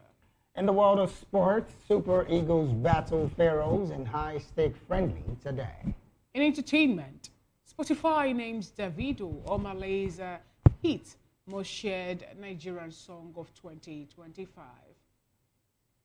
Now the news and details. The Nigerian Air Force, NAV, has debunked as false all the claims and insinuations making the rounds of social media, alleging that a C-130 aircraft currently being held in Burkina Faso was forced to land on suspicion of espionage. It also dismissed reports that 11 crew members and engineering personnel on board the aircraft were intelligence officers, specialists trained on espionage activities, adding that at no time did NAF announce the release of the personnel by Burkina Faso authorities. Air Commodore Ehime Ejodame, who disclosed this in a statement yesterday, said the aircraft in question was on a duly authorized ferry flight to Portugal for scheduled periodic depot maintenance, a routine and mandatory life cycle requirement for military transport aircraft, and therefore has no operational tasking or mission of any kind. According to Air Commodore Ejodame, the flight was covered by necessary flight documentation, including provisions for diversion in line with international aviation procedures. He added that the precautionary landing at Bobo de Lasso was initiated strictly on safety grounds, in full compliance with standard aviation protocols. He also said that at no time was the aircraft intercepted, forced to land, or found operating without authorization, adding that claims of airspace violation or hostile intent are fabrications intended to misinform and flame public sentiments. Though he said interactions with Burkina Faso authorities and NAF crew have remained professional, as the detained crew have now, contacts with their families. He stressed that, contrary to online speculations, there was no official statement from NAF claiming that the crew had been released. Moving on, the Minister of Defense, Christopher Musa, says the operational capacity of terrorists, bandits, and other criminal groups has been significantly degraded across multiple theaters. Musa spoke at the 2025 Chief of Army Staff Annual Conference held at Abauti Barracks in Lagos State. He attributed the gains to the courage of troops, improved planning and execution, and stronger joint and multi-agency operations. The minister described the conference as a key platform for reviewing the Army's operational readiness and aligning future strategies with national security priorities. Lagos State Governor Babajide Sanwo-Olu said there can be no lasting development without security, stressing the need for a capable, disciplined, and professional military. He added that the Lagos State government remains committed to supporting the Nigerian Army within the state and beyond. Still in the news, the police headquarters in Abuja says it has resumed the enforcement of tinted glass permit policy pending the final determination of the matter currently before the court. Recall that a federal high court sitting in Warri, Delta State had on October 2nd this year issued an interim injunction restraining the Inspector General of Police IGP and the Nigerian Police Force NPF from implementing or enforcing the recently announced tinted glass permit policy slated to commence on October 6, 2025. The order followed a motion by John Aitbobo Martins, who sought to stop the police from proceeding with the enforcement of the policy, which he described as unlawful and burdensome to citizens. But Force Public Relations Officer Benjamin Hundeyin said the decision to resume the enforcement of the policy follows a careful review of emerging security concerns and the need to ensure the safety of all citizens, adding that the enforcement of tinted glass permit will resume on January 2nd, 2026. Elsewhere, 18 passengers have been kidnapped along the Bini-Akure Highway near Obarenre village in Edo State. The kidnappers reportedly fired sporadically before taking their victims into the bush. Edo State Police spokesperson Eno Ekodem confirmed the abduction and said a joint security operation has launched a manhunt for the suspects. Moving on, security officials say troops under Operation Mesa has rescued 3 of 5 residents abducted in a recent attack at Lakwaya village, Gwarozo local government area of Kano State. The victims were taken during an overnight raid. Captain Babatunde Zubeiru, Assistant Director of Army Public Relations at the 3rd Brigade, said the rescue involved personnel from the Nigerian Army, Air Force, and the Police Force. Away from that report, the Borno State Police Command has recovered an unexploded ordnance in Maiduguri, averting a potential explosion and threat to public safety. Police spokesperson ASP Kenneth Dasso said the device was discovered beneath a telecom mast at Chokum in the federal low-cost area. They said the Commissioner of Police immediately directed the EOD CBRN team to the scene. The team cordoned off the area and successfully rendered the device safe, in line with standard procedures.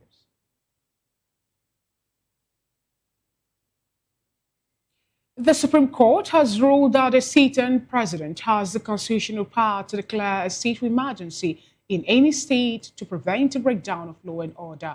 Delivering the lead judgment in a split decision, Justice Muhammad Idris held that Section 305 of the Constitution empowers the president to take extraordinary measures to restore normalcy during an emergency. The ruling followed a suit filed by Adamawa and 10 other PDP-led states challenging the emergency declared by President Bola Ahmed Tinubu in Rivers State, during which Governor Similai Fubara and other elected officials were suspended for 6 months.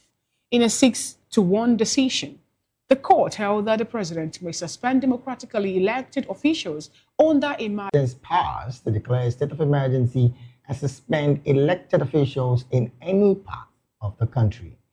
PDP, in a statement by a spokesperson, Ini Mem Obong, described the Apex Court's ruling as a dangerous democratic bend with far-reaching implications for the federalism and constitutional governance.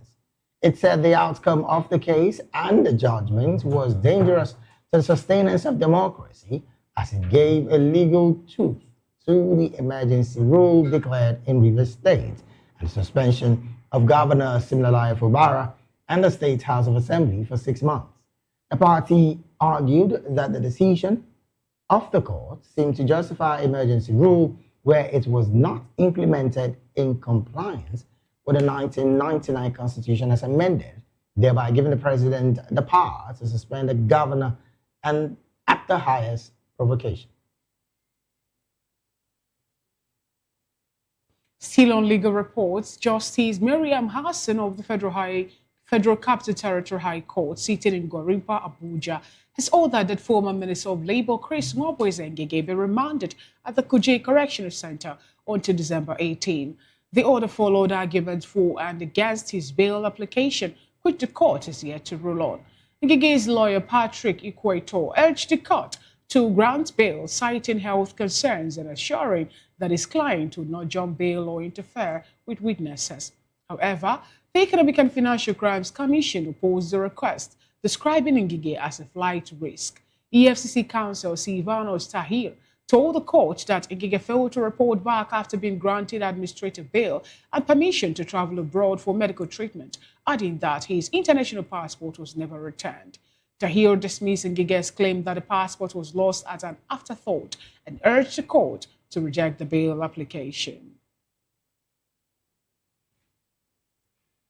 Meanwhile, the former Attorney General of the Federation and Minister of Justice, Abubakar Malami, has called on the chairman of the Economic and Financial Crimes Commission to recuse himself from an ongoing investigation and threatened prosecution.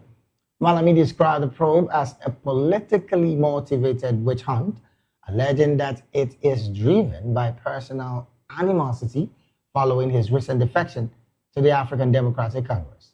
He claimed the EFCC chairman harbors a long-standing grudge linked to the Justice Ayo Salami Judicial Commission of Inquiry, which investigated corruption allegations within the commission during his tenure. Malami argued that the EFCC cannot conduct a fair or objective investigation under its current leadership. He therefore demanded the EFCC chairman step aside and that the case be transferred to another agency to ensure impartiality and public confidence. Now to legislative matter. The House of Representatives Joint Committee on Petroleum Resources has intervened in the dispute between Dangote Refinery and the Nigerian Midstream and Downstream Petroleum Regulatory Authority. The committees have invited both parties to present their grievances and appealed for a halt to media hostilities pending the investigation. Chairman Ikenga Ogochinyere and Henry Okojie expressed concern that the tension could undermine recent stability in the sector. Ogochinyere said the committee acted swiftly to prevent escalation and stressed that a clear understanding of the issue is needed for the National Assembly to broker a lasting solution in the post-subsidy era. Still on some legislative matters, the Senate is advocating for electronic and integrated civil records to improve national planning. Chairman of the Senate Committee on National Identity Cards and National Population, Victor Omer, made the call at a public hearing in Abuja on a bill to establish a digital civil registration system for births and deaths. Omer said the reform would ensure every birth and death in Nigeria is accurately recorded and align the country with global best practices. Senate President Godswill Akpabio, represented by Deputy Chief Whip Peter Mweboyi, emphasized the accurate vital registration is key to data-driven governance and national security. National Population Commission Chairman Aminu Yusuf noted the amendment timely and would enable the use of technology and interoperable platforms across the government agencies.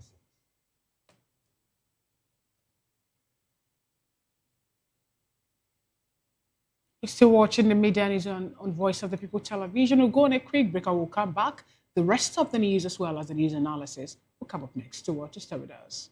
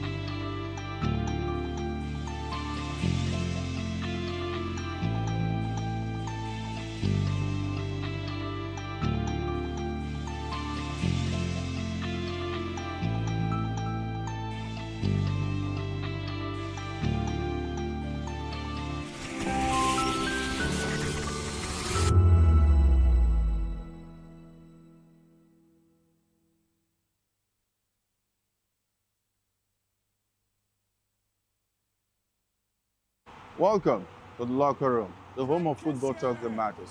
I am Jerry Ampelon. Join us every weekday, Monday to Friday at 5 p.m. Nigerian time, as we share the hot takes and hot debates in the exciting world of football. And joining me are the usual suspects, Ikechukwu and Mayowa, as we break down all the hot takes and everything that's happening in the football. Don't just watch football, live it with us. Catch us on the locker room and Voice of the People television at 5 p.m. Nigerian time. And like I always say, if not 2024, with the sport. Are you ready for the extraordinary? Something big is happening on your screen. Introducing VOP TV, now streaming on SLTV channel 264. From breaking news to captivating conversations, news analysis, giving you all sides to the story. We break in depth from politics to sports, entertainment, and lifestyle. VOP TV on SLTV channel 264. Join us as we redefine what television means to you. Voice of the People Television, VOP TV. Now you have more than a voice.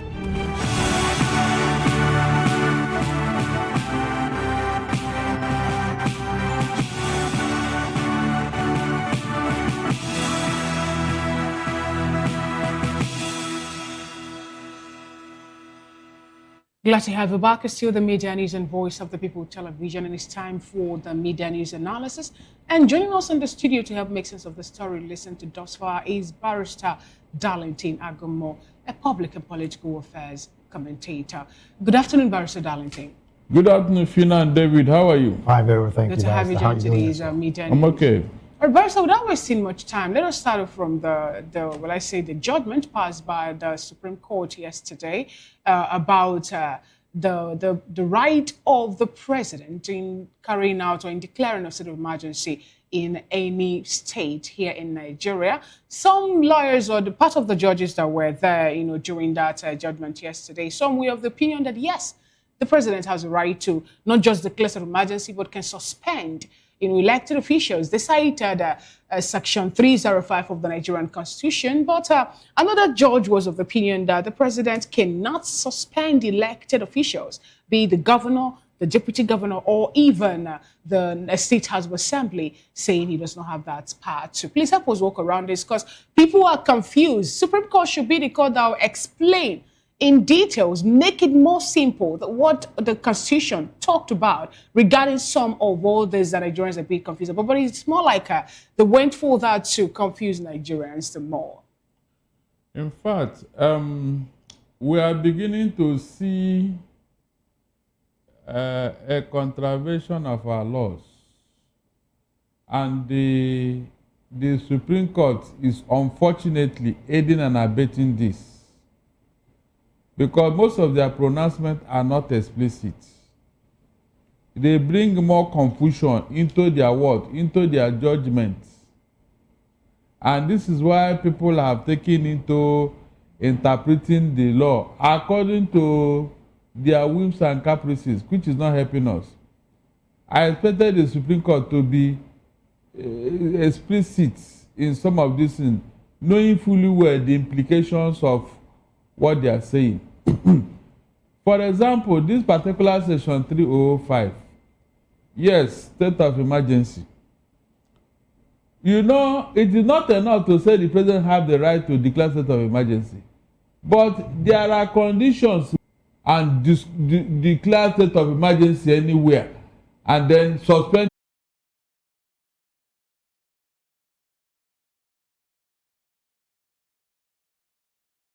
about state of emergency. And this one that is happening abuse that power in the case of Rivers State. So, Barrister, how do we stop a powerful president who, of course, declares state of emergency, break down law and order every time an opposition is refusing orders from Abuja? It is to start what? Impeachment proceedings against him. That's the only alternative, nothing else.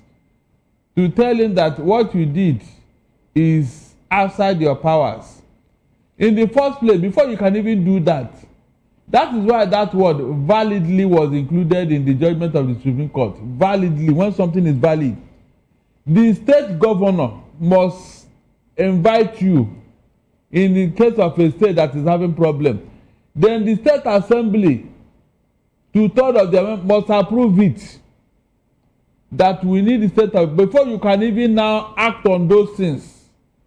Exactly, Barrister. During that court judgment, also the Supreme Court also, they spoke against the voice vote, which the National Assembly subjected that to. Exactly. Saying the way and manner in which it happened shouldn't be. But we were expecting, or Nigerians were expecting, a clear-cut injunction that will make it easy or, more like admissible to Nigerians to know when people are defaulting. But he just ended it on, we against, or we faulted the way and manner in which the National Assembly carried out this. It shouldn't be placed on voice vote, but individual vote is what it should be subjected to. Nothing else happened. So how do we find a way to ameliorate such if something like that is to repeat itself? That is, where this might is right, is what is playing out here. APC believe that they are in the majority and nothing can happen. If not, these are reasons anybody could start the impeachment proceedings against the president, because he violated our laws. But being APC members in the House, how can they impeach their president? That is the issue here. For you to even approve, you are going to do, that is personal conviction, and that means you must come out, declare your constituency, say where you're from, and that you append your signature to this state of emergency. Let people know, not a voice note, because anybody can say anywhere and shout hey, and they say the aides have it. Is that not what happened? So everything they did about that state of emergency is a no for me. Barrister, let's take a good look at investor and citizens' confidence. As it stands, Barrister, the citizens and investors now know that orders can come from Abuja to suspend state activities for at least 6 months, according to the Supreme Court's order. Barrister, who then will bear the brunt should a suspension like that again happen and an investor is clearly investing in that same state with some huge amount of money? What does that speak to investor and citizen confidence, particularly on this judgment? Of course, they will not have confidence in the state and even in the country. These are the reasons why investors are not coming. David, they have seen how our laws have been violated, right, left, and center. That's why they are not coming. With all the travels and all the... Where are they? Have you seen any of them? The answer is capital no. They won't come. That's the reason some of us are worried. Because when the executive is doing all this, they don't even know the implication. Look, recently, the West African court said that Nigeria is the worst offender in disobeying West African courts. In refusing to implement the judgment of the court and all that. Nigeria is the worst. Is it a good record? Is it a compliment?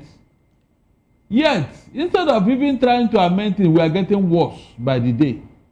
We are getting worse. All right, Boris, so let's move slightly away from that story to another interesting one about the NAF, Nigerian Air Force. Please, Fina, before we continue, please let me make it clear. Anybody that cares to listen very well. All right. The president does not have the power to declare state of emergency on his own until all the due processes are followed. You cannot do that in any state. Yes. So Barrister, from this statement you just made now, yes, it means the president did violate. He did. That's why the Supreme Court said it now. So why? So let nobody be deceived. You don't even have the right to suspend any elected. It is the people. It is the people. So Barrister, with this conviction now, and of course the judgments that have been read by the Supreme Court, isn't somebody supposed to be held accountable in all of it? That's what I told you now, that in a Senate claim, this will invite impeachment proceedings. But who will do that? Who will do that to Tinubu? Who will even invite him? That is the issue here. We are promoting powerful men, not powerful institutions. Okay. If we have a powerful institution who will check medicine, they would have told him, Mr. President, you did wrong. And because of that, we are going to impeach you. But nobody will do that. Nobody. So let nobody be deceived. Though the Supreme Court did not give the president the power to declare sort of emergency. But yet, the Supreme Court did not make it explain it yes, in clear that's what I'm terms saying. to That's Nigerians. if you go and interpret that particular judgment clearly, the Supreme Court was very clear, but they coined it in such a way that a layman would not understand what they said. All right, Barrister, wait for them. They are afraid of the executive or something. We like have that. to wait until when it's being explained the way Nigerians or average man will understand. And now, to avoid people, making it to favor them or turning it into something they can use as a weapon. Let's take the conversation to what is playing out in Burkina Faso between the Burkina Faso governmental authorities and Nigeria, where we learned from the Nigerian Air Force, that the military aircraft that was being held in Burkina Faso did not engage in any espionage. Neither were they forced to land. Barrister had this conversation yesterday about what is really playing out. Why is it that we have C-130 aircraft being held in Burkina Faso by Burkina Faso authorities, and we have 11 military personnel also being held there too? And now Nigerians are accused now of not giving us information regarding what is playing out between Nigerian government and the Burkina Faso authority. But they've come up to explain this, saying that we should not turn it into another thing, that there is nothing that has to do with espionage activities. Neither were there any intelligence officers on board en route to Portugal or even specialists, but just that they were going for a maintenance, which is what should be done for any aircraft that is belonging to the military. And this was made known to Nigerians by Air Commodore Ehimen Ejodame, Barrister Darlington. The reason why everybody is now doubting the government, they are not coming out to tell us the truth. Today they will say one thing, the next day they will say another thing. Meanwhile, the people out there, they know what transpired. They are on ground. They can read all the signs there that something is untoward. Look, if this is a mistake that occur in the normal course of your profession, as an Air Force man, you are supposed to be in the air, and anything can happen in the air. You will call for what? For help. These guys will not stay a day longer in Burkina Faso. But something went wrong. They said that even the airmen that they captured, they could not even say a word. They have not said anything. They just kept mute. So there are things that the people of the government of Burkina Faso saw in this whole thing that is making them to be suspicious. That is the truth. Instead of Nigerian government, they are even lying about this maintenance this in Portugal.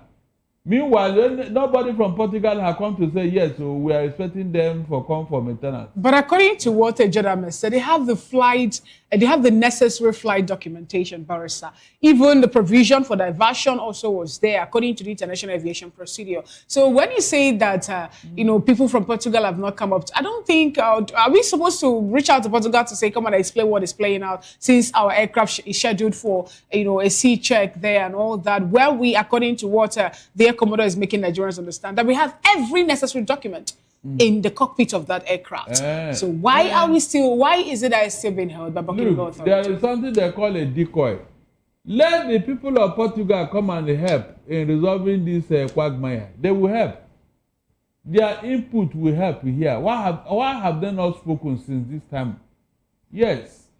For something like that, of course, the government of Portugal should be aware. The aviation company in Portugal should be aware. Why have they not spoken to help us resolve this matter? Barrister, concerns are being raised about the fact that we've gotten diverse information on this same situation. Exactly. First was the part where some Nigerian officials did say that the personnel have been released up until the Foreign Affairs Minister came up and said, look, these guys are still in Burkina Faso. So how much of a confidence do the Nigerian national security have to explain to Nigerians? Look, later they will tell you that you are demarcating Nigeria. You are not patriotic. But they are the worst offender. They are the worst offender in the marketing Nigeria. Because how can you not tell your people the truth so that they will know how to even defend the country if need be? You will lie to us. And later you now recanted. So what should I be doing as a Nigerian? No, tell me, what should I be doing as a Nigerian when I cannot get the real fact from my government? Now that the whole thing has escalated, is it not damage control that they are not doing? How can the people now side with the government in this matter after you have lied to everybody? Well, interestingly, Barrister, under previous administrations, similar cross-border frictions were quietly resolved with Ecowas. And of course, under this present administration, we've not seen anything of such. Anything, yes. Under their watch, the Ecowas are now scattered. Should we say Nigeria has lost her respect, particularly on leveraging on what it once was as the big brother in West Africa? When you say lost our respect, is an understatement. We have dropped the ball on all fronts, economically or politically or militarily. Anywhere you can look at it, Nigeria have dropped the ball. And that is why we are getting this embarrassment and insult from Burkina Faso. That is why we are getting this insult from small Burkina Faso. That's what happens when you refuse to do the needful, when you refuse to take responsibility, when you refuse to do the needful, the right thing at the right time. This is what Nigeria is suffering today because of bad leadership at home. So, when you have refused to do what you're supposed to do, this is what comes out with it. Nigerian government is, in fact, I don't know how to describe it, seriously. If you are Nigerian, there should be some shame on your face because of what Burkina Faso is doing to us now. A small country. A small country. Burkina Faso is a sovereign nation, and then for the past, I think 2 weeks or thereabouts, your C-130 is still held there with the military president. But let's bring it back. Benin is equally a sovereign nation, but they called us for help when they need our rights. Have you? Well, let's wait and see what plays out, because this is more like a developing story. But Barrister, let's bring it back to Nigeria, where the Nigerian police headquarters in Abuja have come up again to remind Nigerians that second day of January 2026, that they will begin to reinforce the tinted glass permit policy.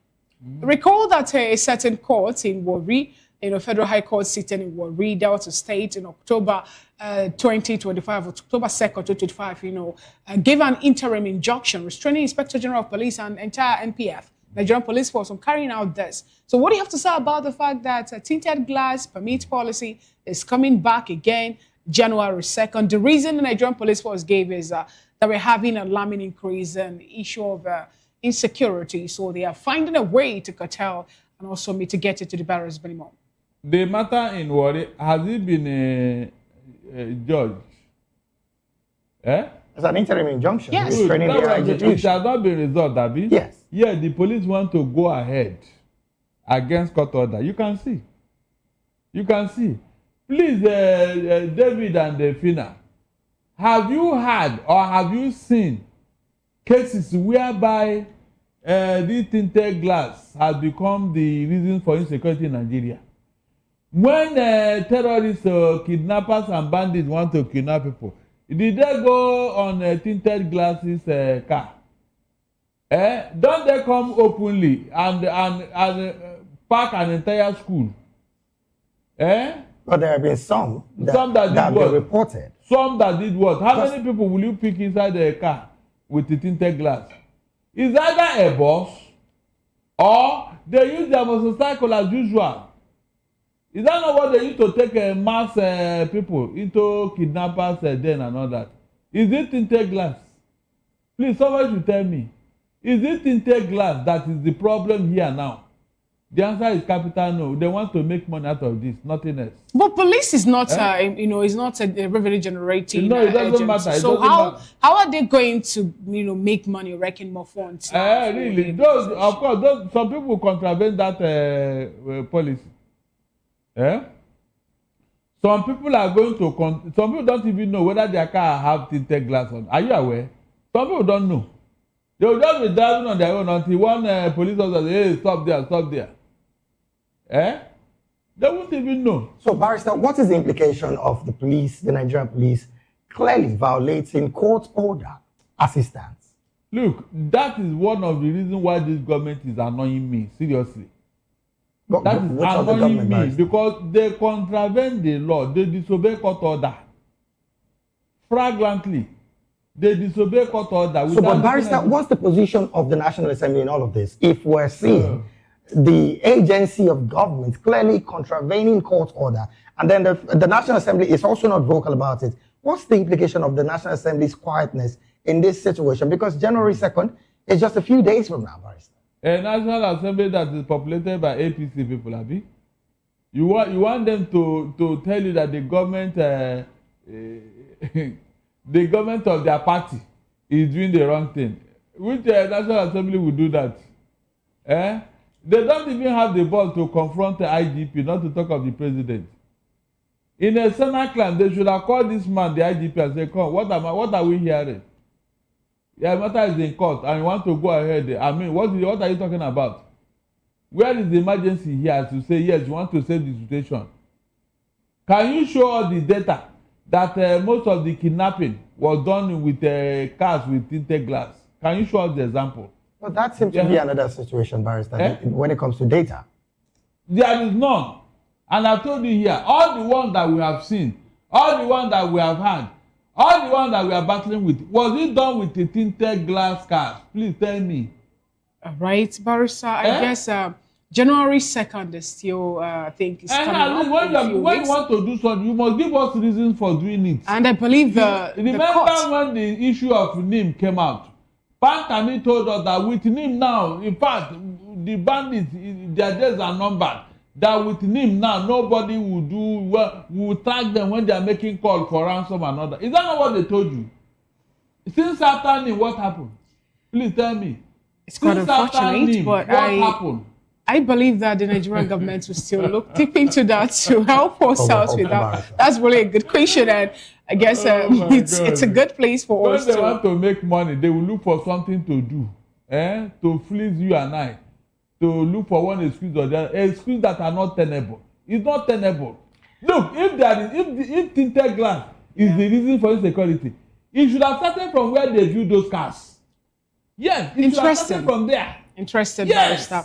Thank you so much. We're pressed for time, and this is how far we can go, with the news analysis. 2026 is here, and it has a whole lot, from the tax to the new policy of tinted glass, and a whole lot. I believe Nigerians will have so many things on their hands or their palms to handle come up 2026. Thank you so much, Barrister Darlington Agomo, for being part of today's media news analysis. We sincerely appreciate your presence. Yep.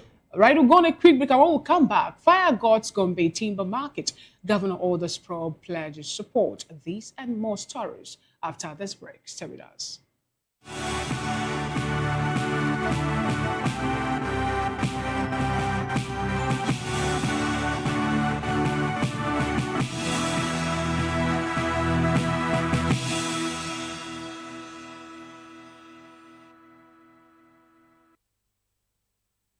Welcome back. It's still VOP Media News and Voice of the People Television.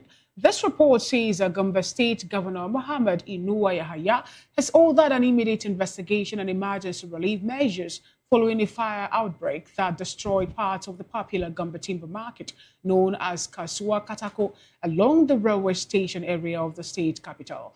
The event, which occurred on Monday night after traders had closed for the day, raised several shops and goods, leaving many traders counting heavy losses. In a statement issued by the Director General Press Affairs Government House, Ismaila Misili, the governor described the incident as painful and distressing, noting that it had disrupted the livelihoods of many hard-working residents who depend on the market for survival. Moving on, the Joint Revenue Board has urged security agencies to act swiftly against illegal roadblocks used to collecting taxes, levies, and other charges along the country's transport corridors. A call was made in a communique issued after the board's 158th meeting in Abuja.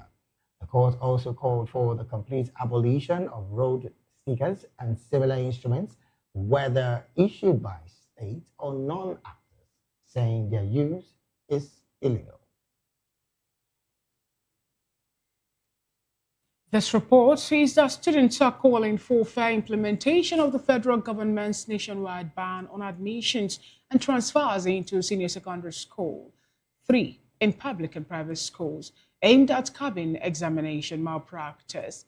Voice of the People's Television's Matthew Ogunsuada has more in this report. To curb examination malpractice, the Nigerian government has announced a nationwide ban on admission and transfer into senior secondary school 3 in both public and private schools.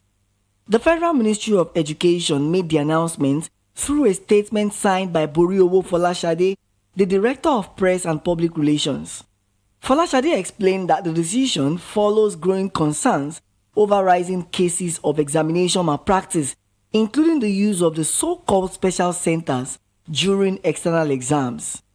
According to the statement, the new policy will take effect from the 2026-2027 academic session.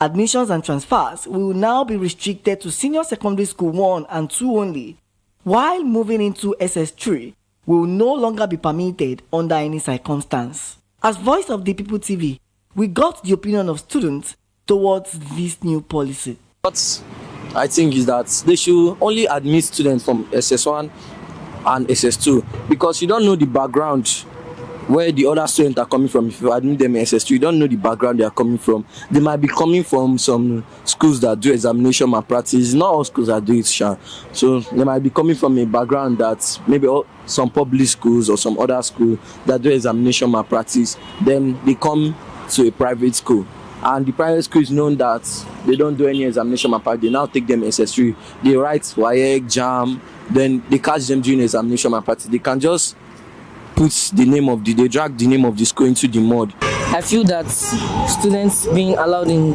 JSS1 and JSS2 and SS1 and SS2 into other school is like a threat from another school that is of lower standard can come to a school of higher standard, and the child might not know how to develop himself within that school community, which can limit him or her, leading to lower grades and school dropouts. I think that instead of doing family SS3, they should start working on ways to keep them from doing examination malpractice like that. Start hiring people, start examining people. When they catch one, they should show everybody like the punishment for all these things, so they should stop. As the new policy takes effect in the 2026-2027 academic session, all eyes remain on schools and regulators to ensure full compliance. For now, many students remain hoping that this new policy would help strengthen Nigeria's education system and curb examination malpractice for good. Matthew Ogunsuada, reporting for Voice of the People Television. Thank you so very much, Matthew, for that report. Elsewhere, Governor Monday Okpeholo has inspected ongoing roadworks on Ogege and Old Sapele roads in Benin City, urging contractors to accelerate progress. Our Benin correspondent, Rhoda Johnny, has more in this report. Governor of Edo State, Monday Okpeholo, on Sunday carried out an unscheduled inspection of ongoing construction on Ogege and Old Sapele roads in Benin City. Speaking during the inspection, he said the visit was to assess progress, noting the dry season offers a limited window for speedy completion. While satisfied with the quality of work, he directed contractors to increase the pace to meet timelines. Now that I'm here, I've seen the extent of work they are doing, and they are doing very well. And I still need them to buckle up to be faster than what I'm seeing now, because we just have 5 months for the dry season. You know, when we came here last time, people here think it will never be possible. The reason why we do this road is because of what I heard over the radio, that a child died on this particular street. Erosion took a child away. And that is the essence of me visiting at that time. But today, in the next few days, it will become a history. The 4.1-kilometer project was initiated following residents' complaints over erosion and safety, with the administration pledging to deliver durable road infrastructure across the state. In Benin, Rhoda Johnny, BOP TV News. Thank you so much, Rhoda Johnny, for that wonderful coverage. Now to some business stories that made it to the bulletin. The Nigerian foreign exchange market opened this week with the Naira exhibiting mixed stability across both the official window and the parallel market on Tuesday. According to real-time data from the official Nigerian foreign exchange market, NFEM, the Naira closed the early trading session at a rate of 1,452 Naira 27 kobo to a dollar. The central bank's effort to stabilize the official rate are evident, with the Naira trading within a narrow range of 1,451 Naira 19 kobo to 1,452 Naira 57 kobo per dollar during the opening hours on the NFEM.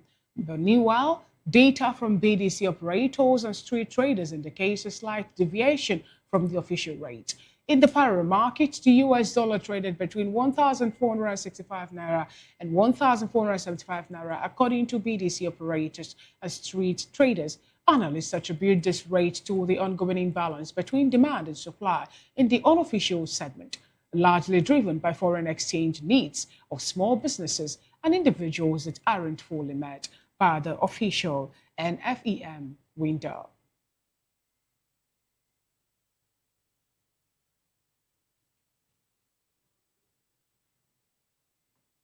And from that business story, we'll go straight talking sports. Super Eagles goalkeeper Francis Uzoho has expressed gratitude for his recall to the national team, saying it's an honor to represent Nigeria. Uzoho revealed he maintained contact with teammates, including fellow goalkeeper Stanley Nwabali and Amas Obasoji, during his absence. Uzoho believes his recall is a testament to his readiness, stating that only prepared players get called up. With 35 caps, the 26-year-old shortstopper is looking forward to contributing to the team again, especially after missing the 2023 AFCON.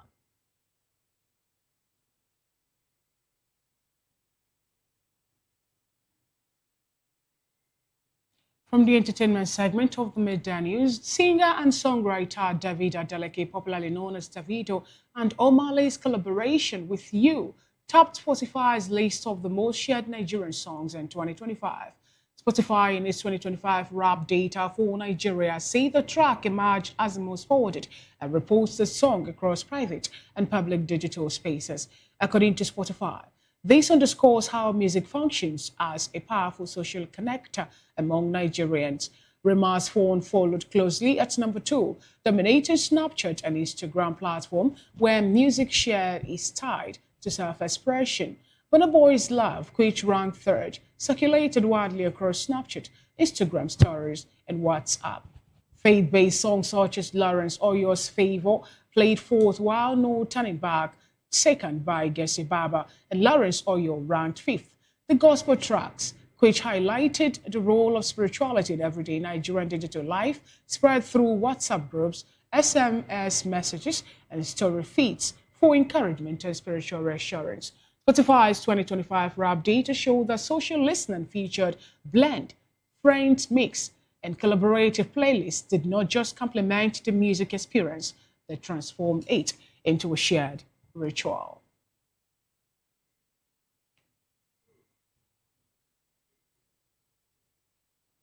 And that is it on the Media News and Voice of the People television. Do also subscribe to our YouTube channel.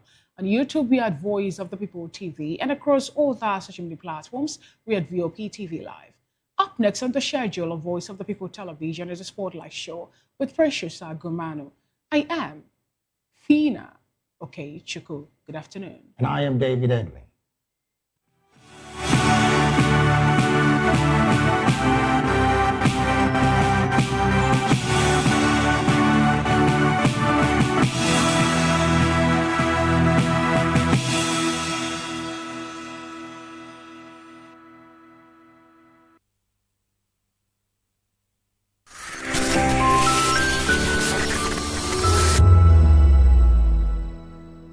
In In a world where truth is the ultimate power and opinions scream the loudest, it's time to wade through the noise. Hunger no get tribe! Hunger no get religion! And scan the human interest and trending topics that matter. Stay tuned to The Issues, your plug to the stories making the buzz, from politics to science and technology, social justice, and more. Let's tackle the tough questions and expose the truth. The Issues, on Voice of the People Television, Mondays to Fridays, 8 to 9 p.m. The Issues. Don't just react, understand. This is African News on Voice of the People Television, where we don't just bring you the news, we bring you Africa's heartbeat, the policies that shapes our world, and the economy that determines our future. African News on Voice of the People Television. Stay with us. In a world where power shifts its every headlines, news breaks and events happens, we bring you unbiased and explicit information on politics, economy, and state of the nation. We break down the chaos. Facts, not fluff. Truth, not spin. We discuss not just politics, but a glimpse into the future. Voice of the People Television. Now you have more than a voice. My name is Tao Familoni, and here's to VOP TV. Keep watching, stay tuned, do not touch that dial. Arararara, my name is Made Kuti and you're watching VOP TV. Keep watching. Welcome, my name is Zika Davis. Distinguished ladies and gentlemen, boys, viewers, everybody, boys and girls. This is VOP TV. Do you know what that means? Voice of the People TV. You don't have a voice, don't come here. You better make sure your voice is heard. This is Health Check, your weekly guide to better living, smarter choices, and trusted answers. From everyday wellness to urgent health issues, we've got you covered. Health Check, only on Voice of the People Television, where your health has a voice.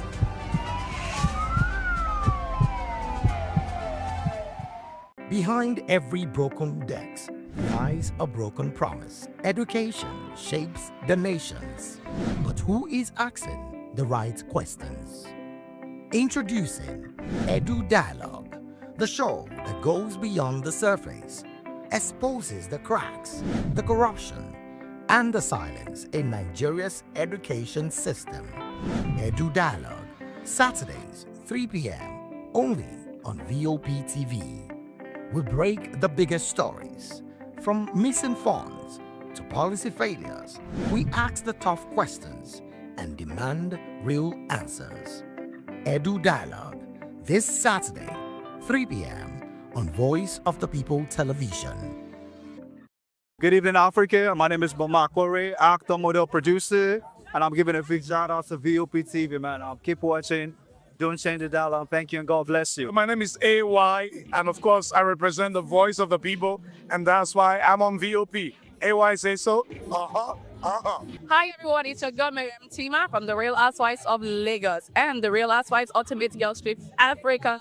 Shout out to VOP, the voice of the people. You already know. Stay tuned, keep watching. And don't forget, VOP is the best. All right, hello, everyone. It's about that shagging man fine back with Melanie Poppy Black Skin Boy. This is VOP TV. If you're not watching VOP, I don't know what you're watching. Maybe you're watching your weight. Hello, beautiful people. This is Wale Ojo, and you're watching VOP, Voice of the People. Hi, guys. You already know who it is. This is New Energy. Flyers boy ever live. Keep watching VOP TV. Thank you. Hi, people. Jenny Albano here. Guys, please keep watching Voice of the People.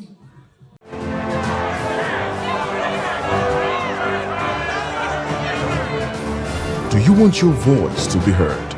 Do you know that you matter in the scheme of things? The People's Voice, the show where ordinary citizens take center stage as we discuss the biggest stories that affect you and I. With you in mind, we facilitate lively discussions, debates, and interviews on the topics that matter most to you and I. From social justice to economic empowerment, education to healthcare, governance, and more. Tackling tough topics and amplifying your voice.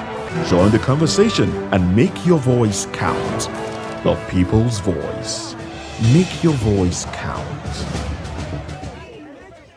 Are you ready for the extraordinary? Something big is happening on your screen. Introducing VOP TV. Now streaming on SLTV channel 264. From breaking news to captivating conversations, news analysis, giving you all sides to the story. We break in-depth discussions on the issues that matter, from politics to sports, entertainment, and lifestyle. VOP TV on SLTV channel 264. Join us as we redefine what television means to you. Voice of the People Television, VOP TV. Now you have more than a voice.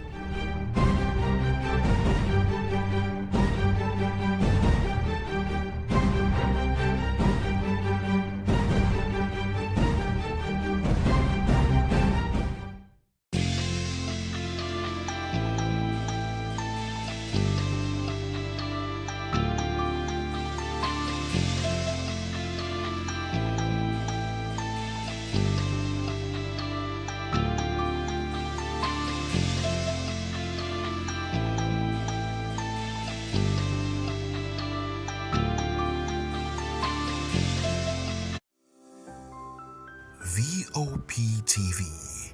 Now you have more than a voice.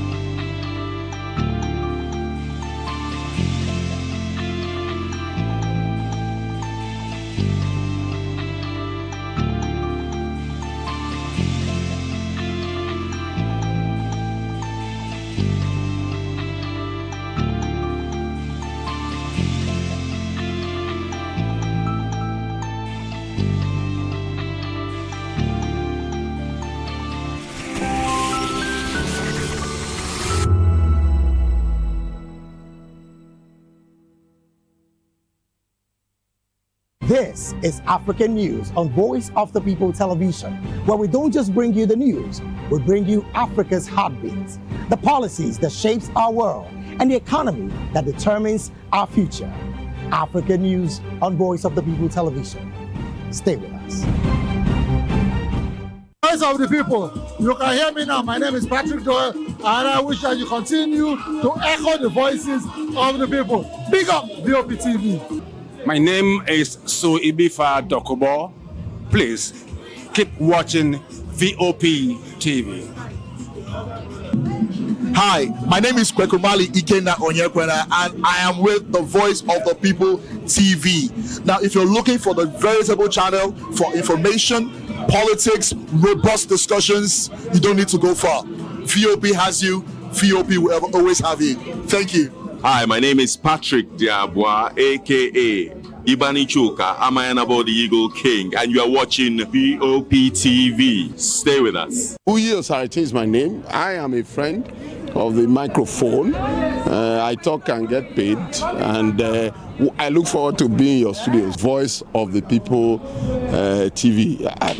That name is unique, and the brand is very sweet. I like the packaging, picture qualities, camera qualities, and then of course, the quality of human beings that I see sometimes on your channel. I'll be like, well, this TV station will go places. Voice of the People TV. Oh yes, you are on to Voice of the People TV. Live here in Benin City, the cradle of black civilization. What are you waiting for? Tune in, bro!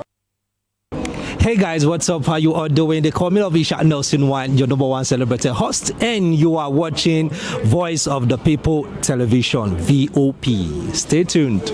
Hi, my name is Tosin Mohammed. I'm a gospel artist. Keep watching VOP TV. Almighty Father, you are the mighty Redeemer. We've come to worship at your feet, oh Lord. This is Ayotunde Adejumo, chilling with you on the Voice of the People TV. Don't touch that remote. You are where God wants you to be. Listening to the Voice of the People TV. The Bible says we should give thanks in all circumstances. And all circumstances include the good times and the bad, the high times and the low, the times when everything look as if they are going well, and those times when Enugbe, the ground is dry like the sand in the desert. Those times when you feel like giving up, you should give thanks still. My name is Jeff Melu, and I'm a gospel poet. And you should keep watching VOP TV. Don't touch that dial. Yes, sir. Kábíyèsí Olúọ̀run, we were born to give you toile, to give you worship. People of God, you are watching Voice of the People TV, and my name is Flo Rocker. I encourage you to listen to things of the gospel. You know, we live in a very perilous times.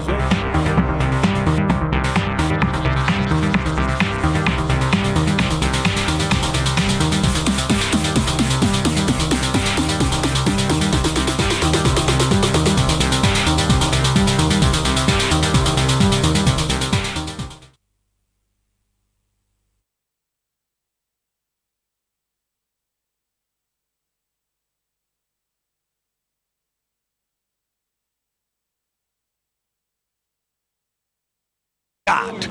Keep your eyes on the Voice of the People TV and remain blessed.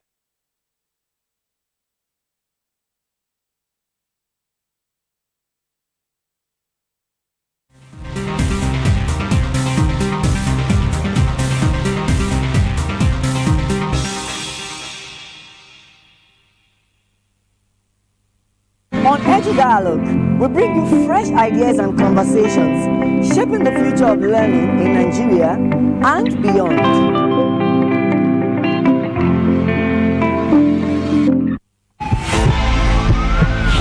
This is Health Check, your weekly guide to better living, smarter choices, and trusted answers. From everyday wellness to urgent health issues, we've got you covered. Health Check, only on Voice of the People Television, where your health has a voice.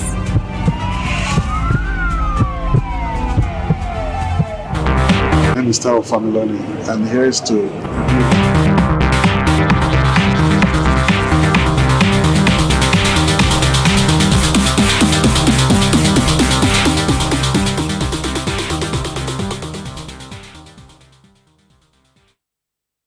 And yes, welcome back to Spotlight on VOP TV, your favorite hub.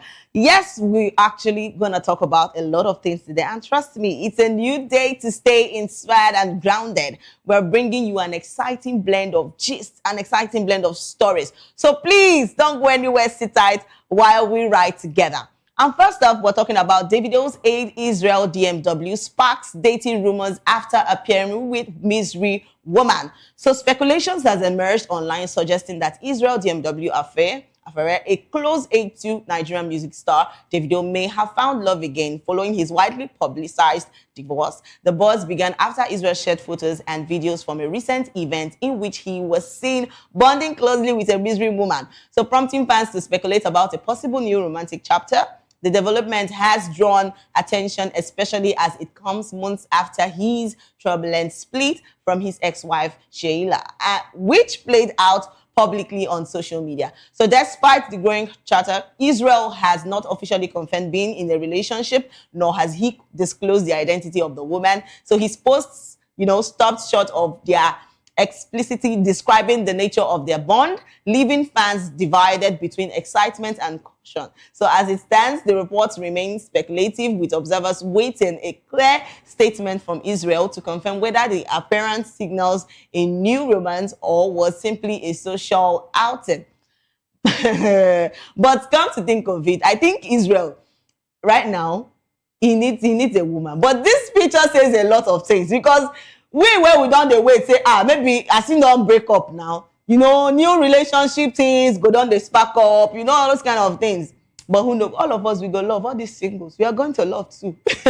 But this is actually beautiful. Yeah, if he has actually found love again, it's a beautiful thing. Love is actually a beautiful thing. So yes, so a lot of people don't come out, bring out their own things, say Israel, be like, say, how many months when you don't reach now, you don't already go find another woman. A lot of people are saying that it is actually good that he gets a lady now that he's this age. He needs to, settle down again. So let's take some comments from what people have actually come out to say. So let's take some comments. So Tolu Fire said, which one be misery body again? This handler shall get anyhow behavior for hand. God, I beg go. All right, Eze Kwesiri said, Israel na spec now. Take and play first. My guy. He said, a whole juju. God, I beg go. See, love is a beautiful thing, especially when you're spending it with the right person. I tell you truth. See, if we can actually count the numbers of divorce we've been seeing this time around, because it's crazy. You get, people don't really settle down to look for what they want. They don't fit sit down, say, okay, this is what I want in them. No, they go just because they just won't get, because of the pressure and every other thing, they will just want to go into relationship, and most times, they work well. They feel do finish after go even reach 1 month, they don't come up for the relationship. But it's also good that we have good men and we also have good ladies. That when you spend time with them, love is beautiful. So yes, for you where one go, find your own misery woman or misery man. Shall open your eyes, though. That is what I can say. Open your eyes where may the kind of person where you want to spend the rest of your life with. All right, let's take more comments. A lot of people have actually come out to say things concerning this. Let's take more and more comments. And Mr. Desmond said, quick love, no, they had to find. Now, everlasting love be the problem. Thank you for that at Mr. Desmond. Yeah, so, they had to find, though. If you just want you don't get them. But it depends on how it lasts, actually. So, yes. So Kinky Sunshine said, love go reach everybody last. Amen. Oh, for people where they're single, love gonna reach us. Amen. All right, we have a lot of comments. Let's take more and more comments of what people have come out to say. So this Food Mad 24 said, I didn't know when I started laughing. Why did they laugh? Israel no reach to go find another woman. So Queen Phobian said, this one no look like waiting go last. He's only doing this to pepper his ex-wife. Whether it's to pepper his ex-wife or not to pepper his ex-wife, if he found love is good. It's a good one. But may you not go carry, say you want to go find love, enter inside fire pan or fire. So Official Furniture said, love no they had to find, but not to last long be the problem. Exactly. So Fumzi Baby said, is this real or God? Okay. Tola said, he go finally allow Sheila drink water, keep cup. You think that for most of us that talk about divorce a lot, we think that divorce is actually easy. Let me just bust your bubbles. It is not. You know what comes with that? Depression. A lot of things comes with that. So it's not easy for people who don't divorce. It is easy. Easy. You think that for their mind, if you just talk, say, after all, I will just come out, get to meet another person and get married, and I didn't look you, it's well with you. You think I don't know the trauma that comes with all those things. But it's good that when you're settling with somebody, you have to be very careful. I always they talk about, and I will still be saying it again. This marriage thing is more spiritual than the physical. The way you're looking at it and you think that is the way people see it. Not be so it be. So let's take more comments. We have a lot of comments of what people have come out to say. So King Key Sunshine said, love go reach everybody last. Amen to that. Said Oyeba said, spiritual husband had finally moved on.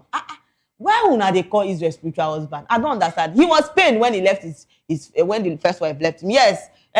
So normally now it's a person supposed to act be that. I don't know why you people are coming out to say plenty things. People shall allow this man to rest. Okay, Higher the Greater said, only love can hurt like. Only love can hurt like.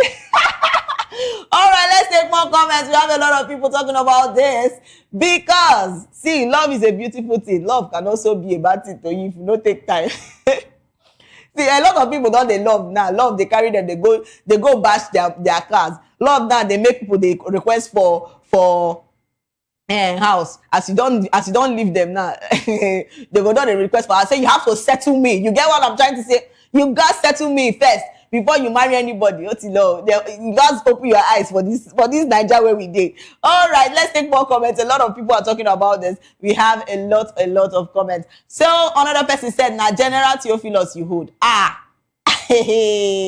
Wait till be this. So Bukola Classic said, me self they find love at beg. Don't worry, you will find love at Bukola Classic. And Instant Doctor said 2026 wedding don't set. Oh yeah, we move. Oh, all the online in-laws. Yeah, don't settle. So Realtor Oyechi said, Lord, it's okay. Okay. And David 90 Oli said, we're otun tumulo. He's well with you people. See, Mona calm down. If Israel say, now the woman where he wants, who are we to question him? It's the love that he desires. So definitely allow him to enjoy himself. All right. And that takes us to our next gist. Oh, who is ready for this? So Omoni Oboli responds to ex-users' claim of outshining Nollywood giants. So Nollywood actress and filmmaker Omoni Oboli has sparked conversation online after responding to an formerly Twitter user who boldly claimed that he could produce a better movie than her.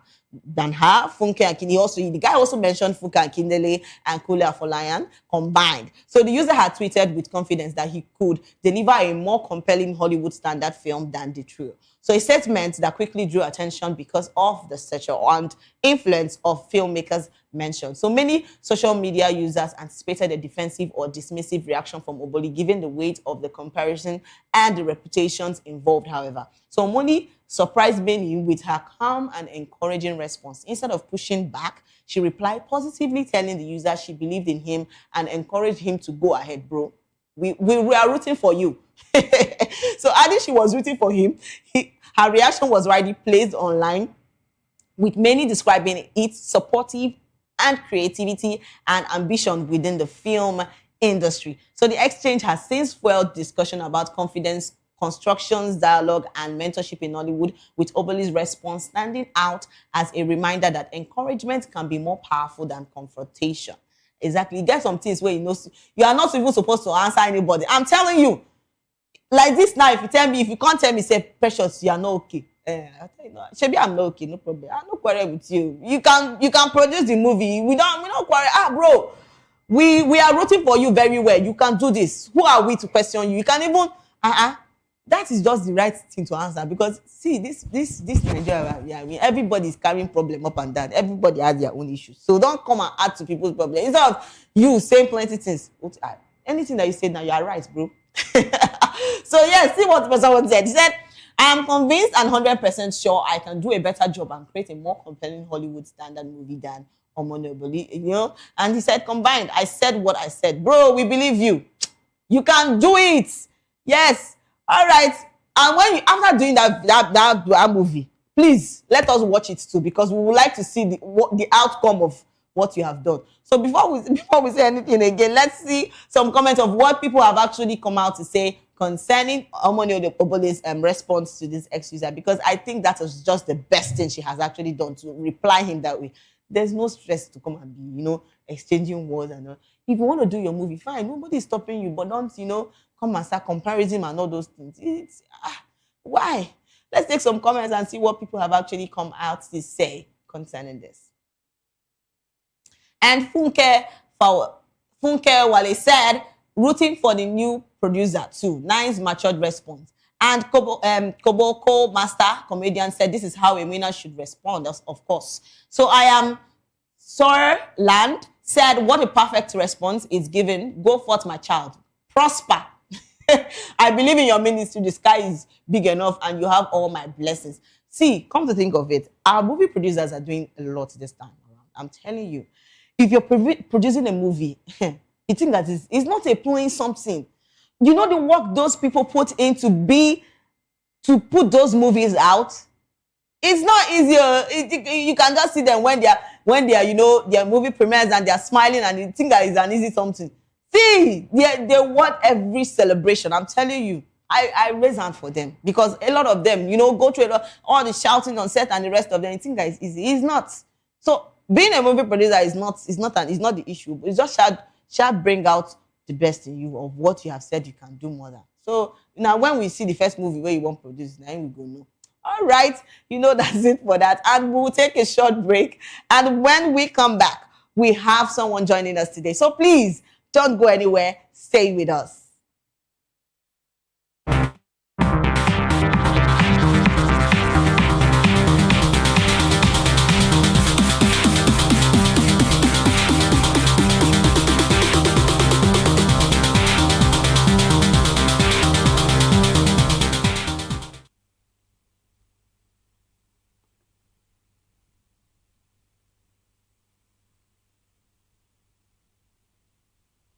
Hello, beautiful people. Welcome back to the show Spotlight. And I'm still your baby girl, Precious Agmanu, aka Call Me Prezi. And we've been talking about a lot of things. And I know you're enjoying yourself already because I am. So yes, we have a guest joining us today. And blessing us today is a seasoned vocalist, you know, voice coach, music director, and a highly sought-after music training facilitator. He's a certified musician, having received trainings and certifications from Berklee School of Music, USA, and the Musical Society of Nigeria, MUSON, respectively. He's a member of the Society for Performing Arts in Nigeria, SPAN. He has facilitated trainings alongside Kimberly, USA, Ken Gray, Wole Oni, USA, and has been a constant facilitator at the annual African Music Minister Conference. He has served as music director and arranger for notable Nigerian musicians and currently consults for numerous churches within Nigeria. He has an album titled Ose Baba. So thank you for Songs Out and has released many singles as well. He's the founder and creative director of VocalBot, a training and musical consultancy firm for singers, instrumentalists, and all music enthusiasts. He's a graduate of University of Lagos with a master's degree in molecular genetics. And he's no other person than Kunle Kenny. Woo! Welcome to the show. Thank you. Ooh, so how you feeling? Tell me. I'm feeling good. I'm grateful. I'm glad to be here. Ooh, you know that song? I feel good. You know, I always use that a lot. And yes, welcome. Thank you. So how's the week been for you? Tell me. Great. I mean, it's the second day of the week. Yes. But, it's been great. I mean, I would say maybe Monday looking forward to this. So looking forward to this. And you know, it's a dirty December. You know, this time around, this December time is always a dirty. People are going out. Tell me your plans for this December. It's just to relax. Relax and enjoy time with my family. I think that's the most, yeah. You know, having time to spend with your family. A lot of people really have that time to spend with their family this time. And, you know, try to, you know, meet more people and the rest of them. Well, it's a good thing. A lot of people still want day house, you know, respect themselves. They don't want to come out, go anywhere. Yeah, so please, you respect yourself. Because January is coming. Yeah. You know when January, you know, every obule is this time around when people be enjoying themselves. But when it reach January, bro, you're on your own. Don't even call anybody. So tell us, how did you come about your? I've actually seen your name before, and you know, I said Kunle Kenny. So why did you choose that name like that? Oh well, my name is Kehinde Adekunle. Adekunle, yeah, so, because I saw that. And I'm like, Kenny. Kunle. So Kenny's from Kehinde, The then short Kunle and... from Ooh. basically quite simple. Wow. So, would like to meet you, please. Okay. My name is Kendi Adekunle. Yes. Stage name Kule Kenny. I'm a recording artist. I'm a gospel musician. Yeah. I train, I facilitate, I consult for artists and churches. Yeah. So many things to say. I studied cell biology and genetics. I'm a graduate of that with a master's degree. Yeah. I've been doing music now for actively 20 years. Oh my God. So Lord of Jesus, 20 years. Like that's a lot. So how's the journey been for doing music for 20 years? I think first of all, I will start from the privilege of being parented by great parents who are also musically inclined. Ooh, So nice. I grew up going for rehearsals with my mom. My father plays the drums. My mother is a singer, music director. So that was how that musical ability was crafted. And then had my own first music group at age 5, was it 5 or 7, thereabout. Wow, And your then first music group. Yeah. We were just singing in church, or not like, but and it's been a beautiful journey. Then had another group in the in secondary school. Yeah. Then went to the University of Lagos, became a music director, and started working and producing people, arranging music, and it's just been great. So do you always have the mindset that you're gonna be a music person? I've always loved music. Yeah. But going into music professionally, it was not in my, I would say, plan. It's just something that, this is great, this is working. I believe in being excellent at whatever you do. So my plan after school was, okay, you have your degrees, job, or get into business and all of that. Yeah. But music kept on pulling me, and I was like, okay, you are great at this, and give it a shot. And then here we are. So you mentioned that you had your first group at the age 5. Yes. How was it like? What, creating that kind of... So it wasn't anything professional, really. We're just my cousin. Yeah, it was just my cousin then, and then the a family friend. of... Yes, that was just my cousin. Told Told us, let's sing in church on Sunday. We gave ourselves. Wow. I don't even remember the name we gave ourselves. But so and then we had a church in Akure then that was very supportive. Yeah. So they would call them, come every Sunday. Do you guys have a song? Just we were really encouraged. Yeah. And then here we are. So when will you tell me that you basically, got into music fully? Because at that age 5, you were still growing. No, we're just having fun. Yes, just having fun. So when did you have this mindset that you're going to do music fully? I would say professionally, maybe 2009, 8, 9. That was when I just took it very, very, very seriously. So joined the Society for Performing Arts in Nigeria, started working on people's records, and did background vocalists for people, arranged music for artists, and then got training and certification from foreign bodies. Yeah. Right. I just really dug in, and it's been great. So tell me, with this much of experience you've had for 20 years of doing music, what would you say about, were there any challenges you faced so far?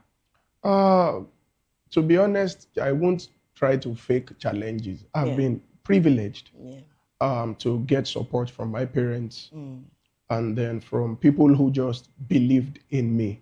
For example, my first song that I wrote, that I recorded, it was written by a friend. David said, this guy always disturbing us in school. Guy, my group and I, we have a song, that's Babaye. Yes. So he said, okay, you walk around it, do something, tweak it.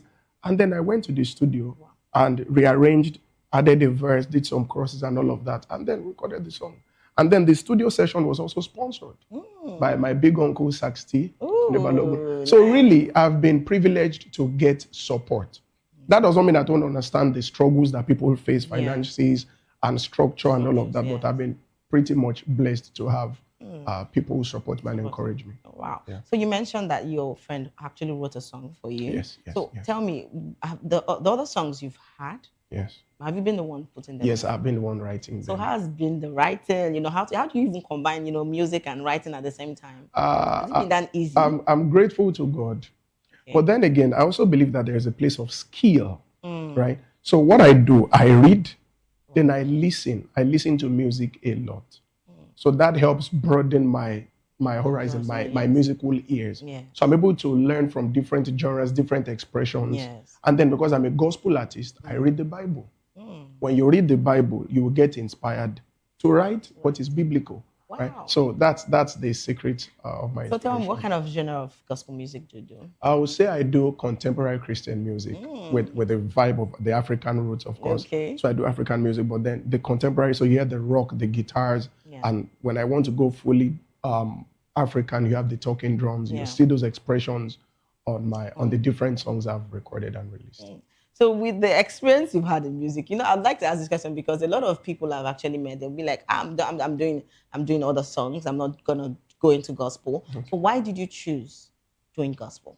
I would say gospel chose me. But yeah, but there's a place of one being deliberate about it. I mean, the message is simple. God loves you. He wants you saved. And there are different expressions of that. What I also believe, and I want to say it very clearly, that it's not every Christian that should be doing gospel music. We need Christians in secular spaces doing secular music, but songs that make sense.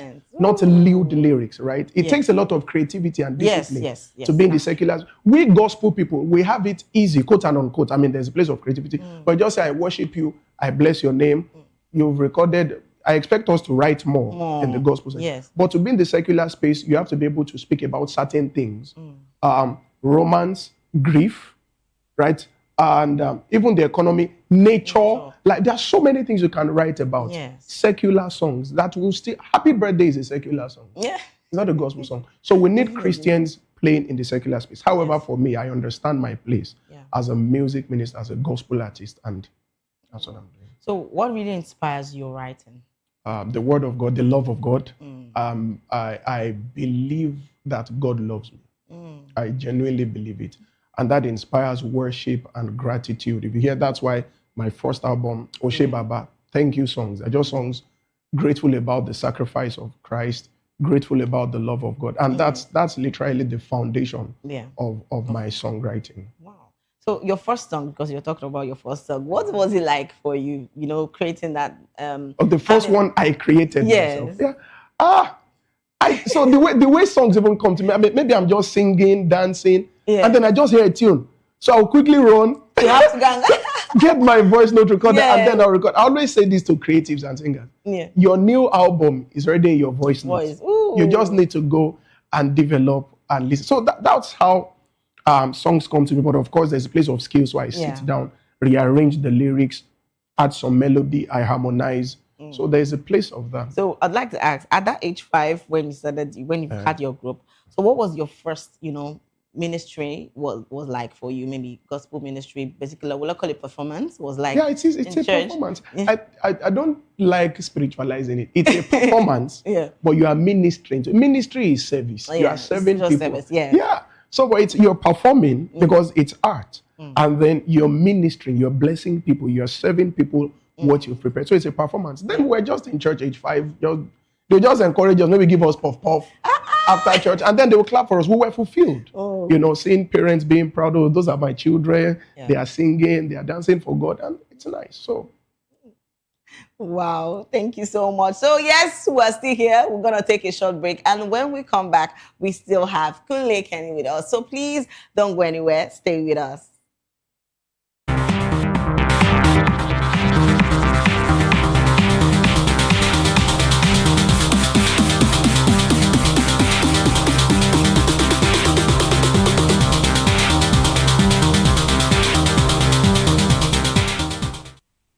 Good evening, Africa. My name is Bomakore, actor, model, producer, and I'm giving a big shout out to VOP TV, man. Keep watching. Don't change the dial. Thank you and God bless you. My name is AY, and of course, I represent the voice of the people, and that's why I'm on VOP. AY say so. Hi everyone, it's your girl Miriam Tima from the Real Housewives of Lagos and the Real Housewives Ultimate Girls Trip Africa. Shout out to VOP, the voice of the people. You already know. Stay tuned, keep watching. And don't forget, VOP is the best. Alright, hello, it's about that shaking man fine back with Melanie Poppy Black Skin Boy. This is VOP TV. If you're not watching VOP, I don't know why you're watching. Maybe you're watching your weight. Hello, beautiful people. This is Wale Ojo, and you're watching VOP, Voice of the People. Hi, guys. You already know who it is. This is New Energy. Flyers boy ever live. Keep watching VOP TV. Thank you. Hi, people. Jenny Albano here. Guys, please keep watching Voice of the People. The red carpets, awards, the razzmatazz, music, fashion, interviews, and more. Spotlight on Voice of the People Television. Let's feed you with all the juicy stories in the global entertainment space, bringing you the glitz and glamour as it is hot. Stay tuned to Spotlight, 1 p.m. Monday to Friday. Spotlight on VOP TV. Entertainment like never before. This is African News on Voice of the People Television, where we don't just bring you the news, we bring you Africa's heartbeats, the policies that shapes our world, and the economy that determines our future. African News on Voice of the People Television. Stay with us. Voice of the People, you can hear me now. My name is Patrick Doyle, and I wish that you continue to echo the voices of the people. Big up VOP TV. My name is Suibifa Dokobo. Please keep watching VOP TV. Hi, my name is Kwekumali Ikenna Onyekwena, and I am with the Voice of the People TV. Now, if you're looking for the veritable channel for information, politics, robust discussions, you don't need to go far. VOP has you. VOP will always have you. Thank you. Hi, my name is Patrick Diabwa, aka Ibanichuka, Amayanabo the Eagle King, and you are watching VOP TV. Stay with us. Uyo Sarati is my name. I am a friend of the microphone. I talk and get paid, and I look forward to being in your studios. Voice of the People TV. That name is unique, and the brand is very sweet. I like the packaging, picture qualities, camera qualities, and then of course the quality of human beings that I see sometimes on your channel. I'll be like, well, this TV station will go places. Voice of the People TV. Oh yes, you are on to Voice of the People TV.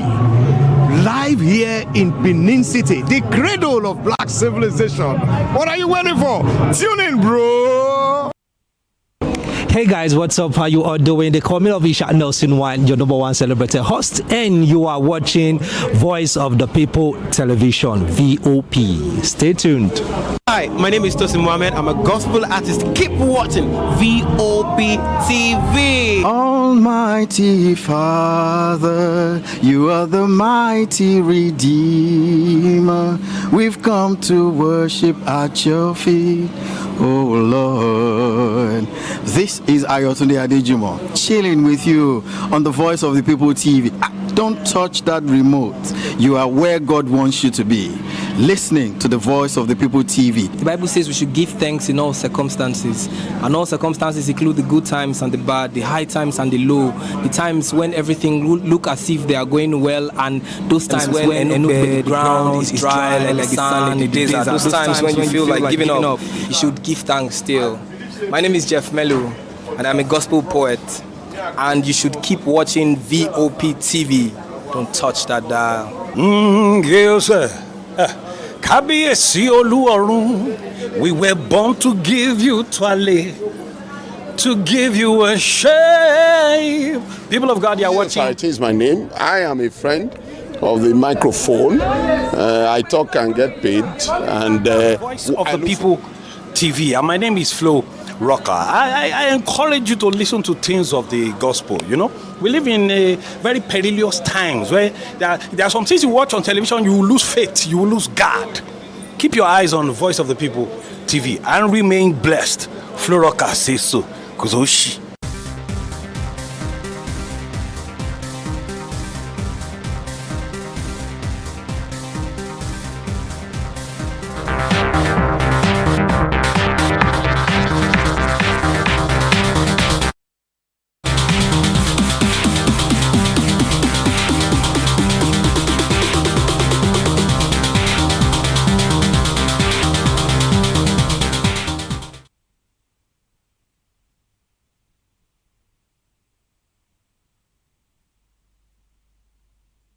Hello, beautiful people. Welcome back to the show Spotlight. And I'm still your girl, Precious Agumanu, a.k.a. Call Me Prezi. And yes, you know, I'm not here alone today. And I'm still with Kunle Kenny with Hello. us.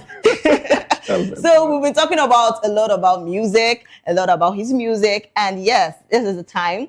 I like to talk about this because you told us about your first record, song. So what is the song all about, and what really inspired you doing that particular song? So I wrote Oshe Baba. Yeah. Again, inspired by God's goodness, right? And it says, looking at my life and all you brought me through.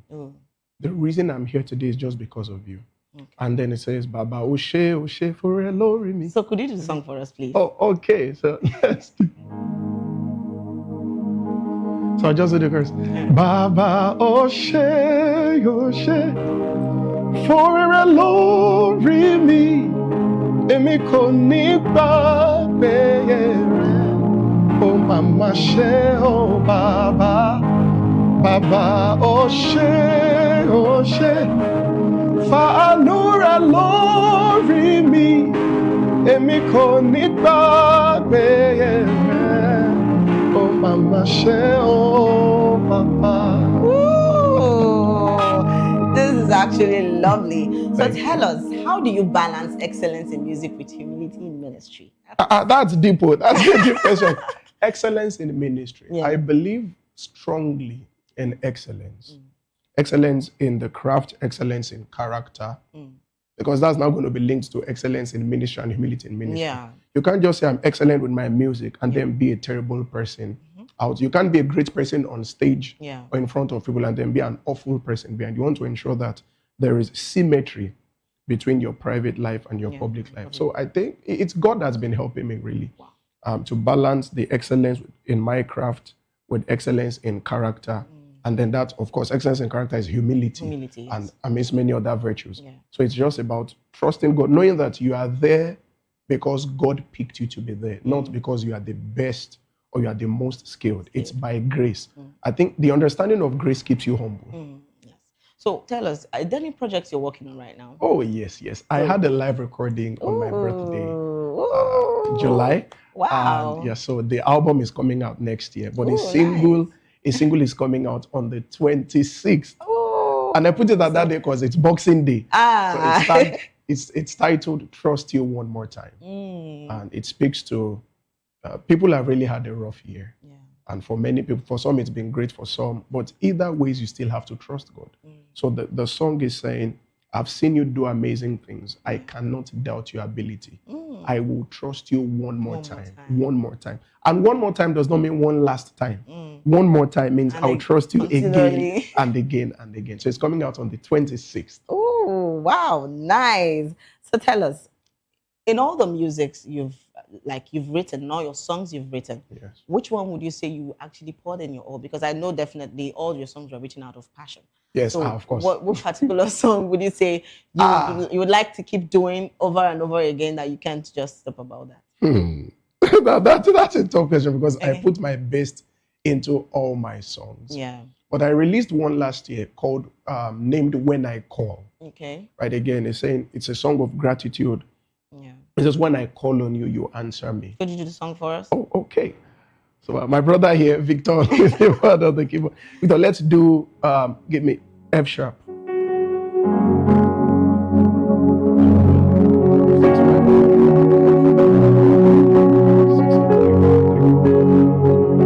When I call on you, you they answer me. Everything I need, you they give to me. You know, go let me fall, yakata for ground. You know, go fall my hand. When I cry for night, you they wipe my tears. When the battles come, you they fight for me. Your grace it cover me like rapper. Now you conquer all my fears. And then the chorus is simple. Ogeneme do do do do.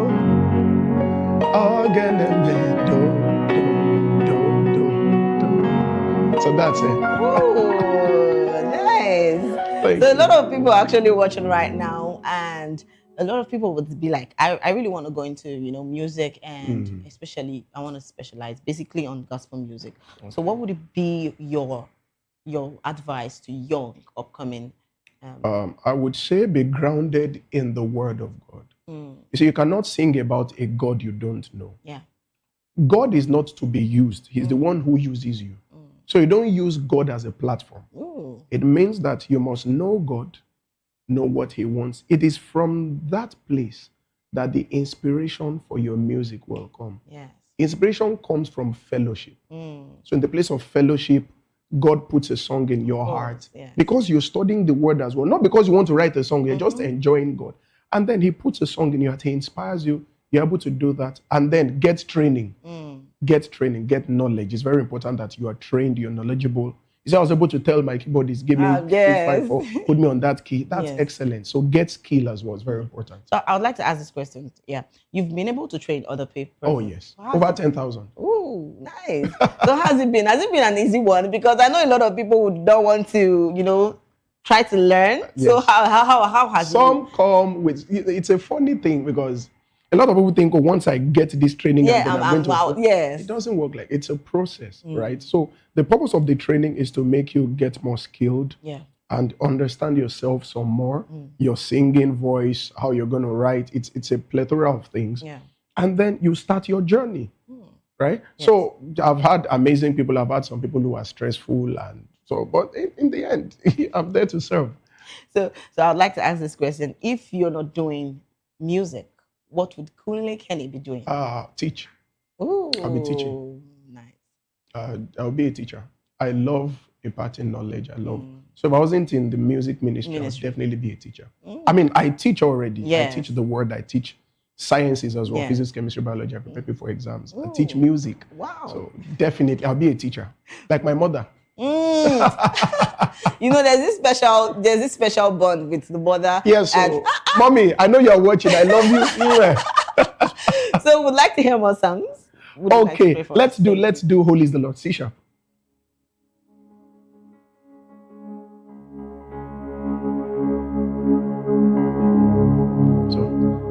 Yes, let's. So this one is much more up tempo. Okay. Holy, holy, holy is the Lord. Holy, holy, holy is the Lord.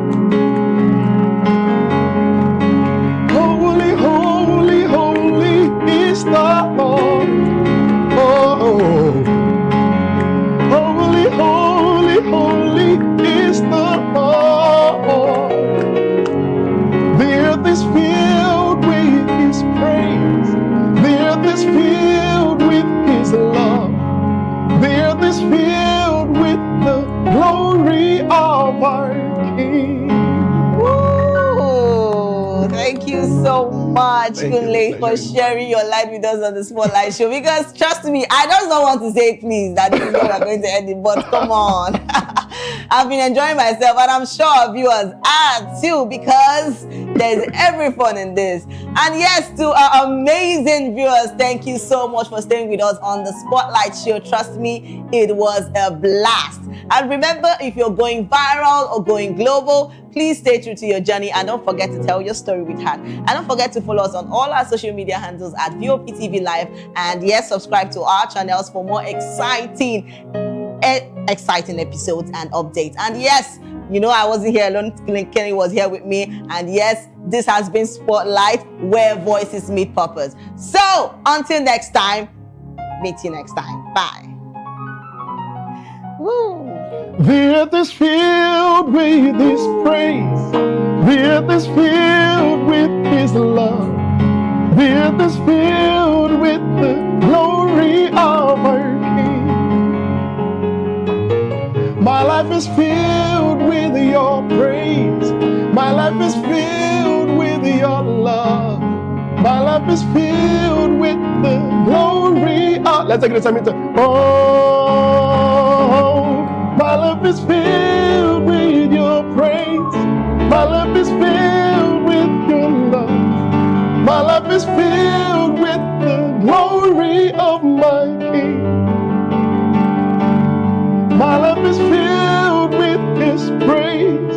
My life is filled with His love. My life is filled with the glory of my King. do, wait, let's do, give me A flat. A flat. So this one is I Am Yours. A flat. So give me a 4. 4-1. For me, I am yours.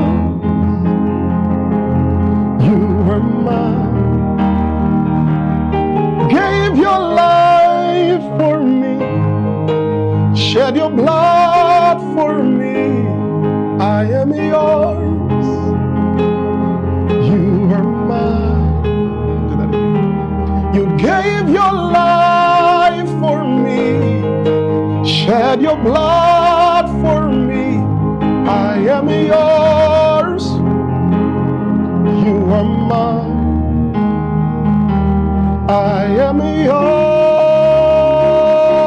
You are mine. Yours. You are mine. I am yours. Yes, you're mine.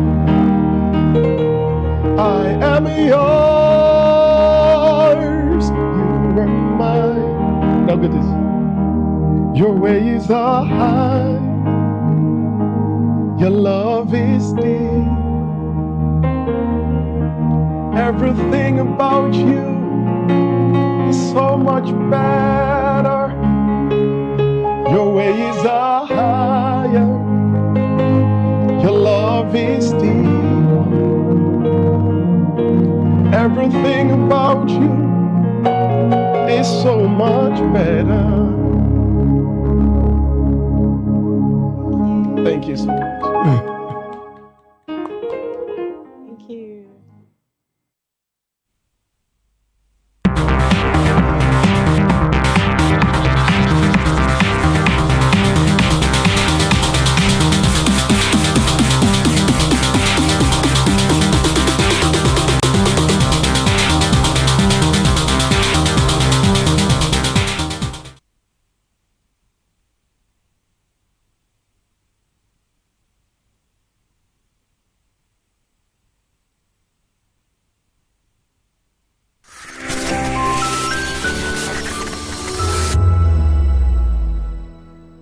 In a world where truth is the ultimate power and opinions scream the loudest, it's time to wade through the noise. Hunger no get tribe.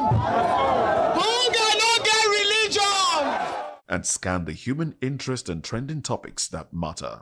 Stay tuned to The Issues, your plug to the stories making the buzz, from politics to science and technology, social justice, and more. Let's tackle the tough questions and expose the truth. The Issues on Voice of the People Television, Mondays to Fridays, 8 to 9 p.m. The Issues. Don't just react, understand. This is African News on Voice of the People Television, where we don't just bring you the news, we bring you Africa's heartbeat, the policies that shapes our world, and the economy that determines our future. African News on Voice of the People Television. Stay with us. In a world where power shifts its every headlines, news breaks and events happens, we bring you unbiased and explicit information on politics, economy, and state of the nation. We break down the chaos. Facts, not fluff. Truth, not spin. We discuss not just politics, but a glimpse into the future. Voice of the People Television. Now you have more than a voice. My name is Tao Familoni, and here's to VOP TV. Keep watching, stay tuned, do not touch that dial. Arararara, my name is Made Kuti, and you're watching VOP TV. Keep watching. Welcome, my name is Zika Davis. Distinguished ladies and gentlemen, boys, viewers, everybody, boys and girls. This is VOP TV. Do you know what that means? Voice of the People TV. You don't have a voice, don't come here. You better make sure your voice is heard. This is Health Check, your weekly guide to better living, smarter choices, and trusted answers. From everyday wellness to urgent health issues, we've got you covered.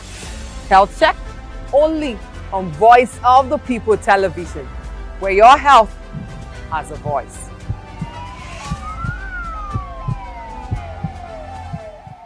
Behind every broken desk lies a broken promise. Education shapes the nations. But who is asking the right questions? Introducing Edu Dialogue, the show that goes beyond the surface, exposes the cracks, the corruption, and the silence in Nigeria's education system. Edu Dialogue, Saturdays, 3 p.m., only on VOP TV. We break the biggest stories, from missing funds to policy failures. We ask the tough questions and demand real answers. Edu Dialogue, this Saturday, 3 p.m. on Voice of the People Television. Good evening, Africa. My name is Bamakore, actor, model, producer, and I'm giving a big shout out to VOP TV, man. Keep watching. Don't change the dial. Thank you and God bless you. My name is AY, and of course, I represent the voice of the people, and that's why I'm on VOP. AY say so. Hi everyone, it's your girl Miriam Tima from the Real Housewives of Lagos and the Real Housewives Ultimate Girls Trip Africa. Shout out to VOP, the voice of the people. You already know. Stay tuned, keep watching. And don't forget, VOP is the best. All right, hello, it's about that shaking the man fine back with Melanie Poppy Black Skin Boy. This is VOP TV. If you're not watching VOP, I don't know why you're watching. Maybe you're watching your weight. Hello, beautiful people. This is Wale Ojo, and you're watching VOP, Voice of the People. Hi, guys. You already know who it is. This is New Energy. Flyers wherever live. Keep watching VOP TV. Thank you. Hi, people. Jenny Albano here. Guys, please keep watching Voice of the People.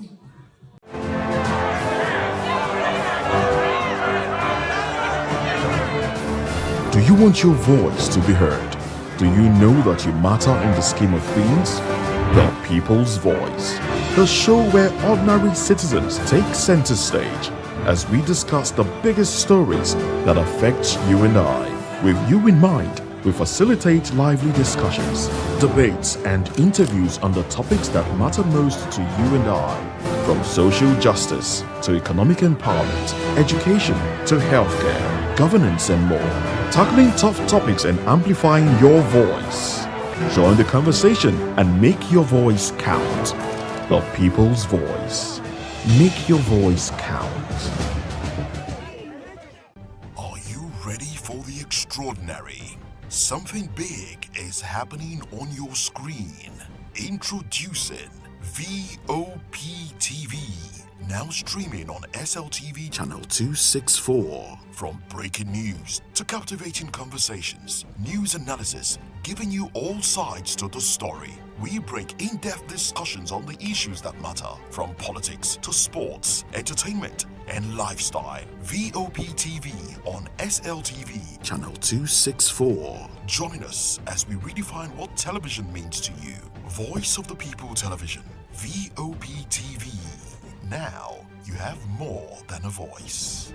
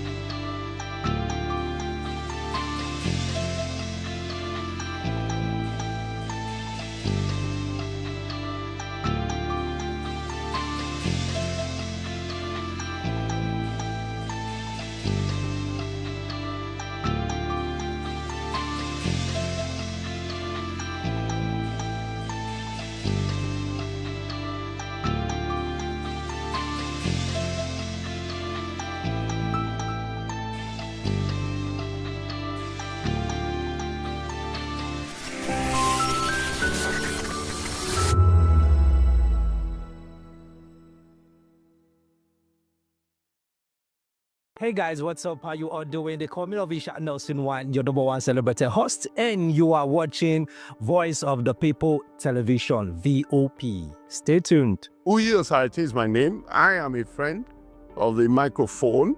Voice of the People TV. That name is unique, and the brand is very sweet. I like the packaging, picture qualities, camera qualities, and then of course, the quality of human beings that I see sometimes on your channel. I talk and get paid, and I look forward to being in your studios. Oh yes, you are on to Voice of the People TV. Live here in Benin City, the cradle of black civilization. What are you waiting for? Tune in, bro. VOP TV. Now, you have more than a voice. 2564 is coming up on Barney 9, right? The 2564 Atlantic Tower. What happens in the hush behind hangar doors? Who signs the papers that gamble with lives? Which truths were grounded before they even ever had wings? If you've ever buckled a seatbelt at 30,000 feet, if you've ever stared out of that tiny window and wondered who's really in control of the skies, it isn't just flight, it's power, it's politics, it's pressure sealed in steel. We're peeling back the clouds from runway risks to sky-high secrets. We're diving deep where most dare not to look.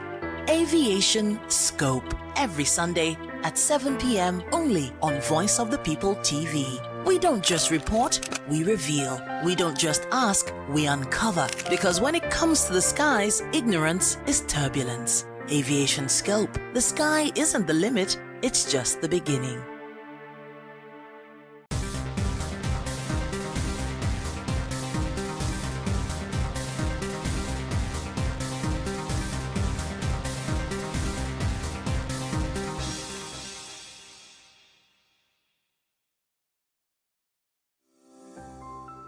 VOP TV.